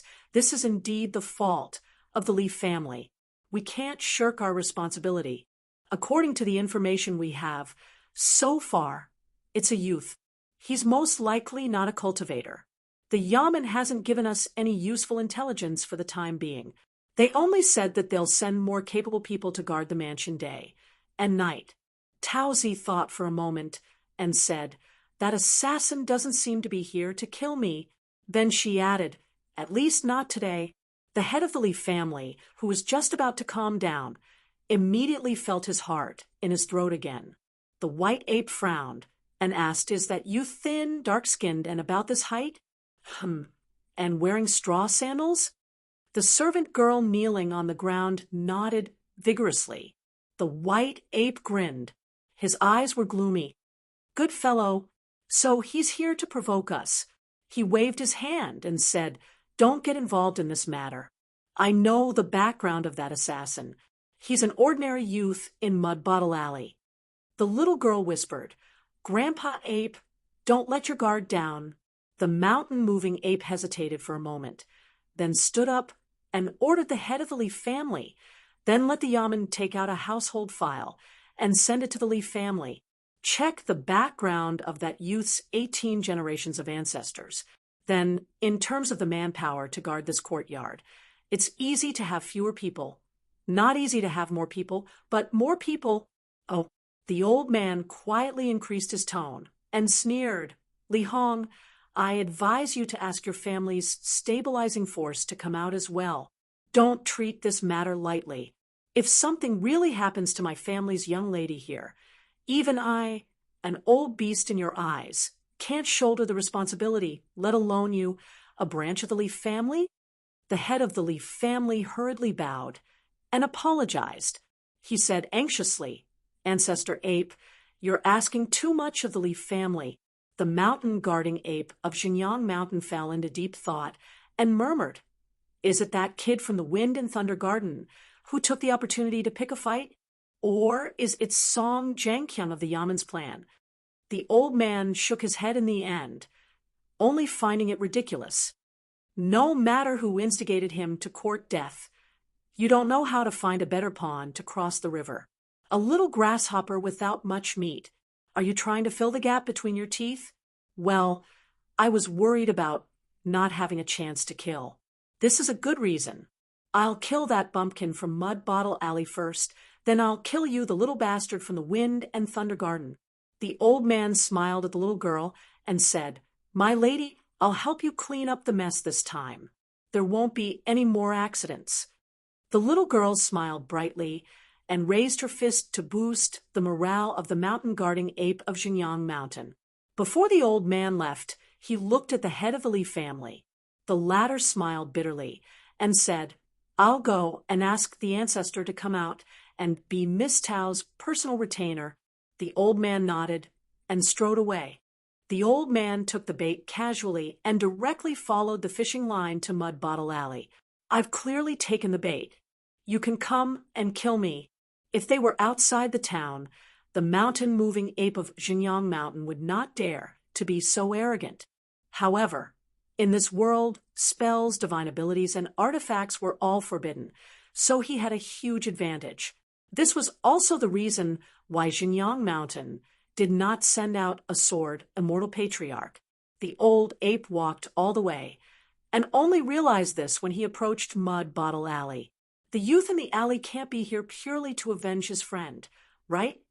Before this, the old ape had been thinking deeper about the conspiracy involving the concealing line of grass ash that stretched for thousands of kilometers. Now that he suddenly realized this possibility, he found it especially preposterous. The old ape smiled and quickly understood the reason. If that's the case, it makes sense. That's right. Since he's not a cultivator, he's not that afraid of death. It's just a cheap life anyway. However, to be careful, the old ape still did not swagger into Mud Bottle Alley from this end. Regardless, this trip was destined to not be in vain. The little bastard who was valued by the Wind and Thunder Garden would only live a little longer than the bumpkin from Mud Bottle Alley. After taking a huge detour, the old ape walked into Mud Bottle Alley from the corner of an alley near Gu Can's house. In fact, the old ape was very suspicious of whether the assassin youth had the courage to stay in the ancestral home and wait for death. If he was smart and cowardly, he could have died after the young man from the Wind and Thunder Garden. The old ape grinned. Then his smile instantly froze. In the dusk, Mud Bottle Alley already appeared dark and blurry. The burly old man suddenly looked up. For some reason, a thin youth was standing at a high spot in front of the alley. His feet were stepping on the holes that had just been dug out not long ago, allowing him to leverage himself. The youth carried a quiver of arrows on his back and held a fully drawn wooden bow in his hand. The tip of the arrow was pointed at one of the old ape's eyeballs. The youth was completely silent. Not only was the bow drawn to a full moon, even the slightest of breaths seemed to have disappeared. As a result, the ancestral guardian of Xinjiang Mountain could only rely on his keen sense of danger to detect the youth above him. He did not give the old ape any chance to react. The arrow whistled through the air like a gust of wind. It was powerful and heavy. After shooting the arrow, the youth did not make a second choice. He shrunk his neck and quickly hung the wooden bow diagonally on his shoulder. He exerted force with the tip of his feet and crossed the walls on both sides to borrow the momentum to climb up the eaves. The old ape pulled back the palm that was blocking his forehead. The arrow was nailed into his palm. It was not deep, and a wound could be vaguely seen. However, the old ape was still scared. If he had been shot in the eye by someone close to him in the small town, it would have been a tragedy where he would not be able to call for help. He pulled out the arrow casually and snapped it, dropping it to the ground in Mud Bottle Alley. The old man clenched his fists and looked up at the sky in the alley. His face was ashen and his throat moved as he let out a low and suppressed sound, like an extremely angry ancient beast. The old man used both his hands and feet to climb up to the roof in an instant. However, as soon as he popped his head out, a second arrow arrived. The old man, who was already on guard, only raised his hand casually and allowed the arrow to pierce into his arm a little. He then strode forward with a ferocious smile. The youth put away the wooden bough again and turned to run. A series of cracking sounds could be heard from the continuous eaves on one side of Mud Bottle Alley. The old man's strides were much bigger than the youth's after all. He gradually closed the distance and would soon catch up to the thin youth, who was already agile enough. The old man exerted force in an instant and soared into the air to pounce forward. A giant hand that was the size of a palm leaf fan reached for the youth's head. The youth seemed to have eyes on the back of his head. At the critical moment, he twisted his waist and bent his body like a cat before he turned and jumped to the roof on the opposite side of the alley. After landing softly, he continued to run wildly. The old ape was extremely agile as well. He also turned to the roof on the other side of Mud Bottle Alley on his right. The youth stopped abruptly. By the time the old ape realized that something was wrong, it was already too late. It turned out that the roof was unoccupied and had been in disrepair for a long time. How could it withstand the old ape's 200-kilogram jump? With a crash, the old ape fell into the house together with the tiles.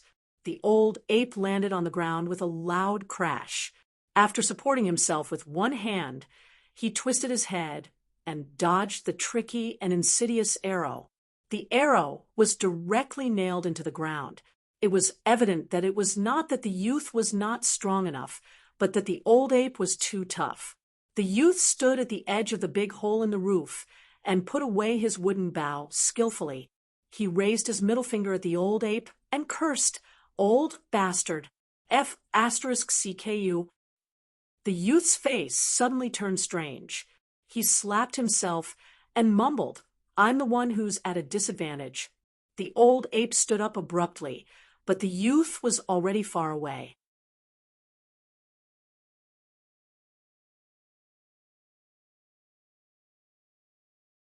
"49. In a pile of broken tiles, the old ape's ears twitched when he heard the slightest noise. He grinned and bent down to pick up a broken tile. After weighing it in his hand, he stood up and threw it out quickly. The tile pierced through the wall, and the roof easily like a knife cutting through tofu. It pierced through the air with the sound of wind and thunder. The tile was headed to the place where the sound came from. Unfortunately, the old ape did not see any trace of the young man. He tapped the ground with the tip of his foot, and his burly body rose from the ground. He stepped on the beam of an old house and used the rebounding force to leap out of the hole in the roof, landing on the ridge of the roof. The old ape saw that the young man with a wooden bough on his back was standing on the ridge of a roof far away. He was looking at the old ape in whites solemnly. The old ape knew that he had miscalculated. When he threw the tile earlier, he had caused too much of a ruckus. He had probably alerted the young man from Clay Bottle Alley and made him realize that something was wrong. He no longer had the thought of taking advantage of the distance advantage of the bough. An arrow. The old ape opened his hands with a smile, indicating that there was nothing in his hands. Then he hooked his finger, indicating that the young man could continue playing fancy tricks. He was willing to play with him to the end and continue to stretch his body. If the old man was playing tricks, he would be wronging the guardian ape of Xinjiang Mountain. After 1,000 years of cultivation, he had grown to a height of 3,000 meters. It would not be an exaggeration to say that his movement techniques were indomitable. In the long years of the mountain-moving ape's path of cultivation, especially in the early days when Xinjiang Mountain was established, the weak mountain had enemies everywhere. After the founder of Xinjiang Mountain died in battle. As the top general, what kind of bloody battles had the old ape not experienced? The small fight on the roof of the alley today was actually similar to the battles in the past. In the soul-stirring battles back then, The top cultivators and great cheat trainers also used magical equipment to pin down the old ape from afar. They did not dare to fight him head-on at all. It was just like the light cavalry of the great Chang dynasty that came and went like the wind on the battlefield of the mortal world. They would never directly load the heavy-armored soldiers of the Dali dynasty. Instead, they would cut the meat slowly and look for opportunities to slowly chip away at the surface of the iron barrel battle formation. Apart from Song Zhengqiang, the old ape could be considered one of the characters suppressed by the heavenly axiom the most. Due to his special status, the military grandmaster with the tiger tally had been favored by the world. As a result, while his cultivation was extraordinary, his influence was not obvious. At this moment, the old macaque found the thrill of fighting bloody battles in the past when it faced a young man who was different from ordinary townsfolk. The old macaque did not deny that the young man had given it a lot of surprises. He knew how to calculate people's hearts, how to set up traps, and how to make use of the geographical advantage. Of course, the most important thing was that he was quite bold. The old macaque lifted its head to look at the sky. The sun was setting in the west, and dusk had arrived. Their vision would be affected more and more. Furthermore, he was completely unfamiliar with the town's geography. This was probably one of the young man's trump cards. It could be considered a protective talisman. The old macaque began to run wildly like a galloping horse.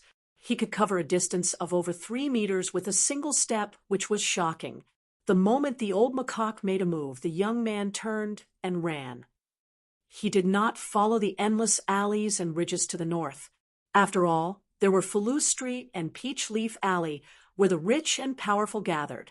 If someone stood up for the old macaque, Chen Pingan did not think that he would be able to escape the encirclement.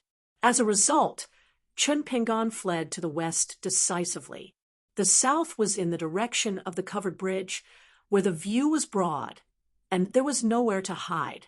According to the comparison of their speed, Chen Pingan estimated that it would be very difficult for him to escape the mountain-moving ape's pursuit once he lost the cover. To the west of the town were deep mountains and old forests. The vegetation was lush, and there were many traps set down by hunters on many secret paths. The mountain path was difficult to traverse. If one did not follow the old paths, it would be extremely difficult. Chen Pingan knew this better than anyone. The young man was not wrong, but he had underestimated the old macaque. As the guardian ape of Xinjiang Mountain, the old macaque had a much deeper understanding of the mountains and rivers than the young man. When the young man leaped off the last roof and landed on the ground, he bent his knees to deftly offset part of the falling force. He quickly turned his head to glance at the scenery behind him before he continued to charge forward with his back bent. As he ran, the wooden bough and quiver disappeared without a trace. In the mountain forest, if Chen Pingan chose to abandon the paths that his ancestors had treaded for generations and ran in a random direction in a panic, they would definitely become a burden. Seeing that the young man was about to enter the water, the old macaque became rather agitated. It looked back in the direction of the Li family's house on Falu Street. As a matter of fact, once they entered the mountain, the old macaque would not dare to say that he had the geographical advantage, but it would definitely be more comfortable than running around with the little brat in the town.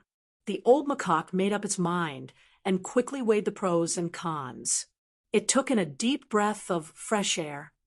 It was just enough to kill if there was not too much deviation.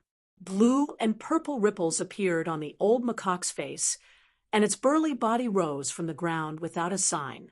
Half of the pitiful house under its feet collapsed because of its stomp.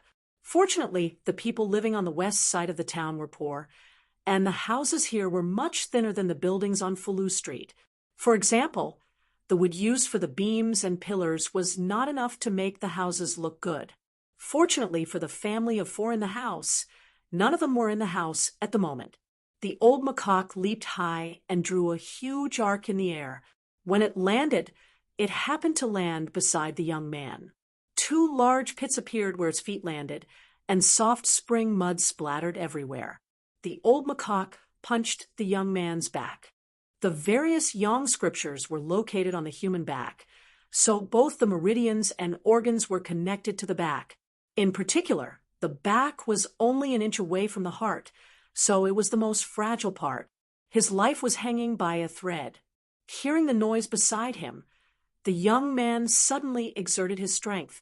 He was 2 to 3 times faster than when he lured the old macaque to step on the rotten roof. This at least meant that the young man had been hiding his strength from the beginning to the end. As a result, not only did the old macaque's punch not penetrate the young man's back and failed to crush his heart, it only grazed the young man's back an inch below his back. Although the young man did not take the punch head-on, he was still sent flying with his feet off the ground, as if he had been hit by a hammer. In the next scene, the young man's breathtaking agility and agility were vividly displayed. Blood trickled down the corner of the straw sandals boy's mouth. After being sent flying by the punch, he was supposed to fall flat on his face. However, the moment the boy extended his hands and placed them on the ground, he bent his elbows and exerted force. His entire body flipped in the air in one smooth motion. After landing on the ground with both feet, he used the inertia of his forward momentum to continue fleeing without slowing down at all.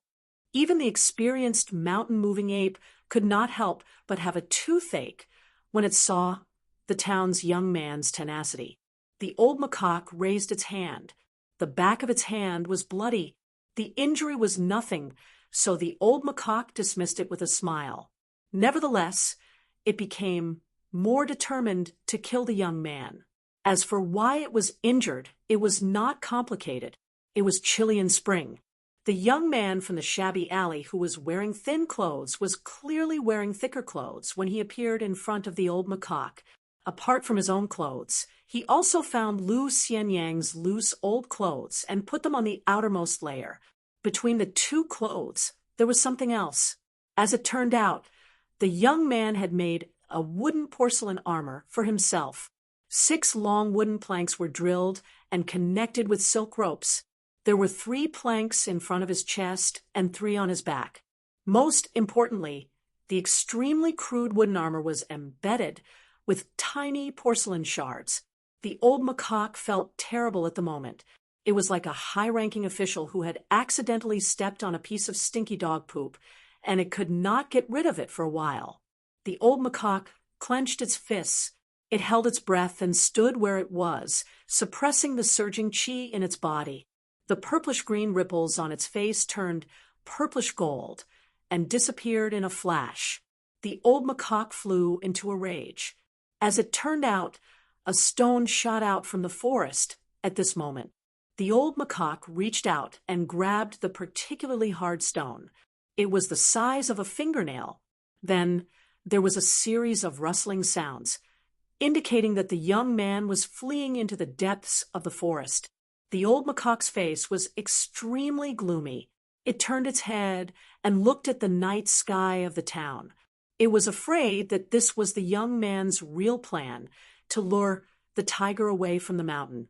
However, the old macaque's intuition told it that it would be best to quickly kill the young man in straw sandals in the mountains.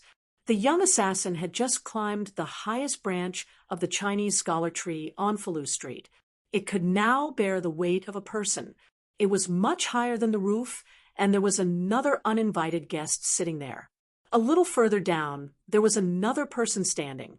The sudden appearance of these 2 people made the frightened family residents pinch their noses and pretend that they did not see them. This was because the white-robed man sitting there was none other than the supervisor. He brought Song Jisun to the Chinese scholar tree, saying that he wanted to bring him to watch a good show. However, it was already the end of the evening. Song Jisun's eyesight was not good enough, so he could only listen to Song Jianqiang narrate the laughable pursuit that began on the roof of Clay Bottle Alley. The man rested one hand on his knee and the other on his cheek as he looked into the distance. In between the narration of the pursuit, He would occasionally interject some secret matters of the town that no one knew, or some random cultivation insights that he had.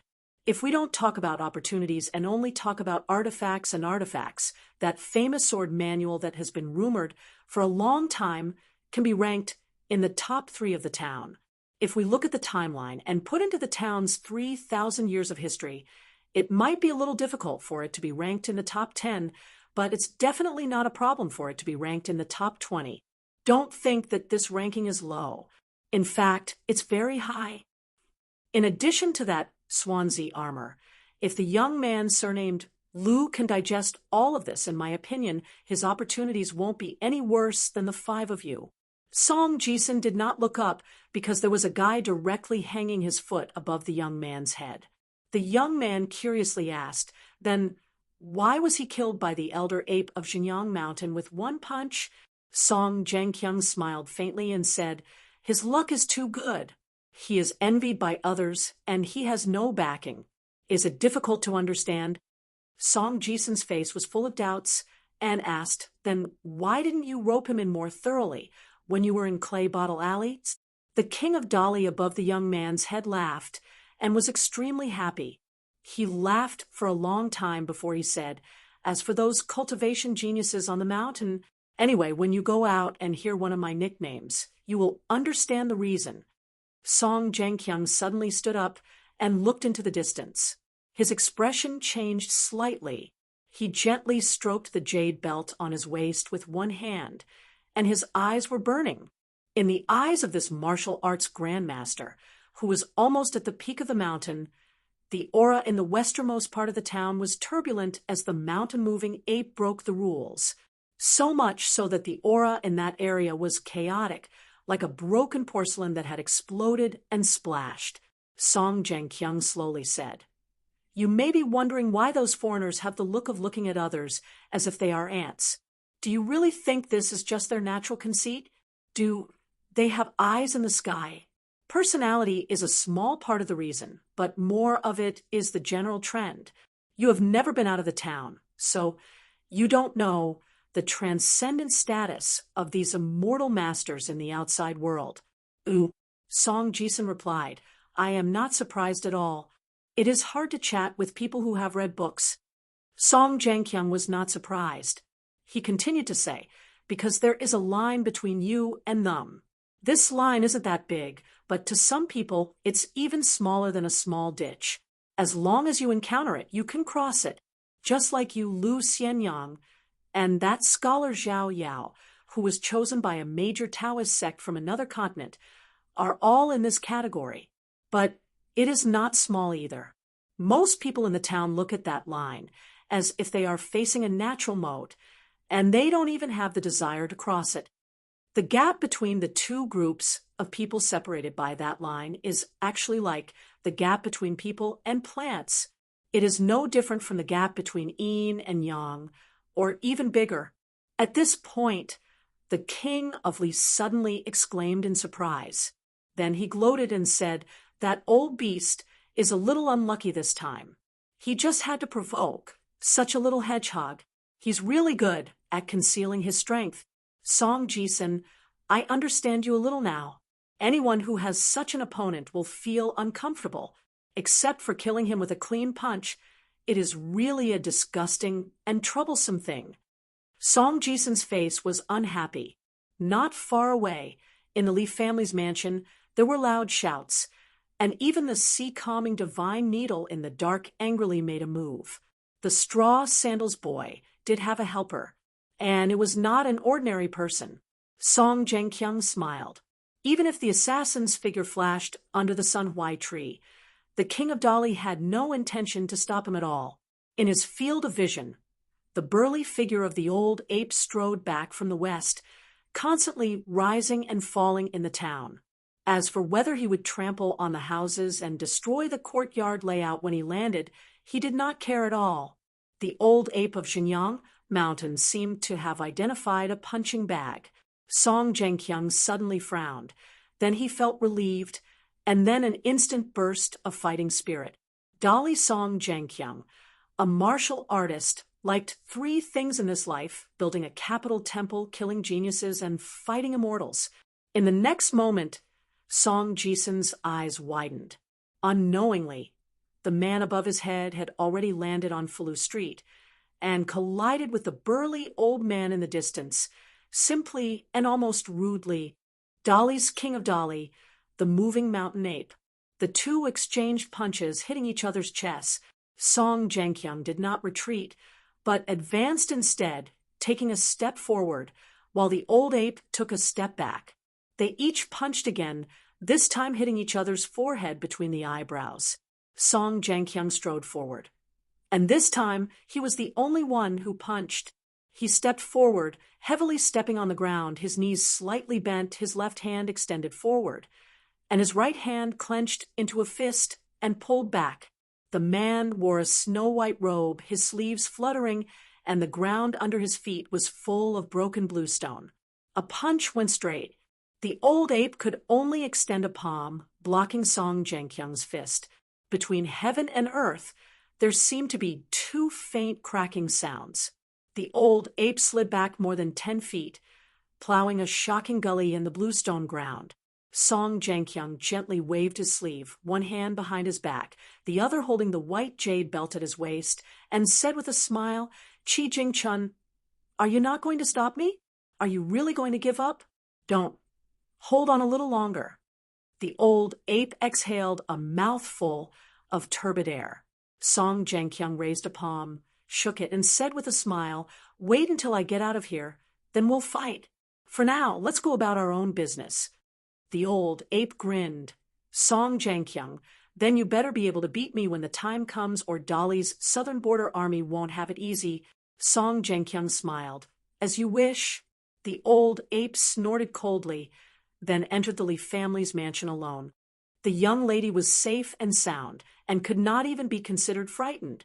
After the old ape understood the details, he realized that it was just a clumsy trick, and after thinking for a while, he rushed to the west of the town with a sinister smile. He entered the mountains to hunt.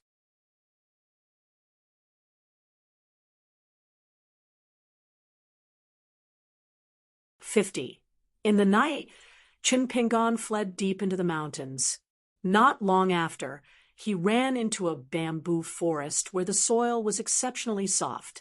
The straw sandals youth began to deliberately increase his footsteps. About half an hour later, when he was about to run out of the bamboo forest, the youth suddenly climbed onto a bamboo on his left and swung to another nearby bamboo. He was more like an ape than the mountain-moving ape of Xinjiang Mountain. After repeating this several times, he finally landed lightly on the ground. He squatted down and wiped his footprints with his hand. When he turned around and saw that he was about 5 to 6 feet away from the first bamboo, he continued to run. In less than the time it took for a stick of incense to burn, the faint sound of the stream could be heard. Not only did the youth not stop running, he leaped high into the air and fell into the stream. Soon, the youth stood up. It turned out that he had landed on a huge rock. The youth, who was incomparably familiar with the landscape, tried his best to widen his eyes. Relying on his extraordinary eyesight and outstanding memory, he jumped on the rocks in the stream and fled all the way downstream. If he continued like this, he would be able to reach the green ox's back by the stream, then the covered bridge, and finally master Ruan's blacksmith shop. However, the youth did not get too close to the back of the green ox. After the stream left the mountain, he suddenly shrank to the narrowest part of the girl's waist and went ashore on the right side. Soon, he heard the girl softly shout, "Qin Pingan, over here." Qin Pingan quickly squatted down and panted. He reached out to wipe the sweat on his forehead. The girl in black whispered, "Can you really trick the old ape to go up the mountain?" The youth said bitterly, "I tried my best." It was Ning Yao, who had also taken a detour from the town's Falu Street. She asked, "Are you hurt?" The straw sandals youth shook his head and said, "It's just a minor injury." The girl had mixed feelings and said angrily, "You're lucky that the old ape didn't kill you for playing like this." Qin Pingan grinned and said, "The old bastard broke the rules once, but If you had made your move a little later, I reckon I wouldn't have succeeded." The girl was stunned, and then said happily, "It really worked? Not bad. Chunpingon." Chunpingon chuckled. Ning Yao rolled her eyes and asked, "What's next?" The straw-sandaled youth thought for a moment and said, "The general direction we agreed on will remain unchanged, but there are some details that need to be changed. The old ape is too powerful." Ew. Ning Yao slapped the youth's head and laughed angrily. "You just realized?" Chunpingon suddenly said, "Miss Ning, please turn around. I want to apply some herbs to my back. Also, help me keep an eye on the stream." The girl turned around and faced the upstream of the stream. Chunpingon took off the outer robe that originally belonged to Lu Xianyang, took off the wooden porcelain armor, and took out the porcelain bottle from the Yang family's shop from a cloth pouch at his waist. He poured out some thick ointment and poured it onto his right palm. He lifted the robe with his left hand and applied it on his back with his right hand. The young man, who was able to bear the pain, couldn't help but break out in cold sweat. Although the girl did not turn around, she still asked, "Is it very painful?" The young man smiled and said, "This is nothing." The young girl curled her lips. What was he trying to show off? In the westernmost house of the small town, a woman sat on the ground and cried loudly. She patted her chest with all her strength and swayed back and forth. Her thin clothes showed signs of exploding at any time. Her pair of dirty young children stood beside their mother, not knowing what to do. There was a simple and honest man squatting outside the house, sighing and moaning, his face full of helplessness. There was an inexplicable hole in the roof, and the cold air of spring had not yet faded. His body and bones could withstand it, but what about his wife and children? Not far away, the neighbors gathered together and pointed. Some said that they had also heard the noise on their roof. At first, they thought it was a stray cat causing trouble, so they didn't take it seriously. Some said that the west side of the town wasn't peaceful today. It was said that a child saw an old immortal in white floating around. His one step was as fast as a commoner's 10 steps. He could even leap onto roofs and vault over walls. They didn't know if it was the lord of the land who ran out of the ancestral hall or the mountain god who came out of the mountain. A young sword practitioner in the Wind Thunder Garden squatted alone in a corner with a solemn expression. Lu Baqiao had been chatting with Mr. Cui at the construction supervisor's office. After hearing about the disturbance in the Li family's mansion, he smelled something fishy. However, no matter how conceited this outstanding talent of the Wind Thunder Garden was, he didn't dare to provoke a mountain-moving ape. He was only considering whether he could watch the fire burn across the river. It would be even more satisfying if he had the chance to trick the old ape. As a result, Lu Baqiao made his way to the eaves of a library in a large mansion. He overlooked the town and searched for the old ape's movements. In the end, he soon discovered the abnormal activity in the mud bottle alley in the west side of the town. As a result, the bold Lu Baqiao secretly kept an eye on it. In the instant that the mountain-protecting ape of Jinyang Mountain did not hesitate to circulate its qi, Lu Baqiao had no choice but to move his natal flying sword that he had nurtured in his Mingtang acupoint after being injured. It became restless and was almost about to unsheath. This was because in this strange world, the level of cultivation was directly proportional to the strength of the heavenly way's suppression. According to Lu Baqiao's estimates, the mountain-protecting ape did not have it easy. Even if it could forcefully circulate its qi and use its tough physique or supreme ability to suppress the boiling of its qi caused by the heavenly way, the number of times it could cheat was definitely not too many. Otherwise, it would have to bear the great risk of a flood bursting through the dam. It was not impossible that its years of cultivation would be destroyed in a single day. Taking a step back, every time it took action as an immortal outside of this world, it was already a loss. In fact, it was equivalent to shortening the lifespan of a mortal. However, when Lu Baqiao saw the 2 large pits where the old ape had landed after collapsing the roof, The genius of the sword from the Wind Thunder Garden began to rejoice that he had not acted rashly. Otherwise, he would have drawn trouble to himself, given the density of the old ape's fresh chi back then. If it had not discovered the activity in the Lee family's mansion on Falu Street and had to confirm the safety of the little girl on Jinyang Mountain, it might not have been completely certain that it could kill the cunning youth with straw sandals. However, if it were to kill Lu Baqiao, it would definitely be able to kill him. Of course, the old ape was not blind, nor was it an idiot. When his natal flying sword was about to be drawn, the mountain-guarding ape must have sensed his presence.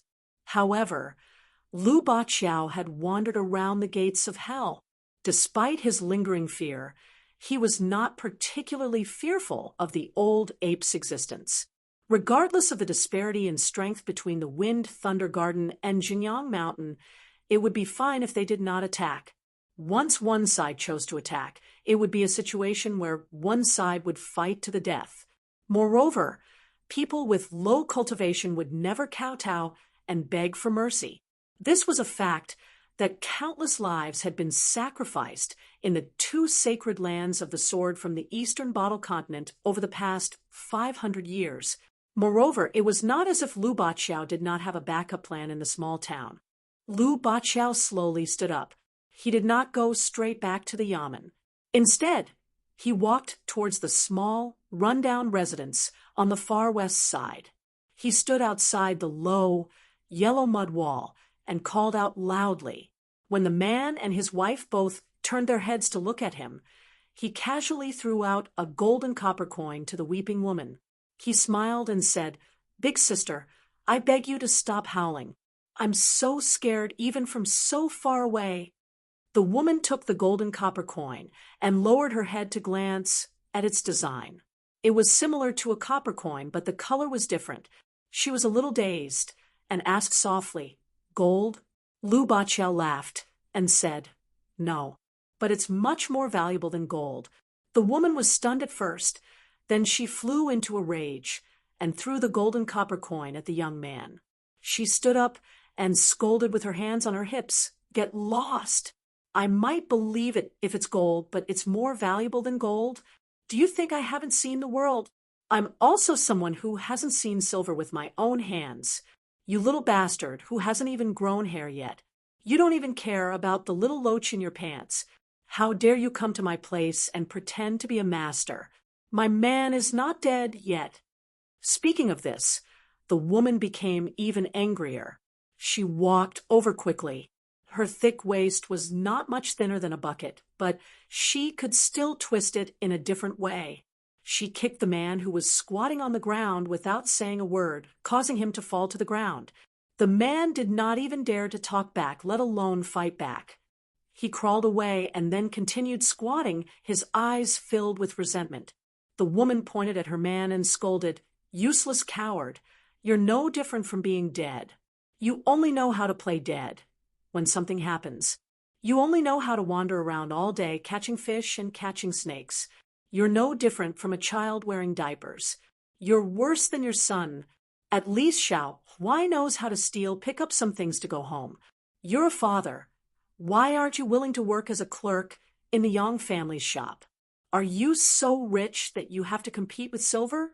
You don't even know how to do proper work all year round." Speaking of this, the woman with a bosom worthy of the word spectacular suddenly smiled. "If it weren't for the fact that you can still torment people at night, I'd be willing to spend my days with you." The neighbors who were watching the show burst into laughter. There were also young and strong men who whistled and said dirty words. The woman finally pointed her spear at the culprit again and roared, "Why aren't you getting lost? You haven't weaned yet, have you?" Lu Baqiao had never seen such rustic behavior. Not only did he not find it despicable, but he also found it quite interesting. He watched the show with relish. Even though he was badly scolded by the woman, he did not get angry but laughed instead. Every time he quarreled in the Wind and Thunder Garden, he would feel a kind of loneliness. He felt that he had good martial arts skills but had no equal opponent. He never thought that he would finally have a place to use his skills today. He became excited and said with a cheeky smile, "So what if I haven't weaned? Big sister, can you help me?" The woman raised her eyebrows and sneered. "I'm afraid that I'll accidentally suffocate you to death. You can go to Granny Ma in Apricot Blossom Lane. You can eat until you're full." Suddenly, laughter shook the sky. Although Lu Baqiao did not know who Granny Ma was from the reaction of the audience around him, he knew that he had been defeated miserably. The young sword cultivator gave a thumbs up and said with a bright smile, "Big sister, you win." Then he clamped the gold fine copper coin with 2 fingers and shook it. "You really don't want it?" The woman was obviously hesitant and suspicious. At this moment, someone in the distance helplessly shouted, "Baqiao, Mr. Cui wants you to go back quickly." Lu Baqiao heard the voice and turned his head. It was Chun Songfeng, a disciple of the Chun family in the Dragon Tail Commandery. Beside him stood a tall and cold woman. She was empty-handed and did not carry any weapons. Her appearance was not outstanding, but her figure was indescribable. Her pair of long legs was very much to Lu Baqiao's liking. She was Chun Songfeng's distant relative. As for how distant, Chun Songfeng had never taken the initiative to mention it. The woman had always called Chun Songfeng by his name. Along the way, the 3 of them usually got along. Lu Baqiao did not feel that the woman was arrogant, just that her temperament was naturally cold. Since Cui Minghuang had spoken, Lu Baqiao did not dare to stay any longer. He followed the 2 to Falu Street, but when he left, he subconsciously glanced at the middle-aged man with a frown. A sloppy man mixed in the crowd hesitated for a moment. After the neighbors dispersed, he walked alone to the courtyard. The woman was about to bring her son and daughter to live with her parents. She was really unwilling. Her parents were all snobbish and looked down on the man she had chosen. Therefore, in these years, except for festivals, they rarely interacted with each other. But this kind of unexpected misfortune, the woman had no choice. She wanted to be more unyielding and bring her son and daughter to live in an inn for a few days. She wanted to be the daughter-in-law of a rich man. But unfortunately, she was embarrassingly short of money. She was so poor that she could not even make a sound. She could only thicken her skin and return to her parents' home to be looked down upon. So, the more the woman thought about it, the angrier she became. Before she left, she fiercely pinched her husband's waist until his entire face was crooked. The 2 children were used to this scene. Not only were they not worried about their parents quarreling, they were even secretly laughing. The woman's eyes were sharp. She saw the sloppy man hiding by the door sneakily and immediately scolded, "Surname Zheng, are you here to steal my clothes again? Are you a dog? Rabbits don't eat the grass near their burrows. No matter how much I don't want to admit it, I still have 8 lifetimes of bad luck. I'm your sister-in-law. How can you bear to steal it?" The sloppy man wanted to cry, but had no tears. He even had the heart to die. "Sister-in-law, I swear to heaven and earth, I just forgot to buy candy for your family's Xiao Huai." So he deliberately said that. "Sister-in-law, how can you really believe it?" The little boy had an innocent face. Of course, the woman trusted her child more. She raised her hand and was about to slap the man. The latter quickly shrank his neck and ran to the side. He shouted to the man squatting on the ground, "Senior brother, why don't you persuade sister-in-law?" The man said in a low, muffled voice, "I don't dare to persuade her." The sloppy man sighed. "This world can't let honest people survive." The woman held the children in each hand and walked to the courtyard door. Suddenly, she turned her head and threw a coquettish look. She smiled and said, "Surname Zheng, bring more money next time. Sister-in-law will sell it to you. I'll only charge you 50 copper coins each. How about it?" The sloppy man's eyes lit up. He said timidly, "Isn't it a little expensive? The new clothes from the shop in Apricot Blossom Lane. The fabric is the best, but it's only this price." The woman changed her face faster than flipping a book. She scolded, You really dare to have such bad thoughts? Go to hell. You deserve to be a bachelor for life. Your life is worthless. If you die at the East Gate one day, no one will collect your corpse. After the woman and the children left, the sloppy man jumped back lightly and sat on the wall of the courtyard. He said angrily, "Senior brother, I don't want to criticize you, but you're really blind. That's why you chose such a shrewish woman as your wife." It turned out that this sloppy man was the gatekeeper of the East Gate of the town. His surname was Zheng, and he was a bachelor. The honest man who was still squatting on the ground in the courtyard jumped out. "I'm happy." The gatekeeper of the town, who was in charge of collecting money from outsiders, was silent for a moment. He said, "Master asked you to bear with it for the time being. Don't fight with others." The gatekeeper looked up and glanced at the pitiful roof. He suddenly laughed. "Master also said that if you really can't bear it, you can find your wife to vent your anger. Anyway, sister-in-law isn't afraid of you tormenting her. She likes this kind of attitude." The man who couldn't even beat a fart with 10 sticks raised his head and looked at the sloppy man on the low wall. The latter quickly changed his words. Okay. Zheng Dafeng said it. Master didn't say such things." The honest man stood up. He had a short stature and bronze skin. The muscles on his arms were bulging, causing his sleeves to be stretched. He was also a little hunchbacked. He said to the gatekeeper in a bad mood, "If master is willing to say more than 10 words to you, I'll take your surname." The gatekeeper repeated his master's words in his heart. He then counted with his fingers. It really wasn't more than 10 words. The sloppy man first cursed, then he was very discouraged and sad. He actually revealed his true feelings for the first time, so he looked especially pitiful. The hunchbacked man asked, "Is there anything else?" The gatekeeper nodded. "Master asked you to deal with that person." The hunchbacked man frowned. He habitually squatted down and faced the house. He said in a muffled voice, "Why should I?"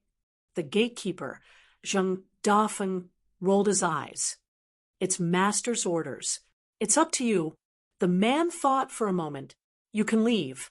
Next time, if I see you stealing sister-in-law's things, I'll break your 3 legs. The sloppy man, Zheng Dafeng, was furious. "Lier, explain it to me. Who stole your wife's clothes? How could you believe such nonsense? Is your brain flooded with water?" The man turned his head and looked at his angry junior brother. His face darkened, and he remained silent. Zheng Dafeng was like a resentful girl who had been wronged. He said in grief and indignation, "I won't dare to do it again. Is that okay?" The gatekeeper stood up and tapped the ground with the tip of his foot. Like a locust tree leaf, he floated into the street. When he was far away, he dared to curse, "Lier, I'm going to find sister-in-law to buy her underwear." The sloppy man ran faster than a dog as he said those harsh words. However, the honest man had no intention of getting up. He spat out a word. "Coward." The 3 of them returned to the yamen. The Confucian gentleman from Lakeview Academy, Chui Ming Huang, had been waiting in the main hall for a long time. When he saw the unfamiliar woman, Chui Ming Huang stood up and nodded in greeting. The woman nodded back. Her expression was still cold. In Lu Baqiao's private words, it was as if the whole world owed her a lot of money. After the 3 of them sat down, Chui Ming Huang smiled at Lu Baqiao. "It's good that you didn't make a move. Otherwise, you would have caused a big mess. You didn't see it. Just now, our supervising officer Song and that Qingyang Mountain's mountain guardian ape clashed 3 times on Falu Street. It caused quite a commotion. To be honest, no matter what kind of rare opportunity you encounter, I advise you not to make a move. Don't think that you can take advantage of it." Lu Baqiao asked curiously, "Don't tell me that old bastard defeated Song Zhangqiang with 3 punches? Song Zhangqiang is so useless? Didn't they say that he's already at the threshold of the 10th realm? He's only half a step away from that realm." Chui Ming Huang said helplessly, "In any case, we're staying at Officer Song's place. Can't you be a little more polite?" Chun Songfeng sighed. It's Officer Song who has the upper hand, even if it had nothing to do with the vassal of Dali. As long as one was a cultivator, it was impossible not to be fascinated by such a feat after hearing about it. A pure martial artist who only used his physical body to fight a mountain-moving ape to the end. Most importantly, this person even had the upper hand. The woman sat at the side with her eyes closed. Her hands were naturally placed on her knees. When she heard this, her fingers moved slightly. She was also hurriedly found by Chun Songfeng. Originally, she planned to wander around the small town. The reason why she didn't insist and followed Chun Songfeng to find Lu Baqiao before returning to the Yamen was because she did as the Romans did. As for whether Chun Songfeng could gain some benefits from the old locust tree and obtain a few ancestral shade locust tree leaves, the woman with the same surname Chun didn't care. However, when Chun Songfeng found her, she could still clearly feel the young man's deliberately suppressed excitement. It was most likely due to his bountiful harvest. The number of locust tree leaves that fell exceeded the expectations of Dragon Tail County's Chun clan's patriarch. Lu Baqiao suddenly held his stomach and laughed. That old bastard suffered a huge setback this time. How delightful! He was actually led by the nose through half of the small town by an ordinary youth. Haha, this is the biggest joke in the world. It's enough for me to talk about in the Wind Thunder Garden for 10 years. When the time comes with the temperament of those country bumpkins from Xinjiang Mountain, they'll definitely jump out and say that the Wind Thunder Garden is slandering them. If you have the ability, show me the evidence. I'll show you the evidence. If it weren't for the small town's prohibition of spells, and the price of breaking the rules is too high, I'd copy this scene into the voice and appearance mirror even if I die. Cui Minghuang's expression suddenly changed slightly. He shouted at Lu Baqiao, "Baqiao?" The woman opened her eyes almost at the same time. Lu Baqiao was just about to ask what was going on, but he suddenly shut his mouth. Soon, a white-robed man slowly walked in. After crossing the threshold, he smiled at Lu Baqiao and asked, "What's so funny? It's better to have fun together than to have fun alone. Why don't you let me have some fun too?" Cui Minghuang had already stood up and was about to speak. He meant to give the main seat to this Dali vassal king.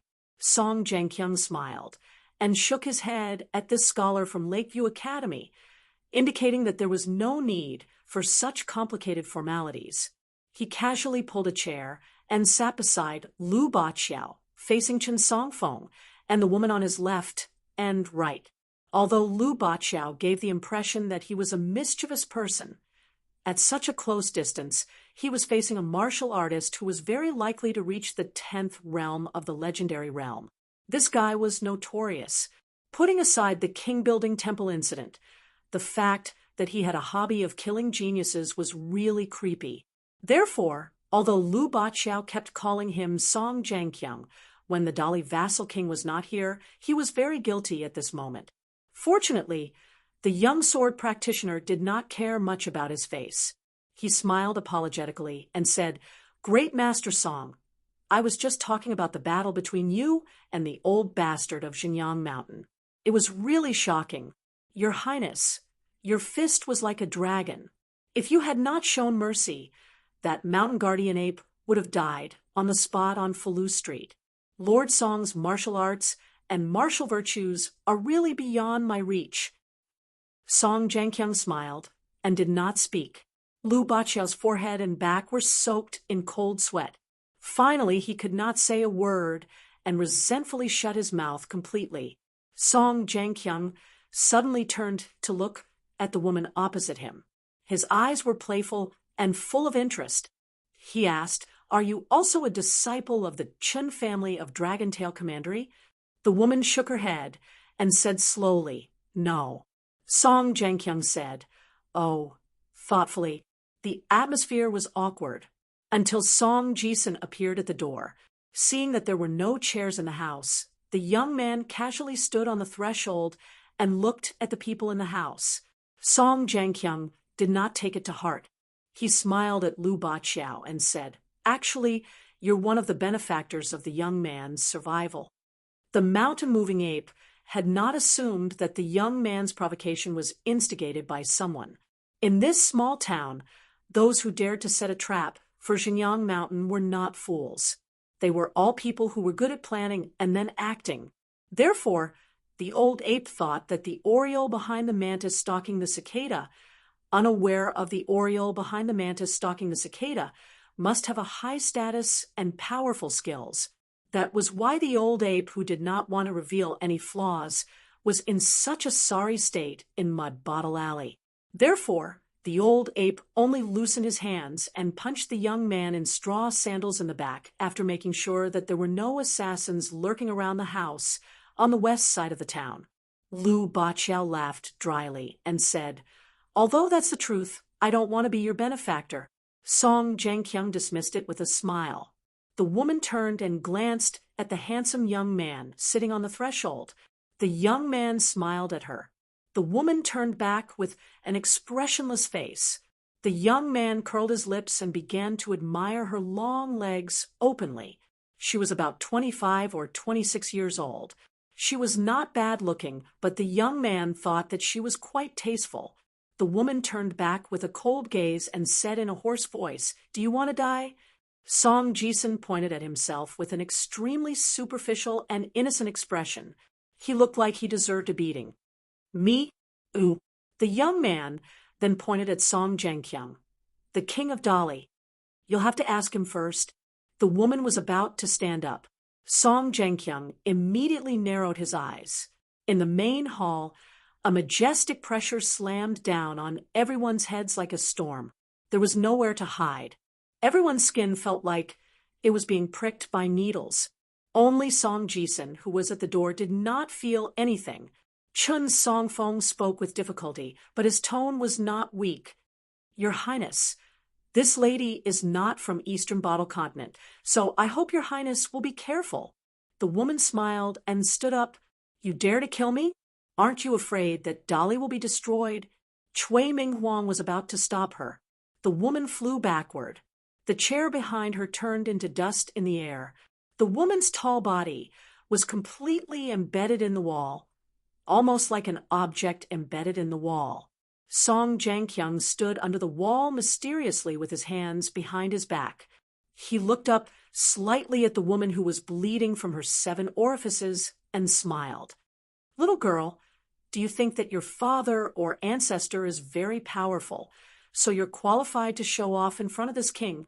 What's that word again?" The king turned to look at his nephew with a smile. The young man smiled and said, "Jew, nonsense."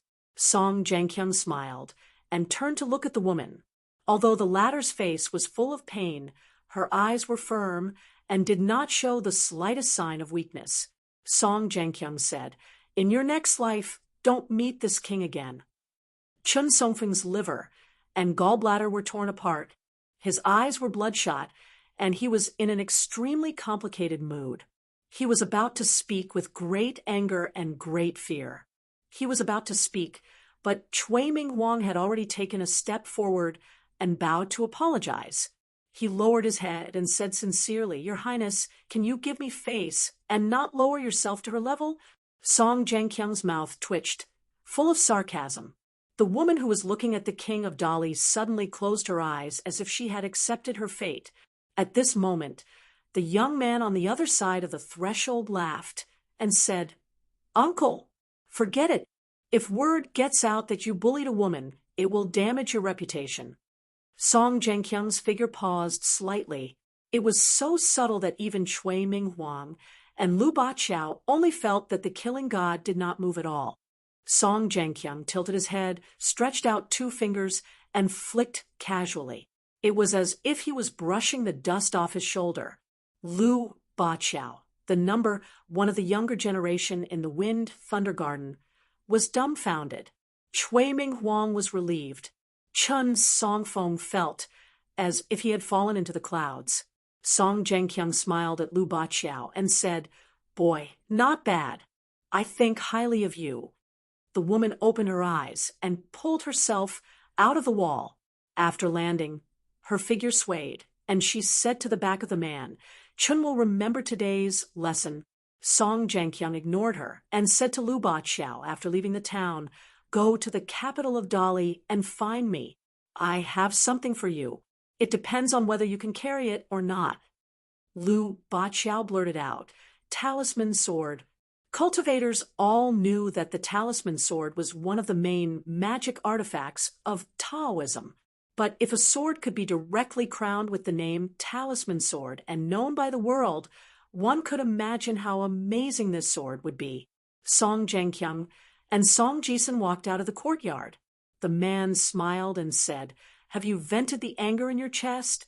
Song Jisun nodded and said, "More or less." Regarding the incident with Chun Pingan, this guy even tricked his own nephew. Of course, Song Jisun was full of resentment. Song Jisun suddenly frowned and asked, "That woman seems to have a strong background. Uncle, aren't you afraid that if you beat the young one, you'll provoke the big one? And if you beat the big one, you'll provoke the old fart? If the county records are not lying, then I know how powerful those old bastards are. When the time comes, will Dolly really be fine?" The man calmed the young man with one sentence, "You've underestimated Song Jianqiang."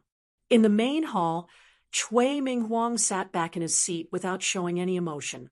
Lu Baqiao slumped against the back of the chair and said with lingering fear, "Oh my, is the difference between the 7th and 8th realms so big?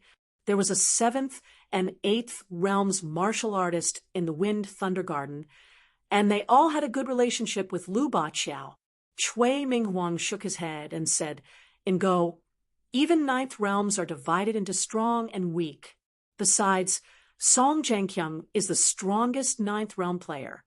Then Cui Minghuang looked at the woman called Chen Duan and asked with concern, "Miss Chen, are you all right?" The woman was also a ruthless person. Although her face was pale, she still smiled calmly and said, "I'm fine." Chun Songfeng seemed to be even more terrified than the distant relative of this person. Cui Minghuang sighed inwardly. It would be difficult for the Dragon Tail County's Qin clan to stand out in the upcoming chaos. Lu Baqiao clicked his tongue and said, "You can bounce my flying sword back to my acupuncture point with a flick of your finger without hurting my spirit at all. That's unbelievable." Cui Minghuang joked, "Now you know that there's always someone better than you, right?" Lu Baqiao laughed evilly and said, "Someone better than you? Mr. Cui, you're not a gentleman at all." Cui Minghuang didn't know whether to laugh or cry. He couldn't be bothered to pay attention to this idiot. Lu Baqiao thought for a moment and comforted the woman with the strange name. He didn't want her to take things too hard and go looking for trouble with Song Jianqiang. If that happened, everyone in the room would have to bear the consequences. Big Sister Chen, although I'm saying this to boost other people's morale and diminish my own, it's not shameful to lower your head and take a step back when you meet Song Jianqiang. Chen Songfeng wanted to say something but stopped. However, the woman grunted and said indifferently, "Song Jianqiang is indeed qualified. I'm not unconvinced, I'm just unwilling to accept it." Lu Baqiao said heartlessly, "Actually, it doesn't matter if you're unwilling to accept it. Look at me, I'm so happy right now. When I return to the Wind and Thunder Garden, I'll have another 10 years to brag about. I actually fought Dali Song Jianqiang. Even if it was only one move, Lu Baqiao, came out unscathed in the end. Of course, if I can really get that Dali's talisman sword, I'll brag about it for 100 years. The woman's thoughts turned elsewhere. She couldn't help but think of the young man sitting on the doorstep, the young man who could stop Song Jianqiang from killing people with just one sentence. After the old shopkeeper of the Yang family's shop returned to the town, he went straight to the courtyard behind his shop. It was neither big nor small, just big enough for the 3 workers in the shop to live in. The shopkeeper pushed open the door to the main room in the backyard and saw an old man sitting on a chair, fiddling with his old tobacco pipe. After the shopkeeper closed the door, he called Old Man Yang. The old man quickly put down the old bamboo pipe and poured a cup of tea.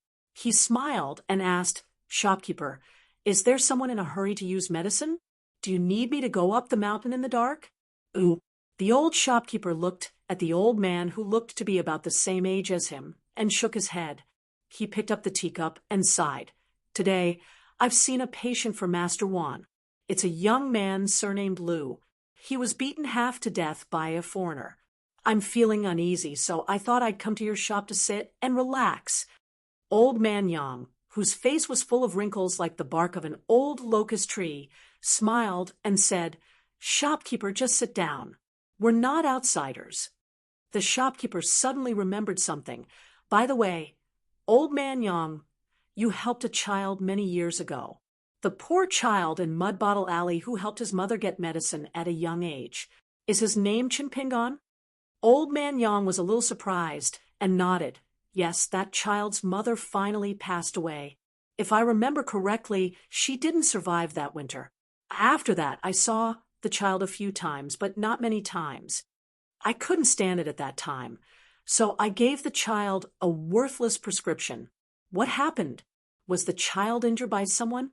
The shopkeeper took a sip of tea and smiled bitterly. "Didn't I just say that the young man's surname is Liu?" Old man Yang, you really have a bad memory. Old man Yang laughed and didn't care.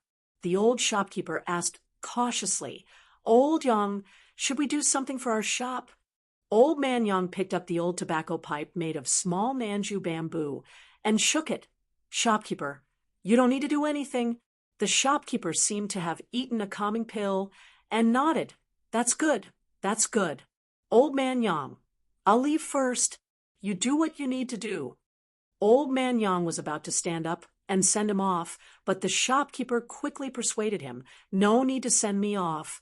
After the shopkeeper walked down the stairs, he looked back and saw old man Yang was about to close the door. After looking at each other, old man Yang grinned, and the shopkeeper quickly turned around and left. When the shopkeeper took over the shop in his middle age, his father, who was dying on the bed, said some strange words. "If the shop encounters a big problem, find old man Yang and do as he says." This sentence seems to have been passed down from your grandfather's grandfather. In the future, when you pass down the shop to the next generation, don't forget to say this. You must not forget. At that time, the old shopkeeper nodded vigorously in agreement. Only then did the old man swallow his last breath and pass away peacefully with his eyes closed. The night gradually deepened. Old man Yang lit an oil lamp. As he smoked, the old man thought of some things that happened in the past. They were all trivial matters that no one would care about. An ancestral house that had been passed down from generation to generation was neatly tidied up. It didn't look like a family in Clay Bottle Alley. An honest man squatted in front of the courtyard. Looking at a delicate and pretty child, he asked with a smile, "Son, after the new year, are you an adult?" The child raised his hand and said in a lively and childish voice, "Father, I'm 5 years old, so I'm an adult." The man smiled and felt a little sad. "Then when father is not here, mother will be handed over to you to take care of. Can you do it?" The child immediately straightened his back. "Yes." The man smiled and stretched out a big hand full of calluses. "Pinky promise." The child quickly stretched out his small white hand and happily said, "Pinky promise, I won't change it for 100 years. The father and son Pinky hooked their pinky fingers, and their thumbs were tightly pressed together. After the man let go, he slowly stood up and turned his head to look at the graceful figure, who was busy in the main room. Then he suddenly strode away. The child behind him shouted, "Father, Tonghulu is delicious." The man's lips trembled. He turned his head and squeezed out a smile. "I know." In the end, the child was sensible. He blinked his eyes. "The small ones are more delicious." The man quickly turned his head and didn't dare to look at his son again. He continued to walk and murmured, "Son, father is leaving." In the Yang family shop, A child who came to buy medicine every few days was pushed out of the shop by an impatient shop assistant. The young shop assistant scolded, "How many times have I told you? These few pieces of silver can't even buy the dregs of medicine. How can you be so annoying and block the way for half a day? We are a medicine shop. We are doing business, not a temple. There is no bodhisattva for you to worship. If it weren't for your young age, I would have hit you. Get out, get out." Ooh. The child clenched the shriveled money bag tightly. He wanted to cry, but he insisted on not crying out loud. He still repeated the same words over and over again. "My mother is still waiting for me to boil the medicine. It has been a long time. My family really has no money, but my mother is really sick." The young shop assistant casually picked up a broom and pretended to hit the child. The child, standing outside the door, was so scared that he squatted down and covered his head with both hands. His left hand still didn't forget to hold the money bag tightly. After a long time, the child raised his head and found a stern-faced old man standing there looking at him. The young shop assistant had resentfully put down the broom and busied himself with the matter at hand. The old man stretched out a hand. "Give money when you buy things. It is a matter of course for businessmen to make money. As for how much you earn, it depends on your conscience, but there is absolutely no reason to lose money. So give me the money bag. I will accept those few pieces of silver. Today, I will give you the medicine needed for your mother's treatment on credit, but you have to pay back the money later. You are not allowed to owe the shop a single cent, little guy. Do you understand?" The child blinked his eyes. He was confused, but he still handed over the money bag. In the end, the old man leaned on the counter with some effort. Then he looked at the child, whose head was almost invisible, and asked, "You know how to boil the medicine?" The child pecked at the rice. "I know." The old man frowned. "You really know?" This time, the child only dared to gently nod. The young shop assistant laughed in the distance. Our Master Lou went to Mud Bottle Alley at that time. After treating his mother, he taught the child once. Later, he was worried and personally watched the child suffer. It's strange. A big kid unexpectedly didn't make any mistakes. Master Lou said it himself, so it should be true. The old man waved to the child. "Go." The child happily carried a large bag of medicine wrapped in butter paper and quickly ran back to Mud Bottle Alley. His mother was lying on the wooden bed. After the child tiptoed into the house, he found that his mother was still sleeping. He touched her forehead and found that it was not hot. He was relieved. Then the child quietly moved one of his mother's hands back to the quilt. The child went to the kitchen outside the house and began to boil the medicine in a clay pot. Taking advantage of the time, he began to cook. The child needed to step on a small stool. The child vigorously turned the spatula and choked on the hot water. He didn't forget to nag. "It must be delicious. It must be. Otherwise, mother will lose her appetite again." A child who was only 5 years old carried a basket almost larger than himself and walked to the mountain outside the town. This was the child's second time entering the mountain. The first time, old Yang of the Yang family shop took care of the child's weak leg strength, so he walked very slowly. In addition, the old man only taught the child to pick a few kinds of herbs, and the basket was also carried by the old man, so it was actually easy to enter and leave the mountain. Today, it was different. The child carried the basket under the hot sun, and there was a burst of burning pain on his back. The child walked while crying. He gritted his teeth and walked forward. That time, the child returned to the Yang family shop after dark. There was only a thin layer of medicine in the basket. Old Yang was furious. The child cried and said that his mother was the only one at home. He was afraid that his mother would be hungry. Otherwise, there would be more medicine. He said that he could get up early tomorrow and enter the mountain. The old man was silent. He turned and left, only saying that he would give him another chance. Less than 2 months later, The child's hands and feet were full of calluses. One day, a sudden rainstorm made the child, who had forgotten the time while picking herbs in the mountain, separated on the other side of the stream. Looking at the raging flood, the child wailed in the heavy rain.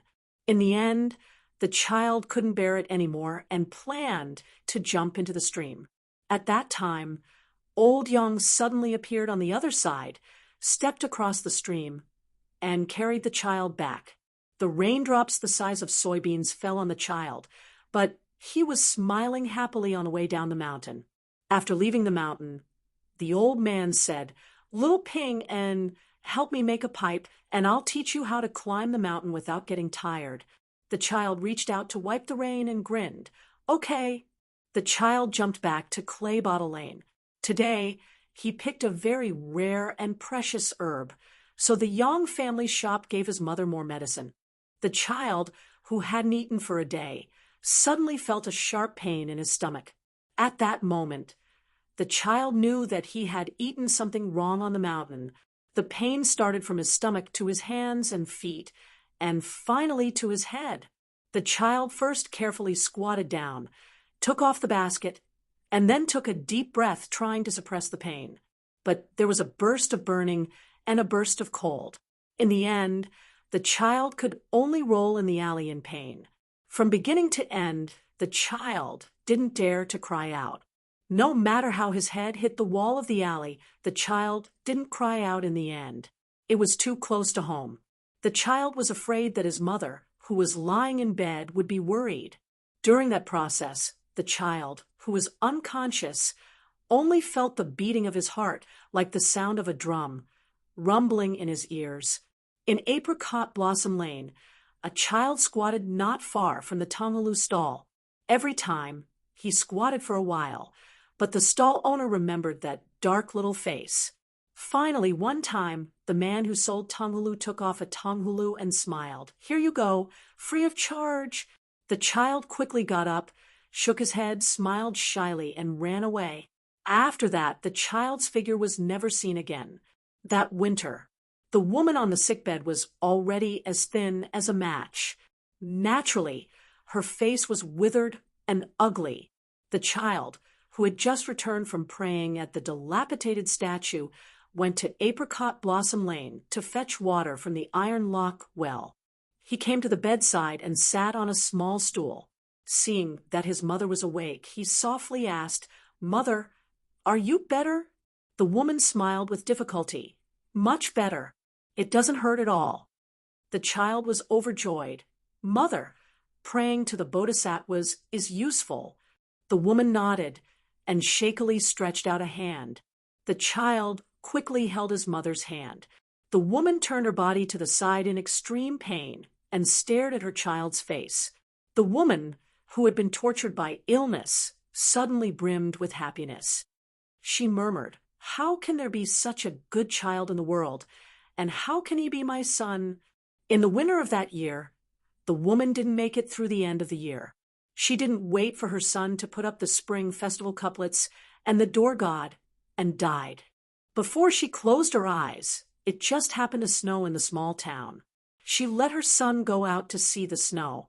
The woman listened to her son's footsteps running out of the house. She closed her eyes and piously murmured, fragmented piece, my little Pingon, years apiece, years apiece, years apiece, years apiece, years apiece." From that day on, Chin Pingon became an orphan. It's just that he turned from a child to a teenager.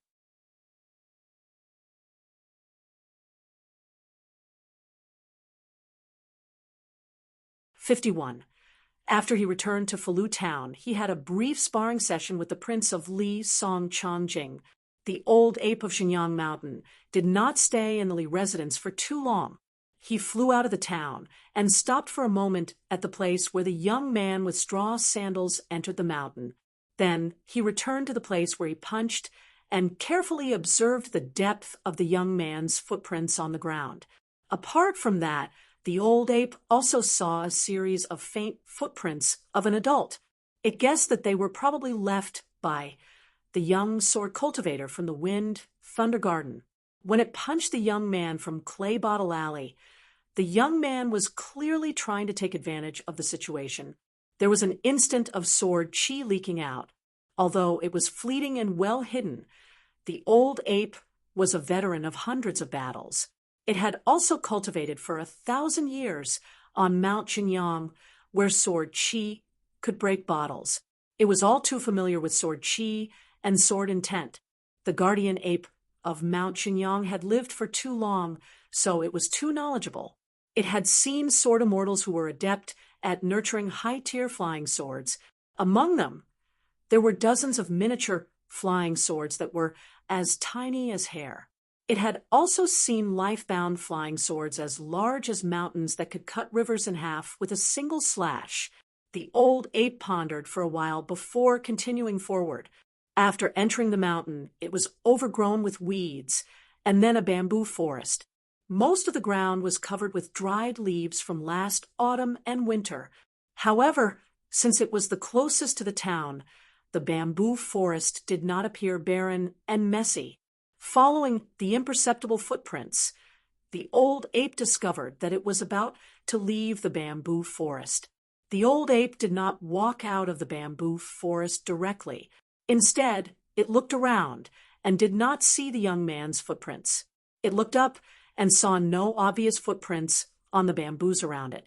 However, the old ape still did not pursue the young man up the mountain. Instead, it rose from the ground and stepped on the top of a thick bamboo. It slightly increased its strength and leaned its body toward the mountain. The bamboo bent and was about to collapse when the old ape suddenly dispersed its aura. Its burly body was as light as a feather. Without the heavy burden, the bamboo immediately rebounded and straightened. The old man stood on the top of the bamboo like a deity riding the wind. His body swayed slightly with the bamboo. After looking around and looking down, the old ape finally discovered some clues. The corners of its mouth twitched, and it looked to its left.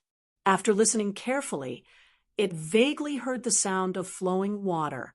The old macaque sneered. "You're as cunning as ever."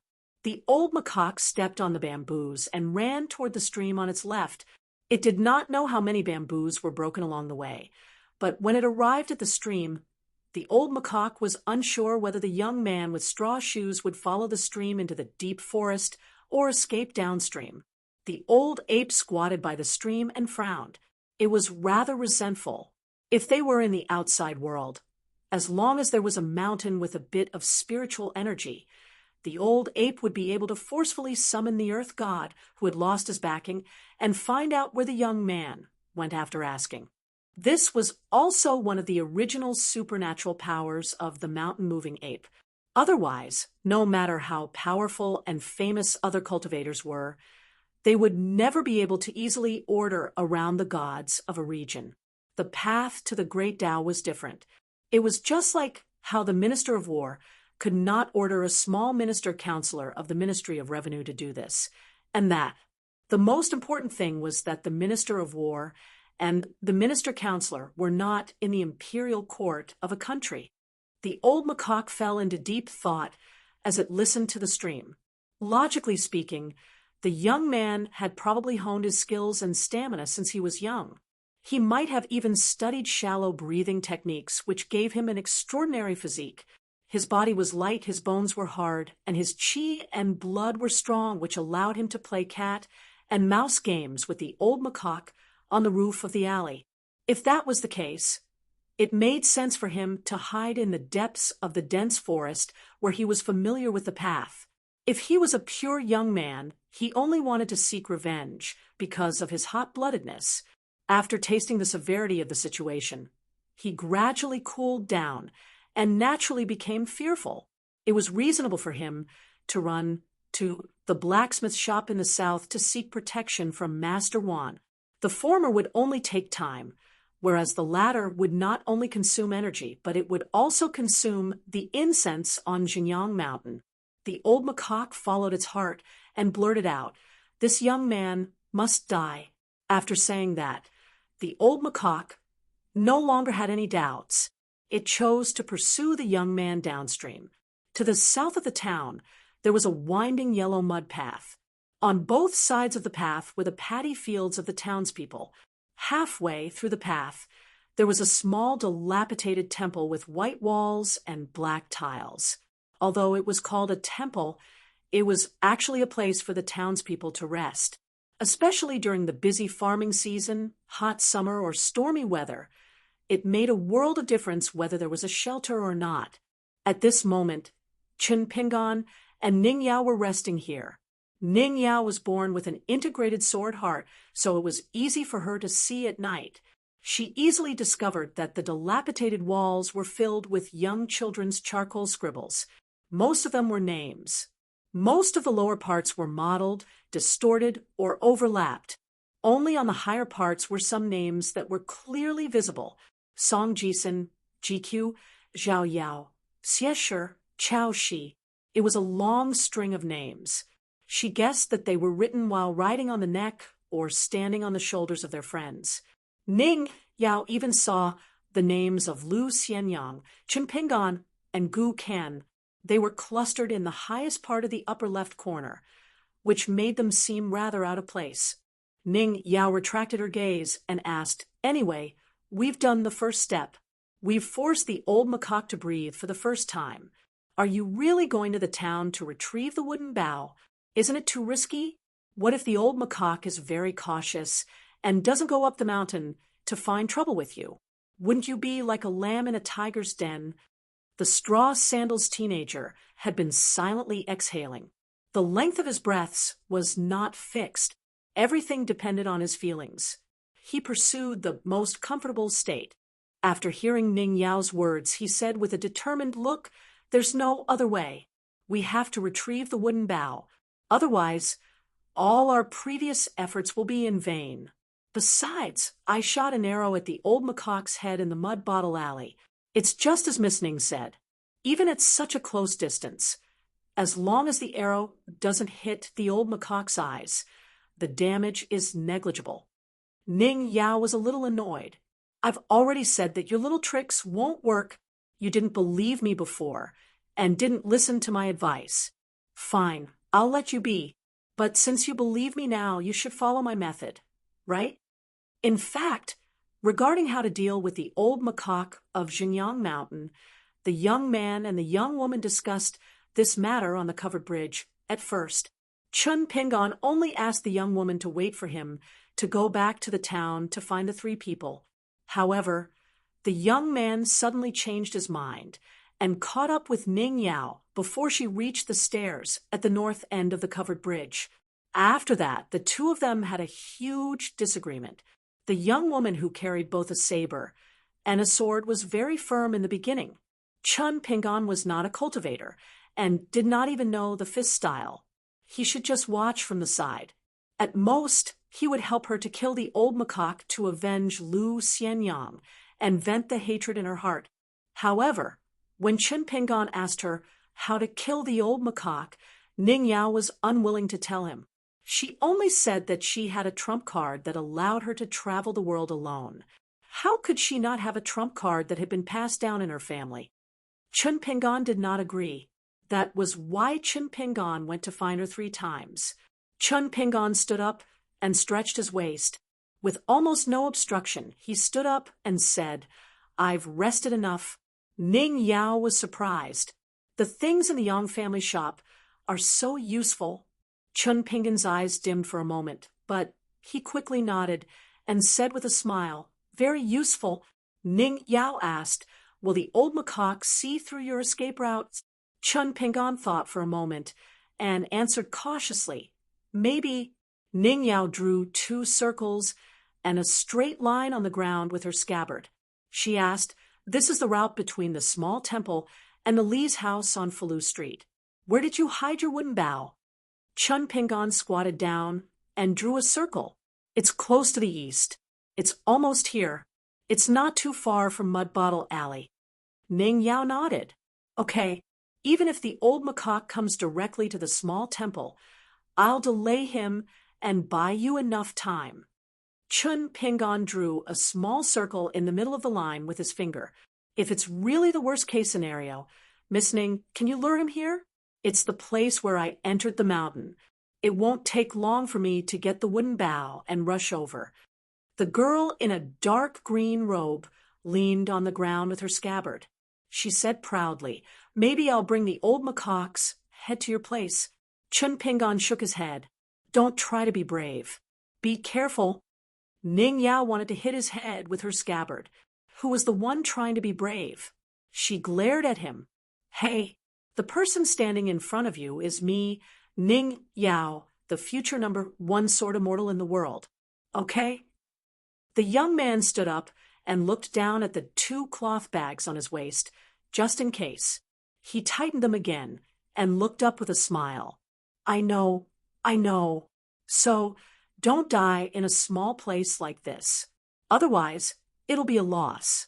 When you become a big shot in the future, as a friend, I'll be able to bask in your glory." Ning Yao sighed. "Chun Pingon, you're so wishy-washy and indecisive. I advise you not to marry a wife in the future. Just find a random girl and marry her." The young man chuckled and didn't refute. Just as he was about to leave the temple, Ning Yao said, "I'll send you to the stream first. Then I'll go northwest for a while to prevent the old macaque from worrying about the safety of the little girl. Not long after I left the bamboo forest, I didn't find any trace of you. I gave up the chase and turned back to the town." Ooh, Chun Pingon thought about it and didn't refuse. The young man and the girl ran to the stream together. The girl's breathing was like a great river. The water was deep and the undercurrent was surging. The young man's breathing was like a stream, thin and long. The atmosphere was different. Ning Yao couldn't help but ask, "Will the wooden bough's arrowhead really work if you smear that herb on it?" The young man replied, "It's useful on a 200-pound wild boar anyway. It should work on the old macaque too." Ning Yao didn't say anything else. The two of them approached the stream, which was where the young man with straw sandals had come ashore. The young man and the girl unleashed their strength almost at the same time. They leaped up high and jumped to the opposite bank. The girl held her scabbard and slowed down after landing. The young man sprinted, jumped across the river, and ran after landing.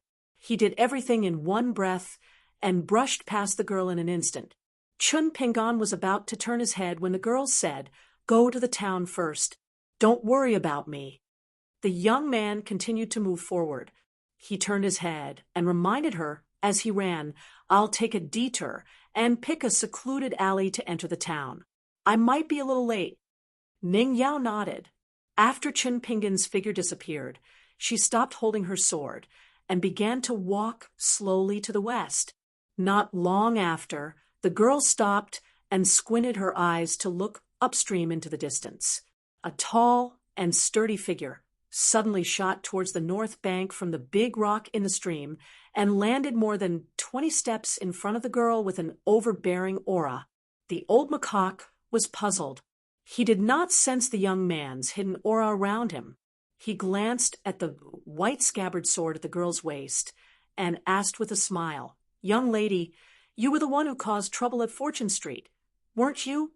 The girl held her sword and saber hilts in silence.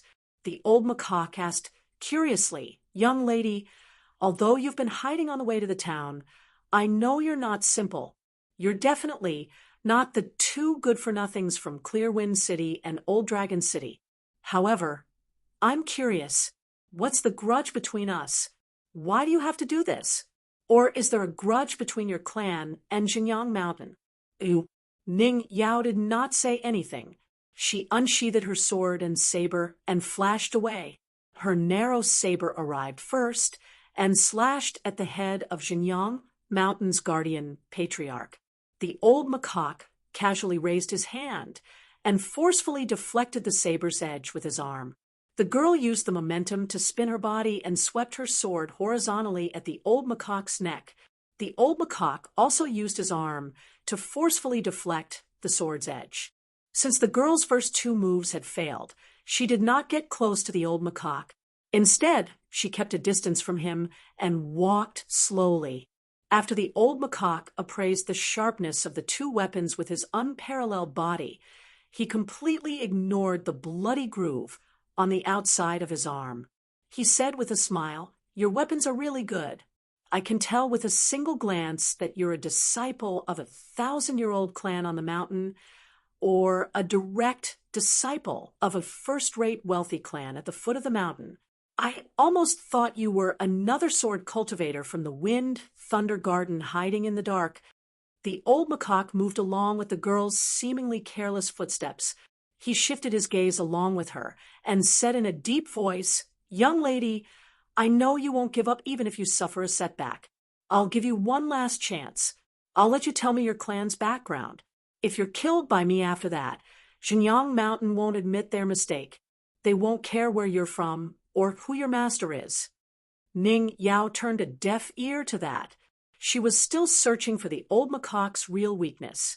After all, she was not the vassal king of Dali, who had touched the threshold of the 10th realm. She could not take on a mountain-moving ape head-on. The old macaque, who thought he had already given in too much, sneered. "Since you don't know what's good for you, I'll let you be. You're tuning in to the Warrior Lore YouTube channel. Don't forget to subscribe and join us on this journey to catch the most captivating stories.